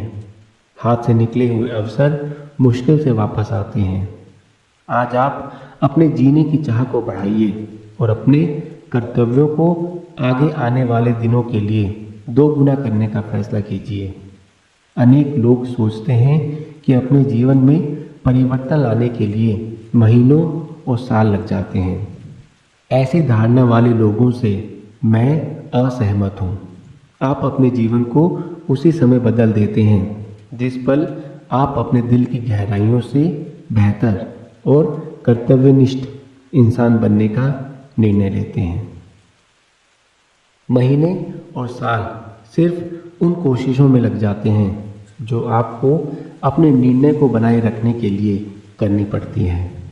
और जीवन को बदलने का सबसे अच्छा निर्णय जो आप ले सकते हैं वो ये है कि आप अपने दिन के हर पल को पूर्णता के साथ जिएं। जैसा कि गोल्फ के ऐतिहासिक खिलाड़ी बिन होगान का कहना है, जैसे जैसे आप जीवन की राह में आगे बढ़ेंगे आपको रास्ते के गुलाबों को ज़रूर सूंघना चाहिए, क्योंकि ये बाजी सिर्फ एक बार आपके हाथ आई है। अध्याय 73 प्रभुत्व के रिश्ते का सृजन करें। अपनी अद्भुत किताब थिंक एंड ग्रो रिच में आत्म सुधार के अग्रदूत नेपोलियन हिल पाठकों को सलाह देते हैं कि वे एक प्रभुत्व मस्तिष्क वाला समूह बनाएं, मगर उनका मंतव्य अपने जीवन का स्तर ऊंचा करके वो पाना हो जो वे चाहते हैं। वो इस प्रभुत्व के रिश्ते की परिभाषा इस प्रकार देते हैं: ज्ञान और प्रयत्न में सामंजस्य, जिसमें उत्साह की अनुरूपता हो, दो लोगों से अधिक जो किसी एक उद्देश्य को हासिल करना चाह रहे हों। हिल का कहना है कोई भी दो मस्तिष्क एक दूसरे के पास तब तक नहीं आते हैं जब तक उनमें आपसी तालमेल ना हो और वे फिर समान उद्देश्य के साथ एक अदृश्य ताकत का सृजन करते हैं जो एक तीसरे मस्तिष्क के समान होती है। ऐसे अनेक लोग जिनको मैं निजी रूप से प्रशिक्षित करता हूँ या जिन्हें मैं सेमिनार में मिलता हूँ, तो उन्होंने मुझे बताया कि जो सबसे अच्छी चीज़ उन्होंने करी है जिससे वे अपने व्यापार और निजी जिंदगी में वो पा सके हैं जो वो चाहते थे, वो ये है कि उन्होंने एक प्रभुत्व का समूह बनाया। ऐसा करने के लिए उन्होंने ना सिर्फ एक व्यक्तिगत मित्रता की सहायता का ताना बाना बनाया, बल्कि कुछ विशेषज्ञों के साथ उस ज्ञान का अर्जन किया जिसको वे साधारण रूप से हासिल कर सकते थे।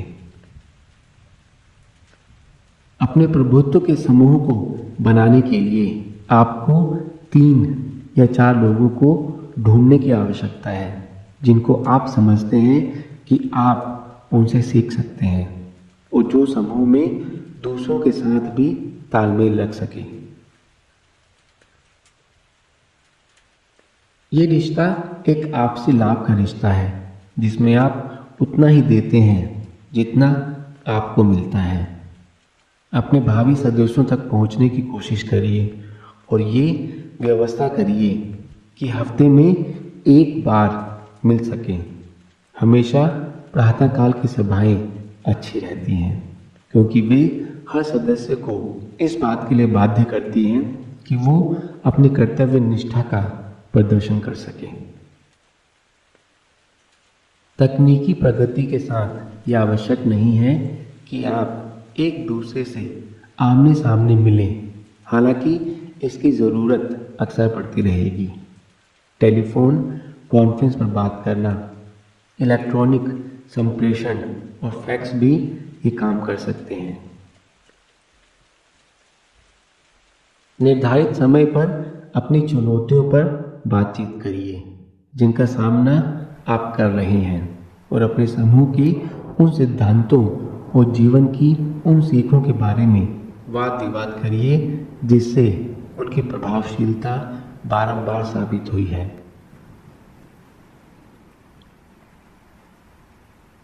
और साथ ही एक बेहतर संतुलित, परिपूर्ण और आंतरिक शांति के जीवन को जानने की कोशिश करिए। एक प्रभुत्व समूह ना सिर्फ आपके जीवन के खेल में सीखने की वक्र रेखा को घटाएगा, बल्कि आपकी मदद करेगा जिससे आप इसका आनंद भी ले सकें। अध्याय 74। अपने व्यवहार की दिनचर्या बनाइए। अपने जीवन को ऐसे पत्ते की तरह जीना जो हवा के झोंके की दिशा में उड़ जाता है बहुत आसान है।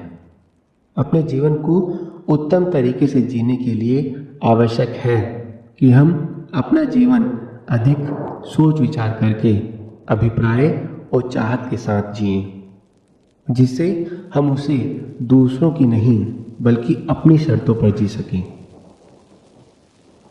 सबसे असली चुनौती ये है कि हमारे पास इतना कुछ करने के लिए है कि हमारे लिए ये आसान होगा अगर हम अपने जीवन को अपना कंट्रोल लेने दें और सिर्फ देखते रहें कि किस प्रकार हमारे दिन हफ्तों में, महीनों और फिर अंतिम रूप से सालों में बीत जाते हैं।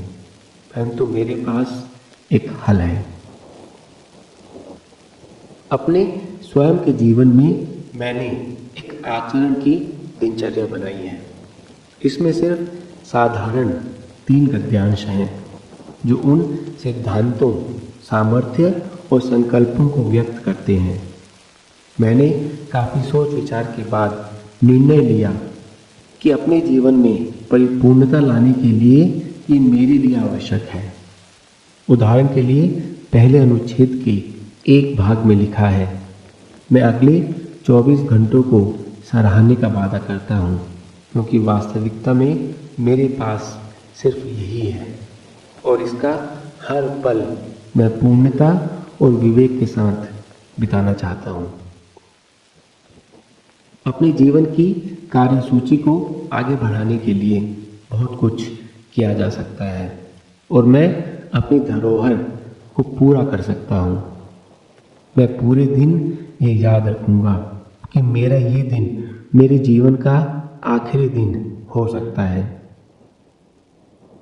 अपनी रोज़मर्रा की आचरण संहिता को रोज़ सुबह सबसे पहले पढ़ना, जिसे मैं बेस कैंप की अवधि बुलाता हूँ और पहले के पाठ में जिक्र कर चुका हूँ, मुझे उन चीज़ों की याद दिलाता है जो मेरे जीवन में आवश्यक हैं और मुझे मेरी सर्वोच्च प्राथमिकताओं के साथ जोड़ती हैं। वे प्राथमिकताएं जो रोज़मर्रा के जीवन में धुंधली पड़ जाती हैं। अपनी संहिता को पढ़कर मैं शक्तिवान, कर्तव्यनिष्ठ और पूरी कर्मठता के साथ इस जीवन में एक नवीन लक्ष्य के साथ प्रवेश करना चाहता हूँ। अपनी स्वयं की आचरण संहिता को बनाने से आपके ऊपर भी समान प्रभाव होगा। अध्याय 75। एक समृद्ध वास्तविकता की कल्पना करिए। एल्बर्ट कैमस ने लिखा था, शरद ऋतु के बीच मैंने पाया कि मेरे अंदर एक अजय ग्रीष्म ऋतु थी। हम लोग वास्तव में अपने भीतर की शक्ति और लचीलेपन को तब तक नहीं खोज पाते हैं जब तक हम कोई दुखदाई परिस्थिति का सामना नहीं करते हैं जो हमारे दिमाग को चिंता से और दिल को दर्द से भर देती है। तब हमें ये समझ में आता है कि हम सबके अंदर शक्ति और सामर्थ्य है जिससे हम जीवन की असंगतियों का सामना कर सकते हैं। अनेक लोग जो मेरे नेतृत्व की शिक्षणशाला में उपस्थित होते हैं, सत्र के बाद मेरे पास आते हैं और उन चुनौतियों के बारे में बात करते हैं जिनका सामना वे अपनी जिंदगी में कर रहे हैं। कुछ लोग अपनी इस परेशानी का जिक्र करते हैं कि वे अनिश्चित समय की वजह से अपने कर्मचारियों को आवश्यकता अनुसार प्रेरणा नहीं दे पा रहे हैं। दूसरे लोग अपनी आंतरिक चाहतों की विवेचना करते हैं जो अपने जीवन के कार्य क्षेत्र में एक बेहतर अर्थ और परिपूर्णता चाहते हैं। और कुछ लोग मुझसे पूछते हैं कि वे अपनी व्यक्तिगत जिंदगी में सामंजस्य कैसे रखें। मेरी प्रतिक्रिया हमेशा उसी पाठ से शुरू होती है, अपने जीवन को बेहतर बनाएं और सबसे पहले अपने विचारों को अच्छा करें। जैसा कि एक पुरानी कहावत है, हम दुनिया को जैसा है वैसा नहीं देखते हैं, बल्कि जैसे हम खुद हैं वैसा देखते हैं। अध्याय 76। अपने जीवन के CEO बनिए। अगर ऐसा होगा तो वो मेरे कारण होगा। ये एक अद्भुत मंत्र है। मैंने फिलहाल समाचार पत्र में पढ़ा कि करीब 10% जनसंख्या इस बात की शर्त लगा रही है कि वे लॉटरी जीतकर नौकरी से अवकाश लेने के बाद अपने आप को आर्थिक सहायता दे सकेंगे। बहुत सारे लोग अपने भविष्य की बेहतरीन अवस्था को अपने चुनाव नहीं बल्कि परिस्थितियों पर छोड़ देते हैं। ये मुझे अपने भाई की एक बचपन की आदत के बारे में याद दिलाता है। जब भी वो देखता कि एक गिलास किसी रैक से नीचे गिरने वाला है तो वो दौड़कर उसे पकड़ने के बजाय अपने कान बंद कर लेता था, जिससे उसे टूटने की आवाज़ ना सुनाई पड़े। उसके बाद वो बड़ा हो गया और हार्वर्ड में प्रशिक्षित नेत्र चिकित्सक बन गया और इस विशेष आदत का उसकी प्रगति पर कोई प्रभाव नहीं पड़ा। इस वृत्तांत का सरल ज्ञान न सिर्फ ये है कि हमें अपने आँख और कान जीवन की वास्तविकता की ओर खोल कर रखने चाहिए। हमें जीवन जैसे जैसे घट रहा है उसके हिसाब से प्रक्रिया करनी चाहिए, मगर हम प्रक्रिया सिर्फ किसी परिस्थिति को बचाने के लिए करेंगे तो उसका उल्टा असर होगा और शायद हमें उसके वांछित परिणाम ना मिले। ये एक स्वाभाविक नियम है जिसने मानवता पर हजारों वर्षों से शासन किया है।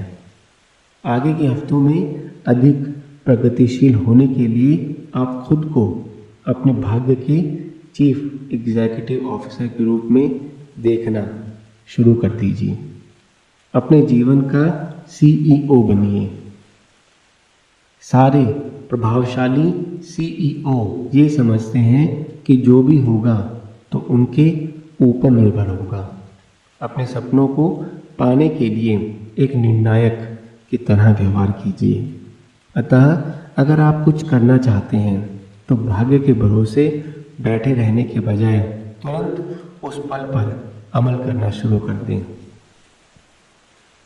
अगर आपको ऐसा लगता है कि कोई ऐसा है जो आपकी परेशानियों को दूर कर देगा या आप कोई अवसर खोना नहीं चाहते हैं तो तुरंत फ़ोन उठाकर बात करिए।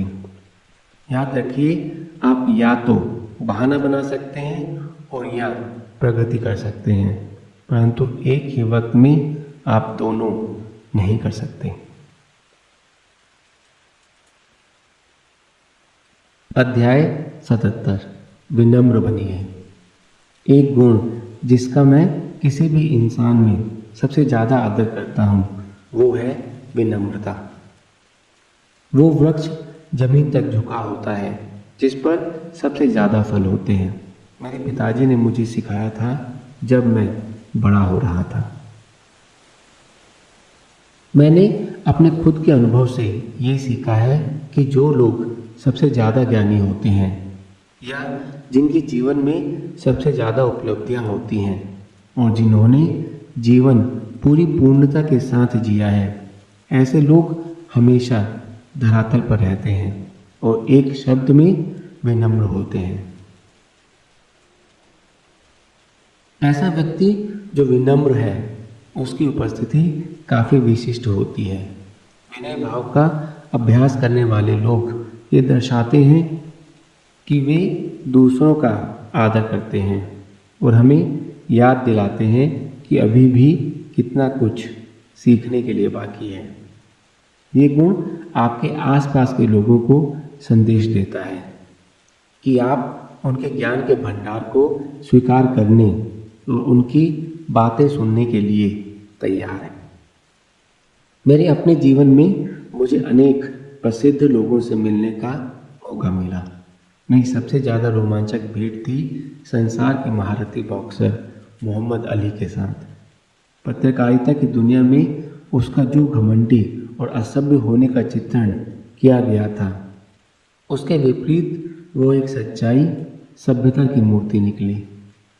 जब बड़ी किस्मत से मैं उनसे लॉस एंजलिस में मिला तो उन्होंने मुझसे मेरे बारे में ज़्यादा प्रश्न पूछे, इसके बजाय कि मैं उनसे उनके बारे में पूछता। उन्होंने मुझसे अत्यंत कोमलता के साथ बात करी और उनके पास से शालीनता की एक आभा का प्रभाव हो रहा था।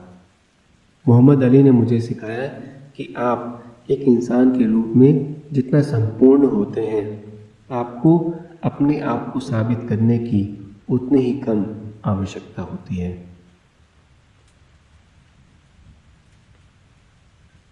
अध्याय 78। हर पुस्तक को पढ़कर समाप्त मत कीजिए।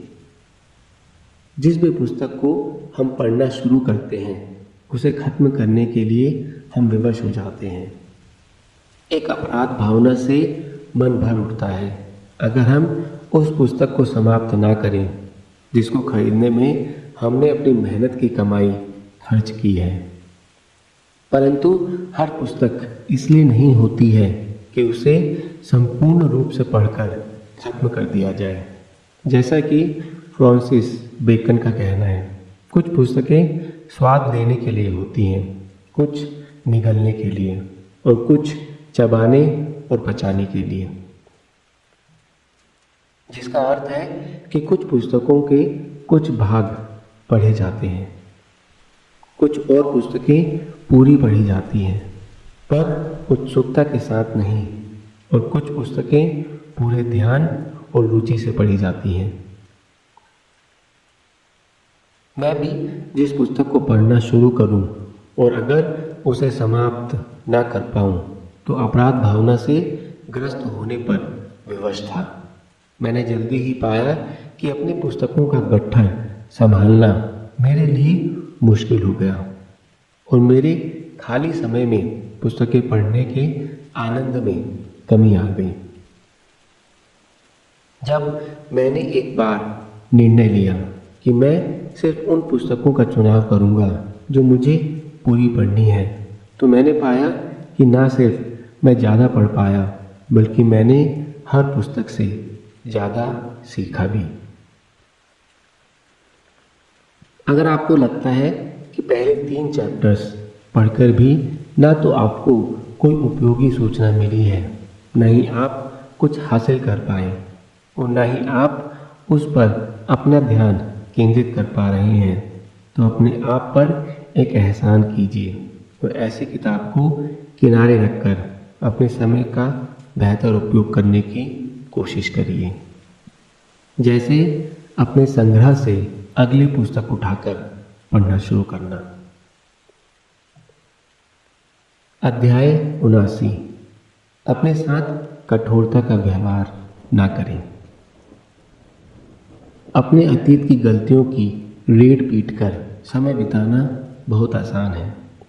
हम विश्लेषण करके निर्दयता के साथ उन बातों पर गौर करते हैं जिनके कारण कई रिश्ते असफल हो गए, या हम व्यावसायिक निर्णयों के बारे में सोचते हैं जिन पर हमने अत्यधिक पैसा खर्च कर दिया, या हमारा दिमाग उन बातों पर घूमता है जो हम शायद ठीक से कर सकते थे। अपने आप के साथ निर्दयता का व्यवहार करना छोड़ दीजिए। आप एक इंसान हैं और इंसान ही गलतियां करते हैं। अगर आप अपनी गलतियों को दोहराते नहीं हैं और फैसला लेकर अतीत से सीख लेते हैं, तो इसका अर्थ है कि आप सही राह पर हैं। उन्हें स्वीकार कीजिए और आगे बढ़िए। जैसा मार्क ट्वेन ने कहा है, हमें किसी भी अनुभव से उतना ही ज्ञान का अर्जन करना चाहिए जो उसमें है, अन्यथा हम उस बिल्ली की तरह बन जाएंगे जो एक बार गर्म चूल्हे के ढक्कन पर बैठती है। उससे सीख लेकर वो दोबारा कभी भी गर्म चूल्हे पर नहीं बैठेगी। वो तो ठीक है, पर वो ठंडे चूल्हे पर भी नहीं बैठेगी। इस बात की वास्तविकता हमें आश्वासन देती है कि जीवन में हम सब गलतियां करते हैं, परंतु वे हमारे विकास और प्रगति के लिए आवश्यक है। पूर्णतः निर्दोष होने की जरूरत को छोड़कर एक समझदारी के दृष्टिकोण के साथ अपने जीवन को देखना शुरू करते हैं। हम अपने जीवन का बहाव एक पहाड़ी झरने की तरह कर सकते हैं, जो पेड़ पौधे से भरे हुए जंगल से प्रबलता के साथ बहता रहता है। हम सिर्फ वास्तविक स्वभाव के साथ ही असली शांति पा सकते हैं। अध्याय 80। बौद्ध भिक्षुओं की सबसे महान पद्धति जिसके द्वारा वे इच्छा शक्ति को बढ़ाते हैं और जिसका प्रयोग विभिन्न संस्कृतियों में आंतरिक शक्ति और संकल्प शक्ति को बढ़ाने के लिए हजारों वर्षों से किया जा रहा है, वो है एकांत का संकल्प। थोड़े समय के लिए चुप रहना अपने आप में इच्छा शक्ति और आत्म संतुलन को पैदा करता है, क्योंकि आप अपने बात करने की प्रवृत्ति पर दबाव डालकर उसको कंट्रोल करते हैं। अधिकतर लोग आवश्यकता से अधिक बात करते हैं। अपनी बात को संक्षिप्त करके सिर्फ वही बताने के बजाय जो आवश्यक है, लोग बस बोलते जाते हैं। ये अपने खुद के अनुशासन की कमी को दर्शाता है।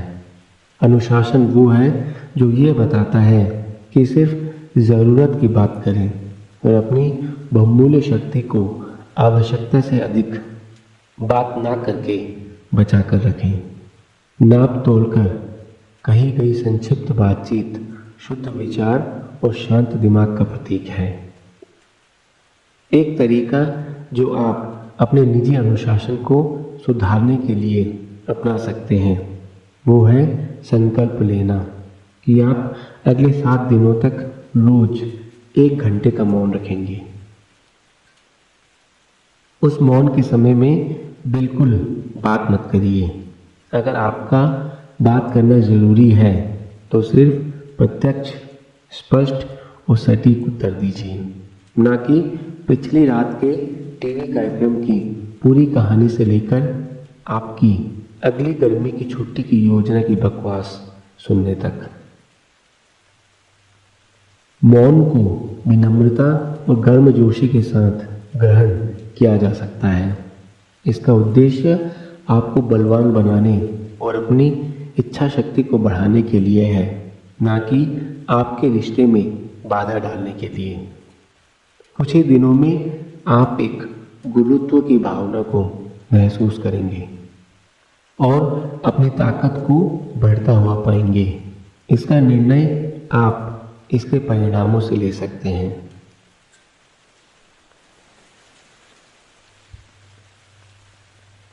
अध्याय 81। फोन पर घंटी बजने पर हर बार फोन ना उठाएं। टेलीफोन आपकी खुशी के लिए है, न कि उन लोगों के आराम के लिए जो आपको फ़ोन करते हैं।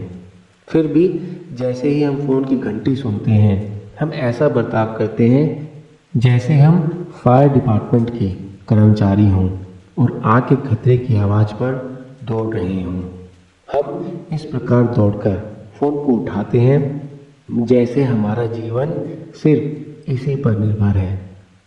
मैंने लोगों को अपने शांतिपूर्वक भोज पढ़ने के समय और अपने ध्यान लगाने के समय फ़ोन को सुनने के लिए रुकावट डालते देखा है, जिसमें से अनेक फ़ोन ऐसे होते हैं जो बाद में भी सुने जा सकते थे। वॉइस मेल हालांकि उतनी पूर्ण नहीं, फिर भी कई प्रकार से मैं उसे आधुनिक युग का एक आशीर्वाद समझता हूँ। ये आपको स्वतंत्रता देती है कि जब भी आपको सुविधाजनक लगे तब आप फ़ोन का उत्तर दे सकते हैं। हर घंटी के बजने के साथ फ़ोन उठाना एक ऐसी आदत है जिसको तोड़ना कठिन है। जैसा कि मैंने अपने अनुभव से सीखा है, हमारे लिए दौड़कर इसे उठाना आसान है, क्योंकि हम जानना चाहते हैं कि किसका फ़ोन है। अक्सर फ़ोन की घंटी पर उसे तुरंत उठाना एक तरीका है उस काम से छुटकारा पाना जिसे हम पहले से कर रहे थे, पर असलियत में उसे करना नहीं चाह रहे थे। पर अगर एक बार आप ये सीख लें कि आप अपने लिए किए जाने वाले कार्य पर ही ध्यान केंद्रित रखेंगे, चाहे वो किताब पढ़ना हो या अपने जीवन साथी के साथ अंतरंग वार्तालाप या बच्चों के साथ मजे करना, चाहे घंटी बजती रहे, तब आप इस बात पर आश्चर्य करेंगे कि पहले आपको फ़ोन उठाने की जल्दी क्यों रहती थी। अध्याय 82। याद रखिए, मनोरंजन में सृजन का स्थान होना चाहिए। एक थकान से भरे हुए दिन के बाद ये कितना आसान है कि हम बिस्तर पर घुसकर अगले 3 या 4 घंटे टीवी देखें। इसकी विडंबना ये है कि अगर आप लोगों की तरह हैं तो आप टीवी देखकर पहले से ज़्यादा थकान महसूस करेंगे। मनोरंजन जीवन में संतुलन लाने के लिए अत्यंत आवश्यक है, परंतु मनोरंजन से आप में नवीनीकरण भी होना चाहिए। मनोरंजन से आपको नया जीवन मिलना चाहिए और आपकी शक्ति का संचय होना चाहिए। असली मनोरंजन आपको नई स्फूर्ति और आशा के साथ भर देगा। वास्तविक मनोरंजन आपको सर्वोच्च और सर्वोत्तम के साथ जोड़कर आपके अंदर की चिंगारी को प्रज्वलित करता है। जैसा कि प्लेटो ने कहा है, मैं इसमें विश्वास नहीं करता कि अच्छा शरीर किन्हीं अच्छे शारीरिक गुणों की वजह से आत्मा का उत्थान करता है, परंतु इसके विपरीत एक अच्छी आत्मा अपने गुणों के कारण शरीर में सुधार लाती है। प्रभावकारी मनोरंजन में कुछ ऐसी प्रक्रियाएं होनी चाहिए जो आपकी आत्मा का पोषण कर सकें। अध्याय 83। काबिल विरोधी चुनिए। मैंने फिलहाल में ये पढ़ा है कि ओलंपिक खेलों में भाग लेने वाले खिलाड़ी जब वापस घर आते हैं तो उनमें से कुछ लोग पीओडी या पोस्ट ओलंपिक डिप्रेशन से पीड़ित हो जाते हैं। लंबे समय तक पूरी दुनिया की नज़रों में रहने के बाद और सालों के प्रशिक्षण जिससे वे सर्वश्रेष्ठ बन सकें के लिए वे खिलाड़ी कठोर मेहनत करते हैं, परंतु जब वे वापस घर पहुंचते हैं तो अवसाद की अवस्था में आ जाते हैं। तब उन्हें अपनी पुरानी दिनचर्या निभानी होती है। ऐसा लगता है कि सफलता का सर्वोच्च स्थान पाने के बाद उनमें उससे बड़ा कोई उद्देश्य नहीं रह जाता है और उनका जीवन बेमानी हो जाता है। समान तरह का अनुभव अपोलो के अंतरिक्ष यात्रियों के साथ हुआ था जो चांद पर गए थे। उस मंजिल की ऊंचाइयों तक पहुंचने के बाद उनमें एक उदासीनता छा गई, ये सोचकर कि अब जीवन का शायद ही कोई और अनुभव उनकी अंतरिक्ष यात्रा से ज़्यादा उत्साहपूर्वक हो पाए। अपने जीवन में आशा और भावना के बीच एक संतुलन लाना ज़रूरी है और इसके लिए आपको अपने हर लक्ष्य की ऊंचाई को पिछले बार से बढ़ाना पड़ेगा। एक मंजिल पाने के बाद हो या व्यक्तिगत, ये आवश्यक है कि आप तुरंत ही दूसरा बिंदु बना लें। इस प्रक्रिया में जहां बड़ी प्रगति ज़्यादा व्यस्त रखने वाले लक्ष्य होंगे, उसके लिए आपको अपने से ज़्यादा काबिल विरोधी की आवश्यकता है। जब मैं वकालत में व्यस्त था तब मेरा ज़्यादातर समय न्यायालय में बीतता था और मैं सिर्फ अपने मुवक्किलों के लाभ के बारे में सोचता था। कई सालों में मैंने सीखा कि जब मैं अपने काबिल विरोधियों के सामने होता था तो मैं अपने ज्ञान का सबसे बढ़िया प्रदर्शन करता था। एक बुद्धिमान और उच्च कोटि के लोग जो असाधारण रूप से अपने विषय में केंद्रित थे, उन्होंने मुझे प्रेरित किया कि मैं मुकदमे की तह तक जाकर अपने तर्कों को संक्षिप्त और प्रभावशाली बना सकूं। मेरे सबसे काबिल कॉम्पिटिटर्स ने मुझे अपने आप से सर्वोच्च स्तर का प्रदर्शन करने के लिए बाध्य किया और मुझे पहले से भी बेहतर बना दिया। अध्याय 84। कम सोइए। थॉमस एडिसन की जीवनी पढ़ने के काबिल है। अतीत के स्वप्नदर्शी, थोड़ा भाग्य, थोड़ी प्रतिभा के साथ वो एक उज्जवल आविष्कारक थे, जिन्होंने इस ग्रह पर अपने समय का सबसे बढ़िया तरीके से सदुपयोग किया। जबकि उन्होंने सिर्फ 6 महीने की औपचारिक शिक्षा ली, परंतु फिर भी the decline and fall of Roman empire जैसा साहित्य 8 साल की उम्र में पढ़ा था और उन्होंने आवाज़ को रिकॉर्ड में बांधकर फोनोग्राम का आविष्कार किया जब वे सिर्फ 30 साल के थे।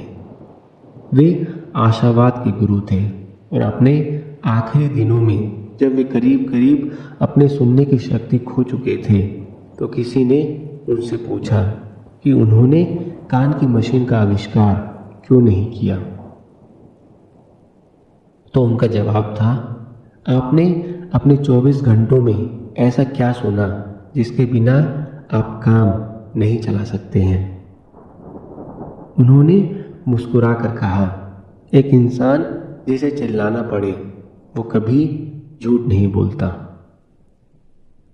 पर एक चीज़ जो इस विशेष व्यक्ति की मैं कभी नहीं भूल सकता, वो थी उनका सिर्फ 4 घंटे की नींद पर निर्भर रहने का अपूर्ण गुण। नींद एक नशे के समान है। उनका कहना था, अगर एक समय में ज़्यादा ली जाए तो वो आपको मूर्ख रहना बना देती है। आप समय, ताकत और अवसर खो देते हैं। हम में से ज़्यादातर लोग आवश्यकता से अधिक सोते हैं। हम अपने आप को तसल्ली देते हैं कि हमें अच्छी तरह काम करने के लिए कम से कम 8 घंटे की नींद की ज़रूरत होती है।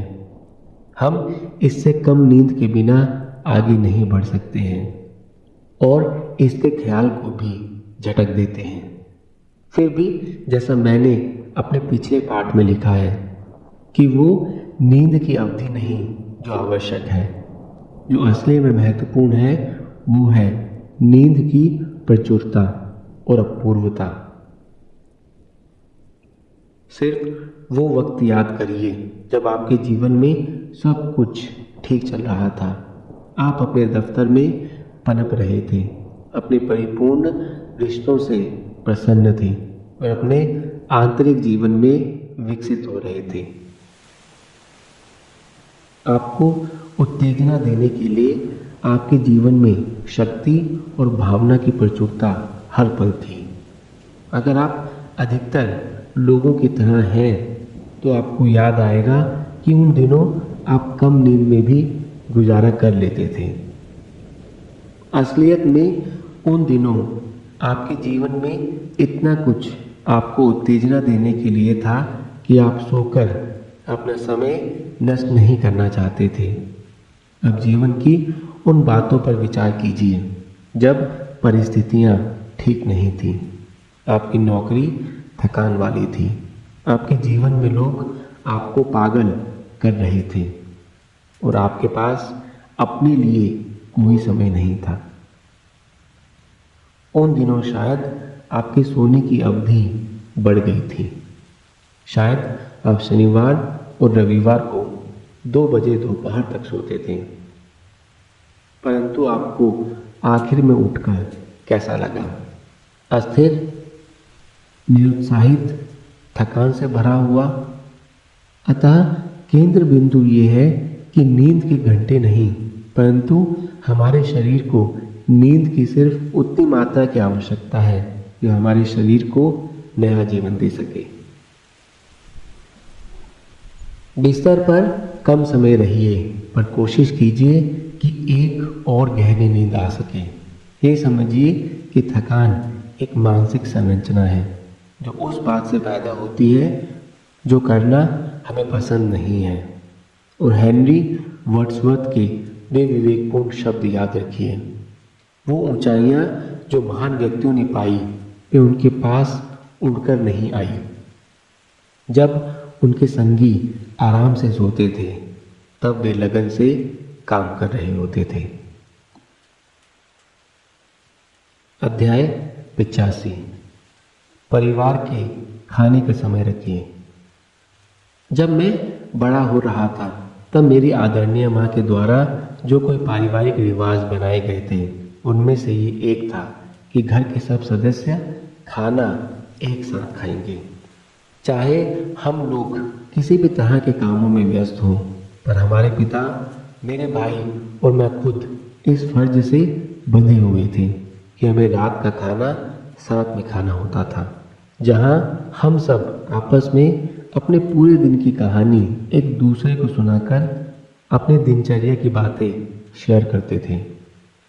मेरे पिताजी अक्सर खाने की मेज पर हमसे पूछते थे कि हम एक दूसरे को बताएं कि हमने कौन सी नई चीज़ सीखी, या वे खुद कोई अखबार की एक पर्ची जिसमें कोई रुचिकर खबर होती थी जिसे उन्होंने शर्ट की जेब में रखा हुआ होता था, उसे निकालकर उस समय पर कुछ मज़ेदार विवेचन करते थे। इस सब के साथ खाना खाने की विशिष्ट परंपरा ने हमारे परिवार को जोड़ कर रखा और मुझे अनेक खुशहाल यादें दी हैं।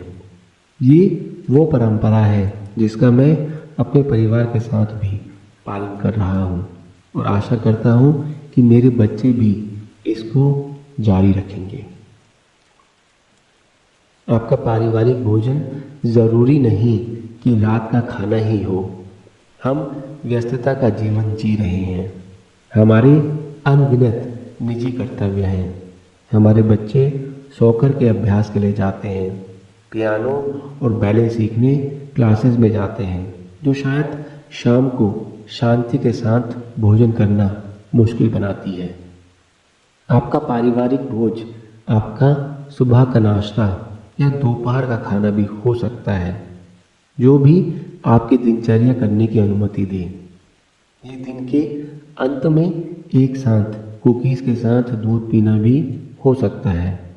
महत्वपूर्ण बात यह है कि आप समय निकालकर उन लोगों के साथ रोटी तोड़ रहे हैं जिनको आप सबसे ज़्यादा प्यार करते हैं और जिनकी समृद्धि और अधिक अर्थपूर्ण पारिवारिक जीवन के लिए आप लगातार कोशिश कर रहे हैं। अध्याय 86। बहरूपी का वेश धारण करिए। अनुसंधान ये दर्शाते हैं कि जिस प्रकार से हम व्यवहार करते हैं वो हमारे विचारों को प्रभावित करता है। अगर आप जमीन पर देखेंगे, झुक कर रहेंगे और अगर अपने को एक अवसादपूर्ण व्यक्ति के रूप में प्रदर्शित करेंगे तो धीरे धीरे आप वैसा ही महसूस करने लगेंगे और उदासीन प्रवृत्ति के बन जाएंगे। अगर दूसरी तरफ आप मुस्कुराएंगे, हंसेंगे, तन के सीधे अपना सर ऊपर करके खड़े होंगे तो आपको जल्द ही लगेगा कि आप अच्छा महसूस कर रहे हैं, चाहे आप पूरे दिन अच्छे मनस्थिति में ना रहे हो तो भी। इस तरीके का प्रयोग करके आप जब तक सही में वैसे ना बन जाए तब तक आप इसका अभिनय कर सकते हैं। दूसरे शब्दों में आप उस व्यक्ति जैसा बनने का दिखावा कर सकते हैं जैसा आप बनना चाहते हैं। लगातार एक उत्साहपूर्ण व्यक्ति जो पूरी तरह आत्मविश्वासी है कि जैसा होने का अभिनय करने से आप आखिर में वैसे ही व्यक्तिगत गुणों को अपने में विलय कर लेंगे। जिसके जैसा आप बनना चाहते हैं उसके जैसा अभिनय करिए। इस शक्तिशाली विधि का प्रदर्शन एक अध्ययन के आधार पर स्टैनफोर्ड यूनिवर्सिटी के मनोवैज्ञानिकों ने एक समूह लेकर, जिसमें भावनात्मक रूप से सशक्त कॉलेज के विद्यार्थियों को 2 छोटे ग्रुप्स में बांटा गया और उनको जेल की परिस्थिति रूपी उत्तेजना में रखा गया। पहले ग्रुप को निर्देश दिए गए कि वे जेल के संतरियों की तरह अभिनय करें और दूसरे समूह को जेल के कैदियों की तरह व्यवहार करने के लिए बोला गया। इन समूहों के सदस्यों का व्यवहार इस कदर नाटकीय ढंग से प्रभावित हुआ कि मनोवैज्ञानिकों को 6 दिन बाद ही अपना प्रयोग बंद करना पड़ा। कैदी गंभीर रूप से उदासीन होकर पागलों की तरह रोने लगे और संतरी अपने व्यवहार में क्रूर और कठोर बर्ताव करने लगे। जैसा कि यह अध्ययन बताता है कि अभिनय जैसे कि पद्धति अत्यंत प्रभावकारी तरीका है जिससे व्यवहार को बदलकर अपने आप को वैसे इंसान में बदला जा सकता है जैसा हम बनना चाहते हैं। अध्याय 87 सार्वजनिक वार्तालाप का प्रशिक्षण लीजिए।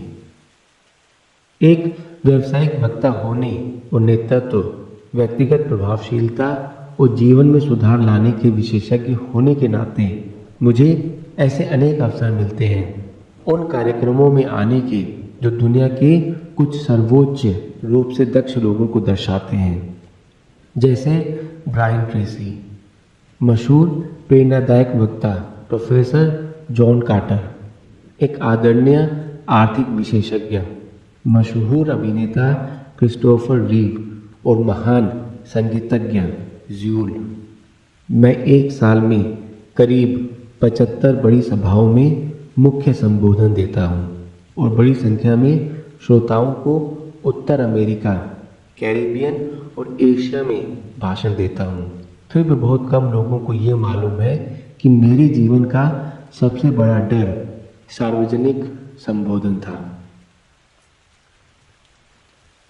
जब मैं स्कूल में था तब मैं ऐसे हर मौके को हाथ से जाने देता था जहां मुझे लोगों के सामने बोलना होता था, क्योंकि मुझे असफलता का डर था।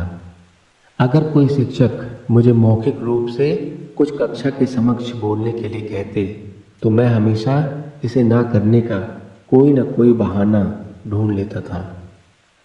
मेरा सार्वजनिक रूप से बातचीत करने का डर मेरे आत्मविश्वास पर असर डालने लगा और ऐसे कई चीज़ों को करने से रोकने लगा जो मुझे लगता था कि मैं कर सकता हूँ। ये तब तक रहा जब तक मैंने डेल कार्नेगी संस्थान से बातचीत का कोर्स नहीं किया। वो एक बार ये कहने के बाद मेरे सामने एक नई दुनिया का आगमन हुआ। तब मुझे समझ में आया कि मैं इस डर का सामना करने वाला अकेला आदमी नहीं हूँ। ऐसा पाया गया है कि ज़्यादातर लोग जनता के सामने बोलने में मौत से ज़्यादा डरते हैं। जब हम एक बड़े समूह से बात कर रहे होते हैं तो वो हमें अपनी सुरक्षा के घेरे से बाहर कर देता है, जिसमें हम साधारणतः रहते हैं, और दबाव डालता है एक पूरी तरह बाहरी अनुभव का।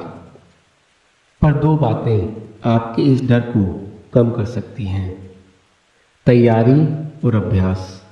एक सार्वजनिक बोलने का प्रशिक्षण आपको समूहों के सामने बोलने के लिए तैयार करेगा और आपको एक स्थायी क्षेत्र देगा जिससे आप जल्द ही अपने डर को व्यवस्थित करके और धीरे धीरे इस कला में प्रवीण हो जाएंगे। अध्याय 88 छोटी बातों को मत सोचिए। ब्रिटिश राजनीतिज्ञ बेंजामिन डिज़ायली ने एक बार कहा था, अपने दिमाग को महान विचारों से पोषित करिए, क्योंकि आप अपने विचारों के ऊपर नहीं जा सकते। उनके शब्द गंभीर हैं और उनके ज्ञान का संकेत बिल्कुल स्पष्ट है। आप जो जीवन में नहीं हैं वो आपको पीछे नहीं रोकता है, बल्कि रोकता आपको वो है जो आप सोचते हैं कि आप नहीं हैं। वो आपके अंतर्मन में चल रहा है और वो आपको अपनी इच्छा की चीज़ पाने से रोक रहा है। जिस पल आप इस अंतर्दृष्टि के बारे में समझ जाते हैं और अपने मन को उन सीमित करने वाले विचारों से छुटकारा दिलाना चाहते हैं, तो आप अवश्य ही अपनी निजी परिस्थितियों में एक तात्कालिक सुधार पाएंगे। अपने प्रेरणात्मक सेमिनार में मैं अपने श्रोताओं को बताता हूँ, अगर आप अपने सपनों का अनुसरण नहीं कर रहे हैं तो आप अपनी संकीर्णता को ईंधन दे रहे हैं। मेरे भाई, जो एक अंतर्राष्ट्रीय नेत्र शल्य चिकित्सक हैं, ने मुझे एक बार चिकित्सा संबंधी स्थिति के बारे में बताया जिसे ब्लायोपिया कहते हैं। वो किसी छोटे बच्चे की स्वस्थ आंखों में एक चकत्ते के रूप में आ जाता है। जब उस दाग को निकाला जाता है तो उस बच्चे की आंखों की रोशनी पूरी तरह चली जाती है। आंख को अगर ढककर रखा जाए तो वो उसके विकास को रोकता है और अंधेपन का कारण बनता है। हम में से अनेक लोग एक दूसरे तरह के एम्ब्लायोपिया से पीड़ित हैं। हम पूरी जिंदगी आंखों पर पट्टी बांधकर जीते हैं, बड़े स्वप्न देखने से डरते हैं और कुछ भी करने से डरते हैं। परिणाम हमेशा वही होते हैं जो उस बीमार बच्चे के साथ हुआ। हम आखिर में अपनी दृष्टि खो देते हैं और बची हुई जिंदगी एक संकुचित दायरे में बिताते हैं। बहुत सारे लोग छोटा जीवन जीते हैं। हम में से बहुत से लोग 20 साल की उम्र में ही मर जाते हैं, पर उनका दाह संस्कार 80 साल में होता है। याद रखिए कि कोई भी ताकत ऐसे इंसान को नहीं रोक सकती जो रुकने से मना कर देता है। ज़्यादातर लोग असफल नहीं होते हैं, सिर्फ कोशिश करना बंद कर देते हैं। अध्याय 89। उन बातों के लिए चिंतित ना हो जिन्हें आप बदल नहीं सकते। जब भी मैं अपने दुख की जिंदगी में किसी चुनौती का सामना करता हूँ तो मैं राइनहोल्ड निबूर की द सेरेनिटी प्रेयर की ओर चला जाता हूँ। ईश्वर हमें वो शिष्टता दो, हमें शांति के साथ उस स्थिति को स्वीकार करने दो जो हम बदल नहीं सकते। वो हिम्मत दो जिससे हम उन चीज़ों को बदल सकें जो बदलना चाहिए, और वो ज्ञान दो जिससे हम इन दोनों में भेद कर सकें। एक व्यावसायिक अधिकारी जिसने एक अभ्यास जो कि मेरे नेतृत्व कार्यक्रम का एक भाग है, मैं पाया कि उसकी 54% चिंताएं उन चीज़ों से जुड़ी होती हैं जो कभी नहीं घटेगी। 26% अतीत से जुड़ी हैं जिन्हें वो बदल नहीं सकता। 8% उन लोगों की राय से संबंधित है जिसका उस पर कोई असर नहीं होगा। 4% स्वास्थ्य से जुड़ी हुई चीज़ें जो उसने पहले से ठीक कर ली थी, और सिर्फ 6% ऐसी चिंताएं थीं जो वास्तव में इस लायक थी जिन पर ध्यान दिया जा सके। चिंताओं को जानकर भी वो उनके बारे में कुछ नहीं कर सकता था और सिर्फ अपनी शक्ति का नाश कर रहा था। ये सोचकर इस इंसान ने अपनी 94% परेशानियां खत्म कर दी जिन्होंने उसका जीवन दूभर किया हुआ था। अध्याय 90। चलना सीखिए। करीब 10 साल पहले मुझे अपने पिता से एक पार्सल मिला। उसके अंदर एक पुरानी किताब निकली जिसके मेन पेज पर ये शब्द लिखे हुए थे, प्रिय रॉबिन, कुछ दिन पहले मैंने ये किताब एक स्टोर से खरीदी है जो पुरानी किताबें बेचता है। हालांकि ये बहुत सस्ती किताब है, परंतु ये बहुमूल्य है। मुझे इसे पढ़ने के बाद बहुत आनंद आया और आशा है कि तुम भी इसका स्वाद उठाओगे। With love, your dad. ये किताब 1946 की छपी हुई थी, जिसका नाम getting the most out of life था, और वो आज मेरे ग्रंथालय का एक हिस्सा है, जहाँ मेरी ज्ञान साहित्य और आत्म सहायता की किताबें रखी हुई हैं। मैं वापस उन छोटी निबंधों पर पहुंच गया जो इस पुस्तक में है और जीवन की विस्तृत क्षेत्र में सुधार लाने के बारे में बताते हैं, जिनके शीर्षक जैसे wake up and live, the business of living a long time और how to live on 24 hours a day को मैंने बार बार पढ़ा है और कुछ सीखा है। ये वास्तव में एक अनमोल संपदा है। फिलहाल में एक बारिश के दिन मैंने वो पुस्तक निकाली और उसके विभिन्न अध्यायों के पन्ने पलटने लगा, जब तक मैं इस शीर्षक को नहीं पा गया कि भ्रमण कैसे किया जाए। इसके लेखक एलन डीवो ने अपने विचार दिए हैं कि भ्रमण से हमें क्या लाभ हो सकते हैं। सबसे पहले वो सलाह देते हैं कि भ्रमण का कोई खास उद्देश्य नहीं होना चाहिए। अपनी मंजिल तक पहुंचने के बजाय आपको अपने आप को भ्रमण की खूबसूरती में लिप्त कर लेना चाहिए। दूसरी चीज़ ये है कि घूमने जाते समय आपको कभी भी अपनी चिंताएं साथ में नहीं ले जानी चाहिए, उन्हें घर पर ही छोड़ दें। अगर आप ऐसा नहीं करेंगे तो जब तक आपका भ्रमण अंतिम कगार तक पहुंचेगा, तब तक आपकी परेशानियां आप पर हावी हो जाएंगी। अपने आप को ट्रेन करें कि आप दृष्टि, आवाज़ और सूंघने की शक्ति पर पूर्ण ध्यान दे सकें। पेड़ों की पत्तियों, बादल की खूबसूरती और फलों की खुशबू का अवलोकन करिए। जैसा कि वो निष्कर्ष देते हैं, ये संसार इतना सहनशील नहीं है कि एक इंसान को इतना मौका मिल सके कि वो उसको देख सके, सूंघ सके, इसके बाहरी स्वरूप को छू सके और इसके साथ अकेले रह सके। संसार के साथ ये पहचान और इस जादुई प्रसन्नता का नवीनीकरण और आश्चर्य इससे पहले आपको तब महसूस होगा जब आप बच्चे थे। भ्रमण का ये ही उद्देश्य है। अध्याय 91। अपने जीवन की कहानी दोबारा लिखिए। समय के बारे में सबसे आश्चर्यजनक चीज़ ये सच्चाई है कि आप इसे पहले से नष्ट नहीं कर सकते हैं।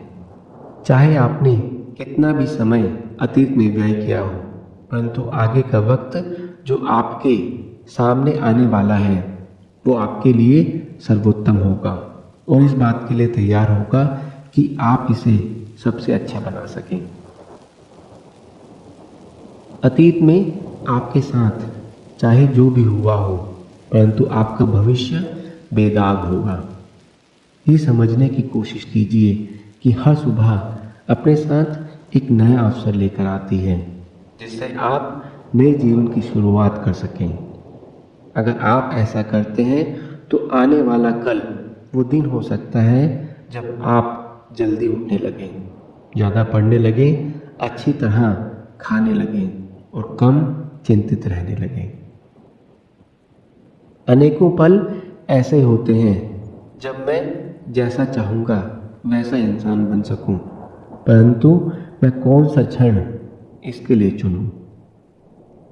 आपको कोई भी एक पुस्तक निकालकर एक कोरे पन्ने पर दोबारा अपनी कहानी लिखने से कोई नहीं रोक रहा है। इस क्षण में आप मुख्य पात्रों को बदलकर एक नया रूप और अंत दे सकते हैं। मेरा प्रश्न सिर्फ ये है कि क्या आप ये चुनाव करेंगे? याद रखिए कि जैसा हम हमेशा बनना चाहते थे वैसा बनने में अभी देर नहीं हुई है। अध्याय 92 पेड़ लगाइए। प्राचीन पूर्व दिशा के अनुसार एक संपूर्ण जीवन जीने के लिए आपको 3 चीजें करनी चाहिए। आपका एक पुत्र होना चाहिए, एक किताब लिखिए और एक पौधा लगाइए। ऐसा करके ये माना जाता था कि आप 3 धरोहर छोड़कर जाएंगे जो आपके मरने के बाद भी जीवित रहेगी। हालांकि और भी अनेकों तत्व हैं जो प्रसन्न और परिपूर्ण जीवन प्रदान कर सकते हैं, परंतु एक पेड़ लगाना बहुत ही बढ़िया विचार है। एक पेड़ को एक छोटे से पौधे से बढ़ता हुआ और ऊंचे बलूत के पेड़ में बदलते हुए देखना आपको अपने रोज के समय के अंतराल और प्रकृति के चक्र से जुड़ा हुआ रखेगा। जिस प्रकार वृक्ष बड़ा और परिपक्व होता है, उसी प्रकार आप अपने व्यक्तिगत अंतराल और एक मानवीय विकास पर गौरव महसूस कर पाएंगे। अगर आपके बच्चे हैं तो आप शायद हर किसी के नाम से वृक्ष लगाना चाहें। जैसे जैसे पेड़ बड़े हों, आप उनके तनों पर उनकी अलग अलग उम्र लिख सकते हैं। हर पेड़ जीवन की विभिन्न अवस्थाओं का एक जीवंत उदाहरण बन जाता है। अपने घर के हर बच्चे के नाम से एक पेड़ उगाना एक अत्यंत सृजनात्मक और अद्भुत कार्य है और इसको आपके बच्चे आने वाले सालों में याद रखेंगे। अध्याय 93 अपनी शांति के लिए जगह ढूंढिए। हर इंसान को एक आश्रय या एक शांति के शरणालय की आवश्यकता होती है जहां वो चुपचाप और शांत रह सके। ये वो जगह होगी जहां आप रोज की दिनचर्या जो आपके समय, शक्ति और ध्यान की मांग करती है से छुटकारा पाकर यहाँ शरण ले सकते हैं। आपके शरण स्थल के लिए ये आवश्यक नहीं है कि वो अत्यंत सुंदर जगह हो। घर में ऐसा सोने का कमरा जिसका प्रयोग नहीं होता है, या अपने घर का एक कोना जहाँ मेज पर थोड़े से ताजे फूल पड़े हों तो भी चलेगा। आपके फेवरेट पार्क में लकड़ी की कुर्सी भी आपकी शांति की जगह ले सकती है। जब आप ये महसूस करते हैं कि आपको अपने लिए थोड़ा एकांत चाहिए तो इस शरण स्थल पर जाइए और कुछ ऐसी आंतरिक विकास की प्रक्रियाएं करिए जिनकी बड़ी आसानी से एक व्यस्त दिन में उपेक्षा हो जाती है। अपनी डायरी में लिखिए या कोई मन को सुकून देने वाला शास्त्रीय संगीत सुनिए। अपनी आंखें बंद करिए और अपने आदर्श दिन की कल्पना कीजिए। उस पुस्तक को पढ़िए जो आपकी माँ आपको हमेशा पढ़ने के लिए बोलती थी, या किसी और ज्ञानवर्धक किताब को पढ़िए, या 30 मिनट तक कुछ भी मत करिए और हमेशा एकांत के शांति की शक्ति को अपने अंदर एकाग्र होने दीजिए। अपने लिए थोड़ा समय निकालना स्वार्थी बनना नहीं है। अपनी आंतरिक संचित शक्तियों का पोषण करने से आप दूसरों और अपने लिए बहुत कुछ कर सकते हैं। अपने लिए समय निकालकर आप अपने मन और भावना को संतुलित, उत्साहित और युवा रख पाएंगे। और जैसे एल.एफ. फीलन ने एक बार कहा था, युवावस्था जीवन का एक काल नहीं है बल्कि एक मानसिक अवस्था है।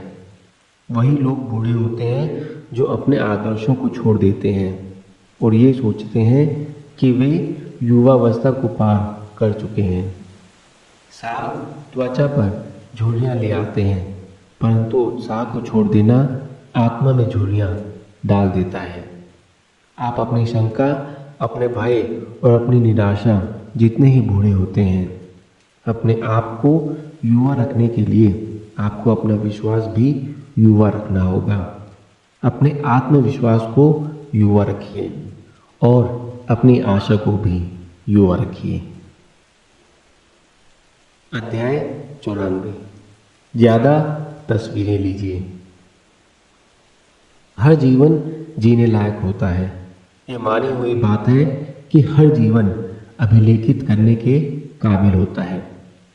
ऐसा अक्सर होता है कि मेरा भाई मित्र मुझे किसी सांस रोक देने वाले खूबसूरत दृश्य जो उसने अपनी फ़िलहाल की छुट्टियों में देखा था, या कुछ ऐसे मज़ेदार जो उसके बच्चों ने क्रिसमस के कॉन्सर्ट में किया था, या कोई मशहूर व्यक्ति जिससे वो मिले थे के बारे में बताता है। क्या आपने उसकी फ़ोटो ली? मैं पूछता हूँ। मैं उन तस्वीरों को देखना पसंद करूँगा। एक तस्वीर हजारों शब्दों के बराबर है। तस्वीरें जीवन के महानतम पलों को अपने आप में कैद कर लेती है, जिससे जैसे जैसे समय आगे बढ़ता है हम उनको फिर से जी सकें। जैसे जैसे मैं बड़ा होता गया, मेरे पिता लगातार पूरे परिवार की तस्वीरें खींचते रहते थे, चाहे वो पारिवारिक वनभोज हो, या जब मैंने उनकी मोटर पहली बार चलाई, या मित्रों के साथ एक साधारण सभा। वे हमेशा फ़ोटो खींचते रहते थे। अक्सर जब वे हमसे कैमरे के सामने मुस्कुराने को बोलते थे तो मैं धैर्य खो देता था और नम्रता के साथ उन्हें जल्दी से तस्वीरें लेने को बोलता था। आपको इतनी तस्वीरें खींचने की आवश्यकता नहीं है डैड, मैं कहता था। हम इनके साथ क्या करेंगे?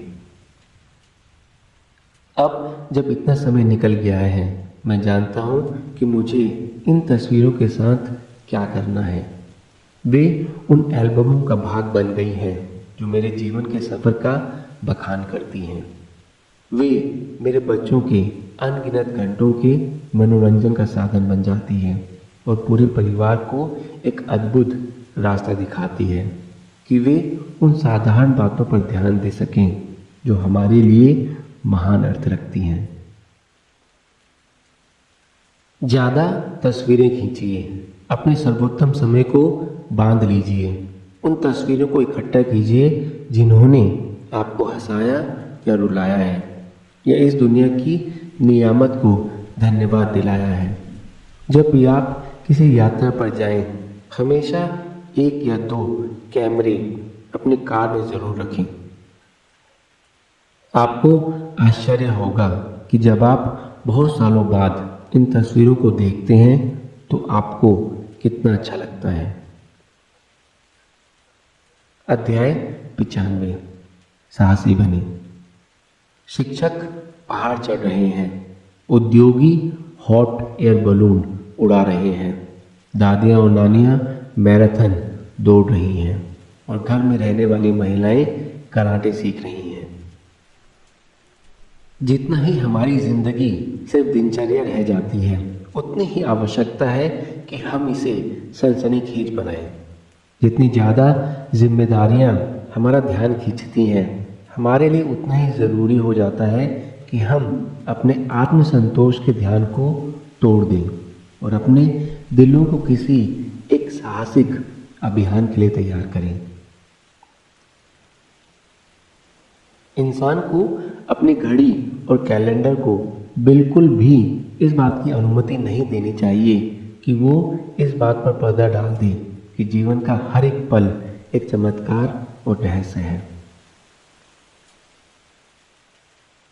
ब्रिटिश उपन्यासकार H.G. वेल्स ने लिखा था, अपने स्वयं के जीवन के चमत्कारों और रहस्यों से गहन संबंध स्थापित करने के लिए ये वचन दीजिए कि आप अपने रोमांच की भावना को संचित रखेंगे, वैसे ही जैसे कि आप अपने बचपन में थे।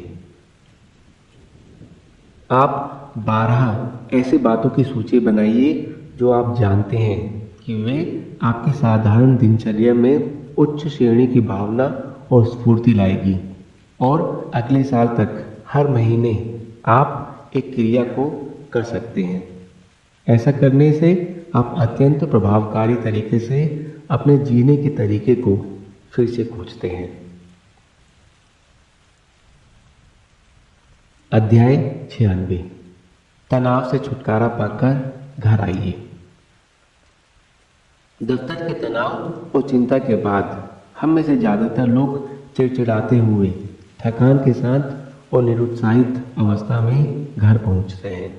हमने अपनी सब अच्छाई अपने साथियों और ग्राहकों को दे दी, और दुख की बात यह है कि हमारे पास उन लोगों के लिए जिनको हम सबसे ज़्यादा प्यार करते हैं, जैसे हमारा जीवन साथी, बच्चे और मित्रों को देने के लिए कुछ भी नहीं बचता है।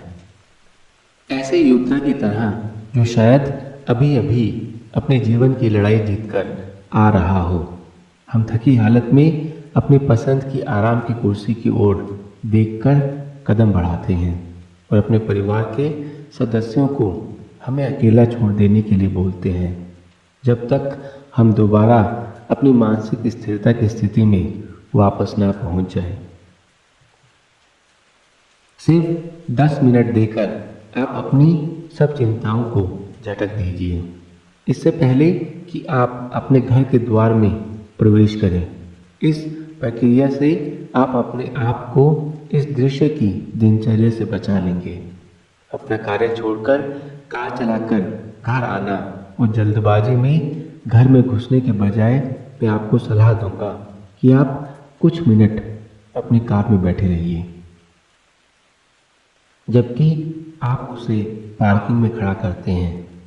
इस समय को आराम करने में उपयोग करिए और मनन करिए कि अगले कुछ घंटे आप अपने परिवार के साथ कैसे बिताने वाले हैं। अपने आप को याद दिलाइए कि आपके साथी और बच्चों को आपकी कितनी आवश्यकता है और आप कितनी सारी मनोरंजक चीज़ें उनके साथ कर सकते हैं। अपने आप को इससे आगे भी तनाव मुक्त करने के लिए आप जल्दी से घूमने के लिए अपने घर के आसपास जा सकते हैं या किसी शास्त्रीय संगीत की पसंदीदा धुन को सुन सकते हैं। इससे पहले कि आप दरवाज़ा खोलें और अपने परिवार का स्वागत करें, अपने दबाव को कम करने के लिए सृजनात्मक तरीकों का प्रयोग करें और इसको एक ऐसे अवसर की तरह समझें जो आपका नवीनीकरण कर सके और आपको ऐसी नई स्फूर्ति से भर दे कि आप वैसा ही बने जैसा आपका परिवार आपको देखना चाहता है। अध्याय 97। अपनी मूल प्रवृत्तियों का आदर करिए। ये सुनना आसान नहीं है जिसे क्वेकर के सदस्य एक स्थिर छोटी अंदर की आवाज़ बुलाते हैं। वो आंतरिक मार्गदर्शक जो आपके ज्ञान का निजी स्रोत होता है। ये अक्सर मुश्किल होता है कि हम अपने ही बनाए हुए ड्रम की धुन पर परेड करें और इस दुनिया के तानाशाही रूपी दबावों पर ध्यान ना देकर अपनी सहज प्रवृत्तियों के निर्देशों का पालन करें। फिर भी वो परिपूर्णता और परिपक्वता जिसकी हमें तलाश है के लिए हमें अपनी सहजताओं और भावनाओं को सुनना चाहिए जो उस वक्त हमारे मन में आती हैं या जब भी हमें उनकी आवश्यकता होती है। जैसे जैसे मेरी उम्र बढ़ रही है, मैं उतने ही ज़्यादा अपनी सहज प्रवृत्तियों का आदर करने लगा हूँ और मूल प्रवृत्ति के उस प्राकृतिक स्रोत का जो एक अचेतन अवस्था में हम सबके अंदर निवास करता है। जब भी मैं किसी इंसान से पहली बार मिलता हूँ, मेरे मन में उसकी एक धारणा बनती है या ज्ञान का वो आंतरिक स्रोत जो हौले से मुझे सही दिशा दिखाता है जब मैं किसी मुश्किल में होता हूँ। इस सहज भावना ने मेरे कार्य क्षेत्र और जीवन दोनों क्षेत्रों में एक महत्वपूर्ण भाग अदा किया है। ऐसा लगता है कि उम्र में बड़े होने के साथ साथ हम सब में एक योग्यता का विकास हो जाता है, जो हम में अपनी मूल प्रवृत्तियों पर विश्वास करने का तालमेल पैदा करती है। मैंने ये भी पाया है कि मेरी सहज प्रवृत्तियाँ उस समय और प्रबल हो जाती हैं जब मैं किसी उद्देश्य के साथ जी रहा होता हूँ। इसका मतलब है कि मेरे दिन की प्रक्रियाएं मुझे अपनी धरोहर छोड़ने के लिए आगे बढ़ाने में मदद करती हैं। जब आप सही चीज़ें कर रहे हैं और उस तरह से जी रहे हैं जैसे कि प्रकृति आपसे अपेक्षा करती है, और आप उन विशेषताओं को जान जाते हैं जिनका आपको पता नहीं था, तब आप अपने आप को अपनी वास्तविकता की संपूर्णता से आज़ाद कर देते हैं। अध्याय 98 मोटिवेशनल कोट्स को इकट्ठा करिए। अगर आपने the monk who sold his Ferrari या मेरी कोई और किताब पढ़ी है तो आपको ज्ञात होगा कि मुझे दुनिया के महान विचारकों के मोटिवेशनल कोट्स प्रयोग करना अत्यंत प्रिय है। मुझे ये तब तक समझ में नहीं आया जब तक कि मेरे एक मार्गदर्शक ने मेरे लेखन को नहीं पढ़ा। उन्होंने लिखा था, रॉबिन, तुमको मोटिवेशनल कोट्स उसी वजह से अच्छे लगते हैं जिसकी वजह से मुझे लगते हैं। एक महान कोट की एक पंक्ति में ज्ञान का भंडार होता है। कितनी बार जब मैं पढ़ रहा होता हूँ तो मैं बिल्कुल सही कोट्स को पाता हूँ जिसमें मुझे अपना सामना करने वाले चुनौतियों का आदर्श जवाब मिल जाता है, और मेरे मार्गदर्शक का कहना सही था। एक महान कोट का महत्व इस वास्तविकता में होता है कि इसमें ज्ञान की दुनिया छुपी होती है। वो ज्ञान जिस तक पहुँचने के लिए और उसे एक या दो पंक्तियों में व्यक्त करने में लेखक ने कई साल लगा दिए होंगे। अगले कुछ हफ्तों में अपने अवतरणों को इकट्ठा करना शुरू करिए। वे शब्द जिनको आप बारंबार पढ़ सकते हैं जब आपको तुरंत किसी प्रेरणा या सलाह की आवश्यकता है, और आप जीवन की परेशानियां जो आपके पथ में आ गई हैं उनका सामना कैसे करेंगे। एक और प्रभावशाली तरीका जो मैं अवतरणों के लिए प्रयुक्त करता हूँ वो है उनको उन जगहों पर चिपका देना जहाँ पूरे दिन उन्हें देख सकूँ, जैसे मेरे बाथरूम के शीशे पर, रेफ्रिजरेटर के दरवाजे पर, मेरी कार के डैशबोर्ड पर और मेरे दफ्तर में हर स्थान पर। ये साधारण नियम मुझे अपने व्यस्त समय पर अपनी चीज़ों पर ध्यान केंद्रित करना, परेशानी के समय में आशावादी रहना और असली सफलता के सिद्धांतों की ओर संतुलित रहना सिखाता है। मेरे पर्सनल कंप्यूटर पर मैंने अभी तक महान नेताओं, विचारकों, कवियों, दार्शनिकों के सैकड़ों कोट्स विषयों जैसे दुर्भाग्य, जीवन का अर्थ, आत्म उत्थान का महत्व, दूसरों की सहायता का महत्व, अपने विचारों की शक्ति और उच्च चरित्र की आवश्यकताओं पर इकट्ठे किए हैं। अध्याय 99 अपने काम से प्रेम करिए। अपने जीवन को प्रसन्नता से जीने का एक और गूढ़ रहस्य है अपने काम से प्यार करना।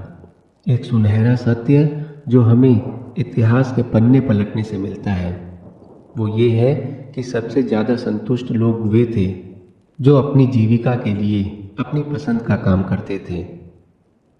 जब मनोवैज्ञानिक वेग जॉन स्टाइनर ने करीब 100 सृजनकारों से इंटरव्यू लिया तो पाया कि उन सब में एक बात समान थी, अपने कार्य के प्रति गहन प्रेम।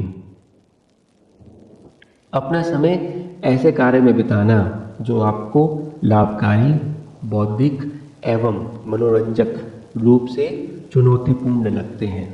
ये आपके उत्साह को ऊंचा रखने और आपके हृदय को लीन करने में दुनिया की किसी भी छुट्टियों से ज़्यादा बढ़िया असर डाल सकते हैं।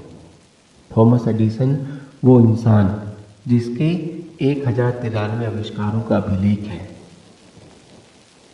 फोनोग्राफ से शुरू होकर चमकते बल्ब और फिल्मों के माइक्रोफोन तक के आविष्कारक का कहना था, मैंने जीवन में एक भी दिन काम नहीं किया बल्कि सिर्फ आनंद लिया है। जब आप अपने पेशे से प्रेम करते हैं तो आपको ये पता लग जाता है कि आपको अगले दिन काम नहीं करना पड़ेगा। आपका काम सिर्फ क्रीड़ा के समान होगा और समय हाथ से ऐसे निकलेगा जैसे आया था। जैसा कि उपन्यासकार जेम्स मिशनर ने लिखा है, आर्ट ऑफ लिविंग का गुरु अपने काम और पीड़ा, अपने परिश्रम और विलासिता, अपने मन और शरीर, अपनी सूचना और मनोरंजन और अपने जीवन और धर्म में बहुत कम अंतर रखता है। इसमें फर्क नहीं मालूम होता। वो सरलता के साथ अपने असाधारण दृष्टिकोण की राह पर चलता रहता है और ये निर्णय दूसरों पर छोड़ देता है कि वो काम कर रहा है या खेल रहा है। उसके लिए वो हर समय दोनों कर रहा है। अध्याय 100 स्वार्थहीन सेवा करिए। एल्बर्ट श्वाइट्जर ने कहा, मानवीय सेवाओं से ज़्यादा बड़ा कोई धर्म नहीं है। जनहित के लिए काम करना सबसे बड़ा धार्मिक मत है। और प्राचीन चीनी विश्वास करते हैं कि थोड़ी सी खुशबू उस हाथ में ज़रूर रह जाती है जो दूसरों को गुलाब देता है। एक संतुष्ट जीवन के लिए ये आवश्यक है कि हम सफलता का पीछा करना छोड़कर एक अर्थपूर्ण जीवन की तलाश में समर्पित कर दें। और सबसे बढ़िया तरीका अर्थ जोड़ने का है अपने आप से एक साधारण प्रश्न पूछना, मैं किस प्रकार सेवा कर सकता हूँ। सारे महान नेताओं, विचारकों और समाज सुधारकों ने अपने स्वार्थी जीवन को त्याग कर स्वार्थहीन जीवन जिया और ऐसा करके उन्होंने पूर्ण प्रसन्नता, प्रचुरता और संतुष्टि का जीवन अपनी कल्पना के अनुसार पा लिया। वे सब लोग समझ चुके हैं कि जीवन की सबसे बड़ी मानवीय सच्चाई ये है कि आप सफलता के पीछे भागकर उसे नहीं पा सकते हैं। सफलता एक परिणाम है। ये स्वाभाविक और अनिवार्य रूप से आपके जीवन का हिस्सा बन जाती है अगर आप अपना जीवन लोगों की सेवा में लगा देते हैं और दुनिया में कुछ महत्वपूर्ण योगदान देते हैं तो। महात्मा गांधी ने सेवा की नीति को दूसरों से बेहतर समझा था। उनके जीवन की कुछ यादगार कहानियों में से एक है कि वे भारत में रेलगाड़ी से यात्रा कर रहे थे। वे जैसे ही उस कार से निकले जिसमें वे बैठकर आए थे, उनका एक जूता सड़क पर ऐसी जगह गिर गया जो उनकी पहुंच से बाहर था। जूता वापस मिलने के बारे में चिंतित होने के बजाय उन्होंने कुछ ऐसा किया जिसने उनके सहयात्रियों को चौंका दिया। उन्होंने अपना दूसरा जूता भी उसी जगह फेंक दिया जहां पहला गिर गया था। जब उनसे पूछा गया कि उन्होंने ऐसा क्यों किया तो गांधी जी ने मुस्कुराकर जवाब दिया, वो गरीब इंसान जिसको पहला वाला जूता मिलेगा उसे अब कम से कम उसकी जोड़ी मिल जाएगी जिसे वो पहन सकेगा। अध्याय 101 परिपूर्ण जीवन जिए जिसमें आप प्रसन्नता के साथ मृत्यु प्राप्त करें। ज़्यादातर लोग जीवन का अर्थ अपनी मृत्यु तक नहीं खोज पाते हैं। जब हम युवा होते हैं हम अपना समय संघर्ष करते हुए और समाज की अपेक्षाओं को पूरा करते हुए बिता देते हैं। हम जीवन की बड़ी खुशियाँ ढूंढने में इतने व्यस्त हो जाते हैं कि हम छोटी खुशियाँ जैसे बारिश के दिन, किसी पार्क में अपने बच्चों के संग नंगे पांव नाचना या गुलाब का बगीचा बोना या सूर्य को निकलते हुए देखने से वंचित रह जाते हैं। हम उस युग में रह रहे हैं जहां हमने सर्वोच्च पर्वत की ऊंचाइयों को जीत लिया है, परंतु अपने आप को नहीं जीत पाए हैं। हमारे पास ऊंची इमारतें हैं, पर हमारा पारा अपने बस में नहीं है। भौतिक संपत्ति है, पर खुशी नहीं के बराबर है। दिमाग में प्रचुरता है, पर जीवन खोखला है। जीवन का अर्थ पाने के लिए उसमें आपका बहुमूल्य पात्र जो आपको अभिनीत करना है को समझने के लिए उस वक्त तक इंतजार मत करिए जब आप अपनी मृत्यु की शैया पर ना पहुंच जाएं। ज़्यादातर लोग अपने जीवन को अतीत में जीने की कोशिश करते हैं। वे अपना समय उन चीज़ों को पाने के संघर्ष में नष्ट कर देते हैं जो उनको खुशी दे सकती है। वे ये नहीं समझ पाते कि प्रसन्नता कोई स्थान नहीं है जहाँ पहुँचा जा सकता है, बल्कि वो मानसिक अवस्था है जिसकी हम स्वयं संरचना करते हैं। खुशी और गहन संतोष का जीवन तब तक आता है जब हम अपने आप को अपनी आत्मा की गहराइयों से अपने सर्वोच्च मानवीय विशेष गुणों को दूसरों के जीवन में आशा की किरण लाने के उद्देश्य के लिए लगा देने की जिम्मेदारी उठाते हैं। जब सब प्रकार का कोलाहल आपके जीवन से हट जाएगा तो इसका वास्तविक अर्थ स्पष्ट हो जाएगा, जो ये है कि हमें अपने संकीर्ण दायरे से निकलकर दूसरों के लिए भी जीना है। सरल शब्दों में जीवन का उद्देश्य है उद्देश्य से भरा हुआ जीवन। जैसा कि ये मेरे जीवन के पाठों में से अंतिम अध्याय है, तो मेरा सौभाग्य है कि आप मेरी इस किताब में हिस्सेदार हैं। मैं आपको एक महान जीवन जो ज्ञान, खुशी और संपूर्णता से भरा हो की शुभकामनाएं देता हूँ। काश आप ऐसे दिन बिताएं जो आपको उन कार्यों में व्यस्त रखें जो प्रेरणा देने के साथ आपको अपने प्रिय लोगों की संगति में रखें। मैं जॉर्ज बर्नार्ड शॉ की इन पंक्तियों के साथ अलविदा कहना चाहूँगा, जो इस अंतिम अध्याय के सार को कहीं ज़्यादा बेहतरीन तरीके से संजो रही है, जो शायद मेरे लिए संभव नहीं था। जीवन की वास्तविक प्रसन्नता इस सत्य में है कि हमारा जीवन किसी उद्देश्यपूर्ण मकसद के लिए काम आए। वो उद्देश्य जिसे हमने खुद शक्तिशाली और प्रकृति की एक सच्ची देन माना था, ना कि बीमारियों और शिकायतों से भरे हुए छोटे निरर्थक इंसान के रूप में, जिसको प्रसन्न करने के लिए दुनिया कुछ नहीं करेगी। मेरी ये राय है कि मेरा जीवन पूरे समाज के लिए है और जब तक मैं जिंदा हूँ मैं वो सब करूँगा जो मैं कर सकता हूँ। मैं चाहता हूँ कि मेरी मौत से पहले मेरे जीवन का पूरा सदुपयोग हो। मैं जितनी भी मेहनत करूँगा उतना ही ज़्यादा जीऊँगा। मैं जीवन के लिए जीवन का आनंद उठाता हूँ।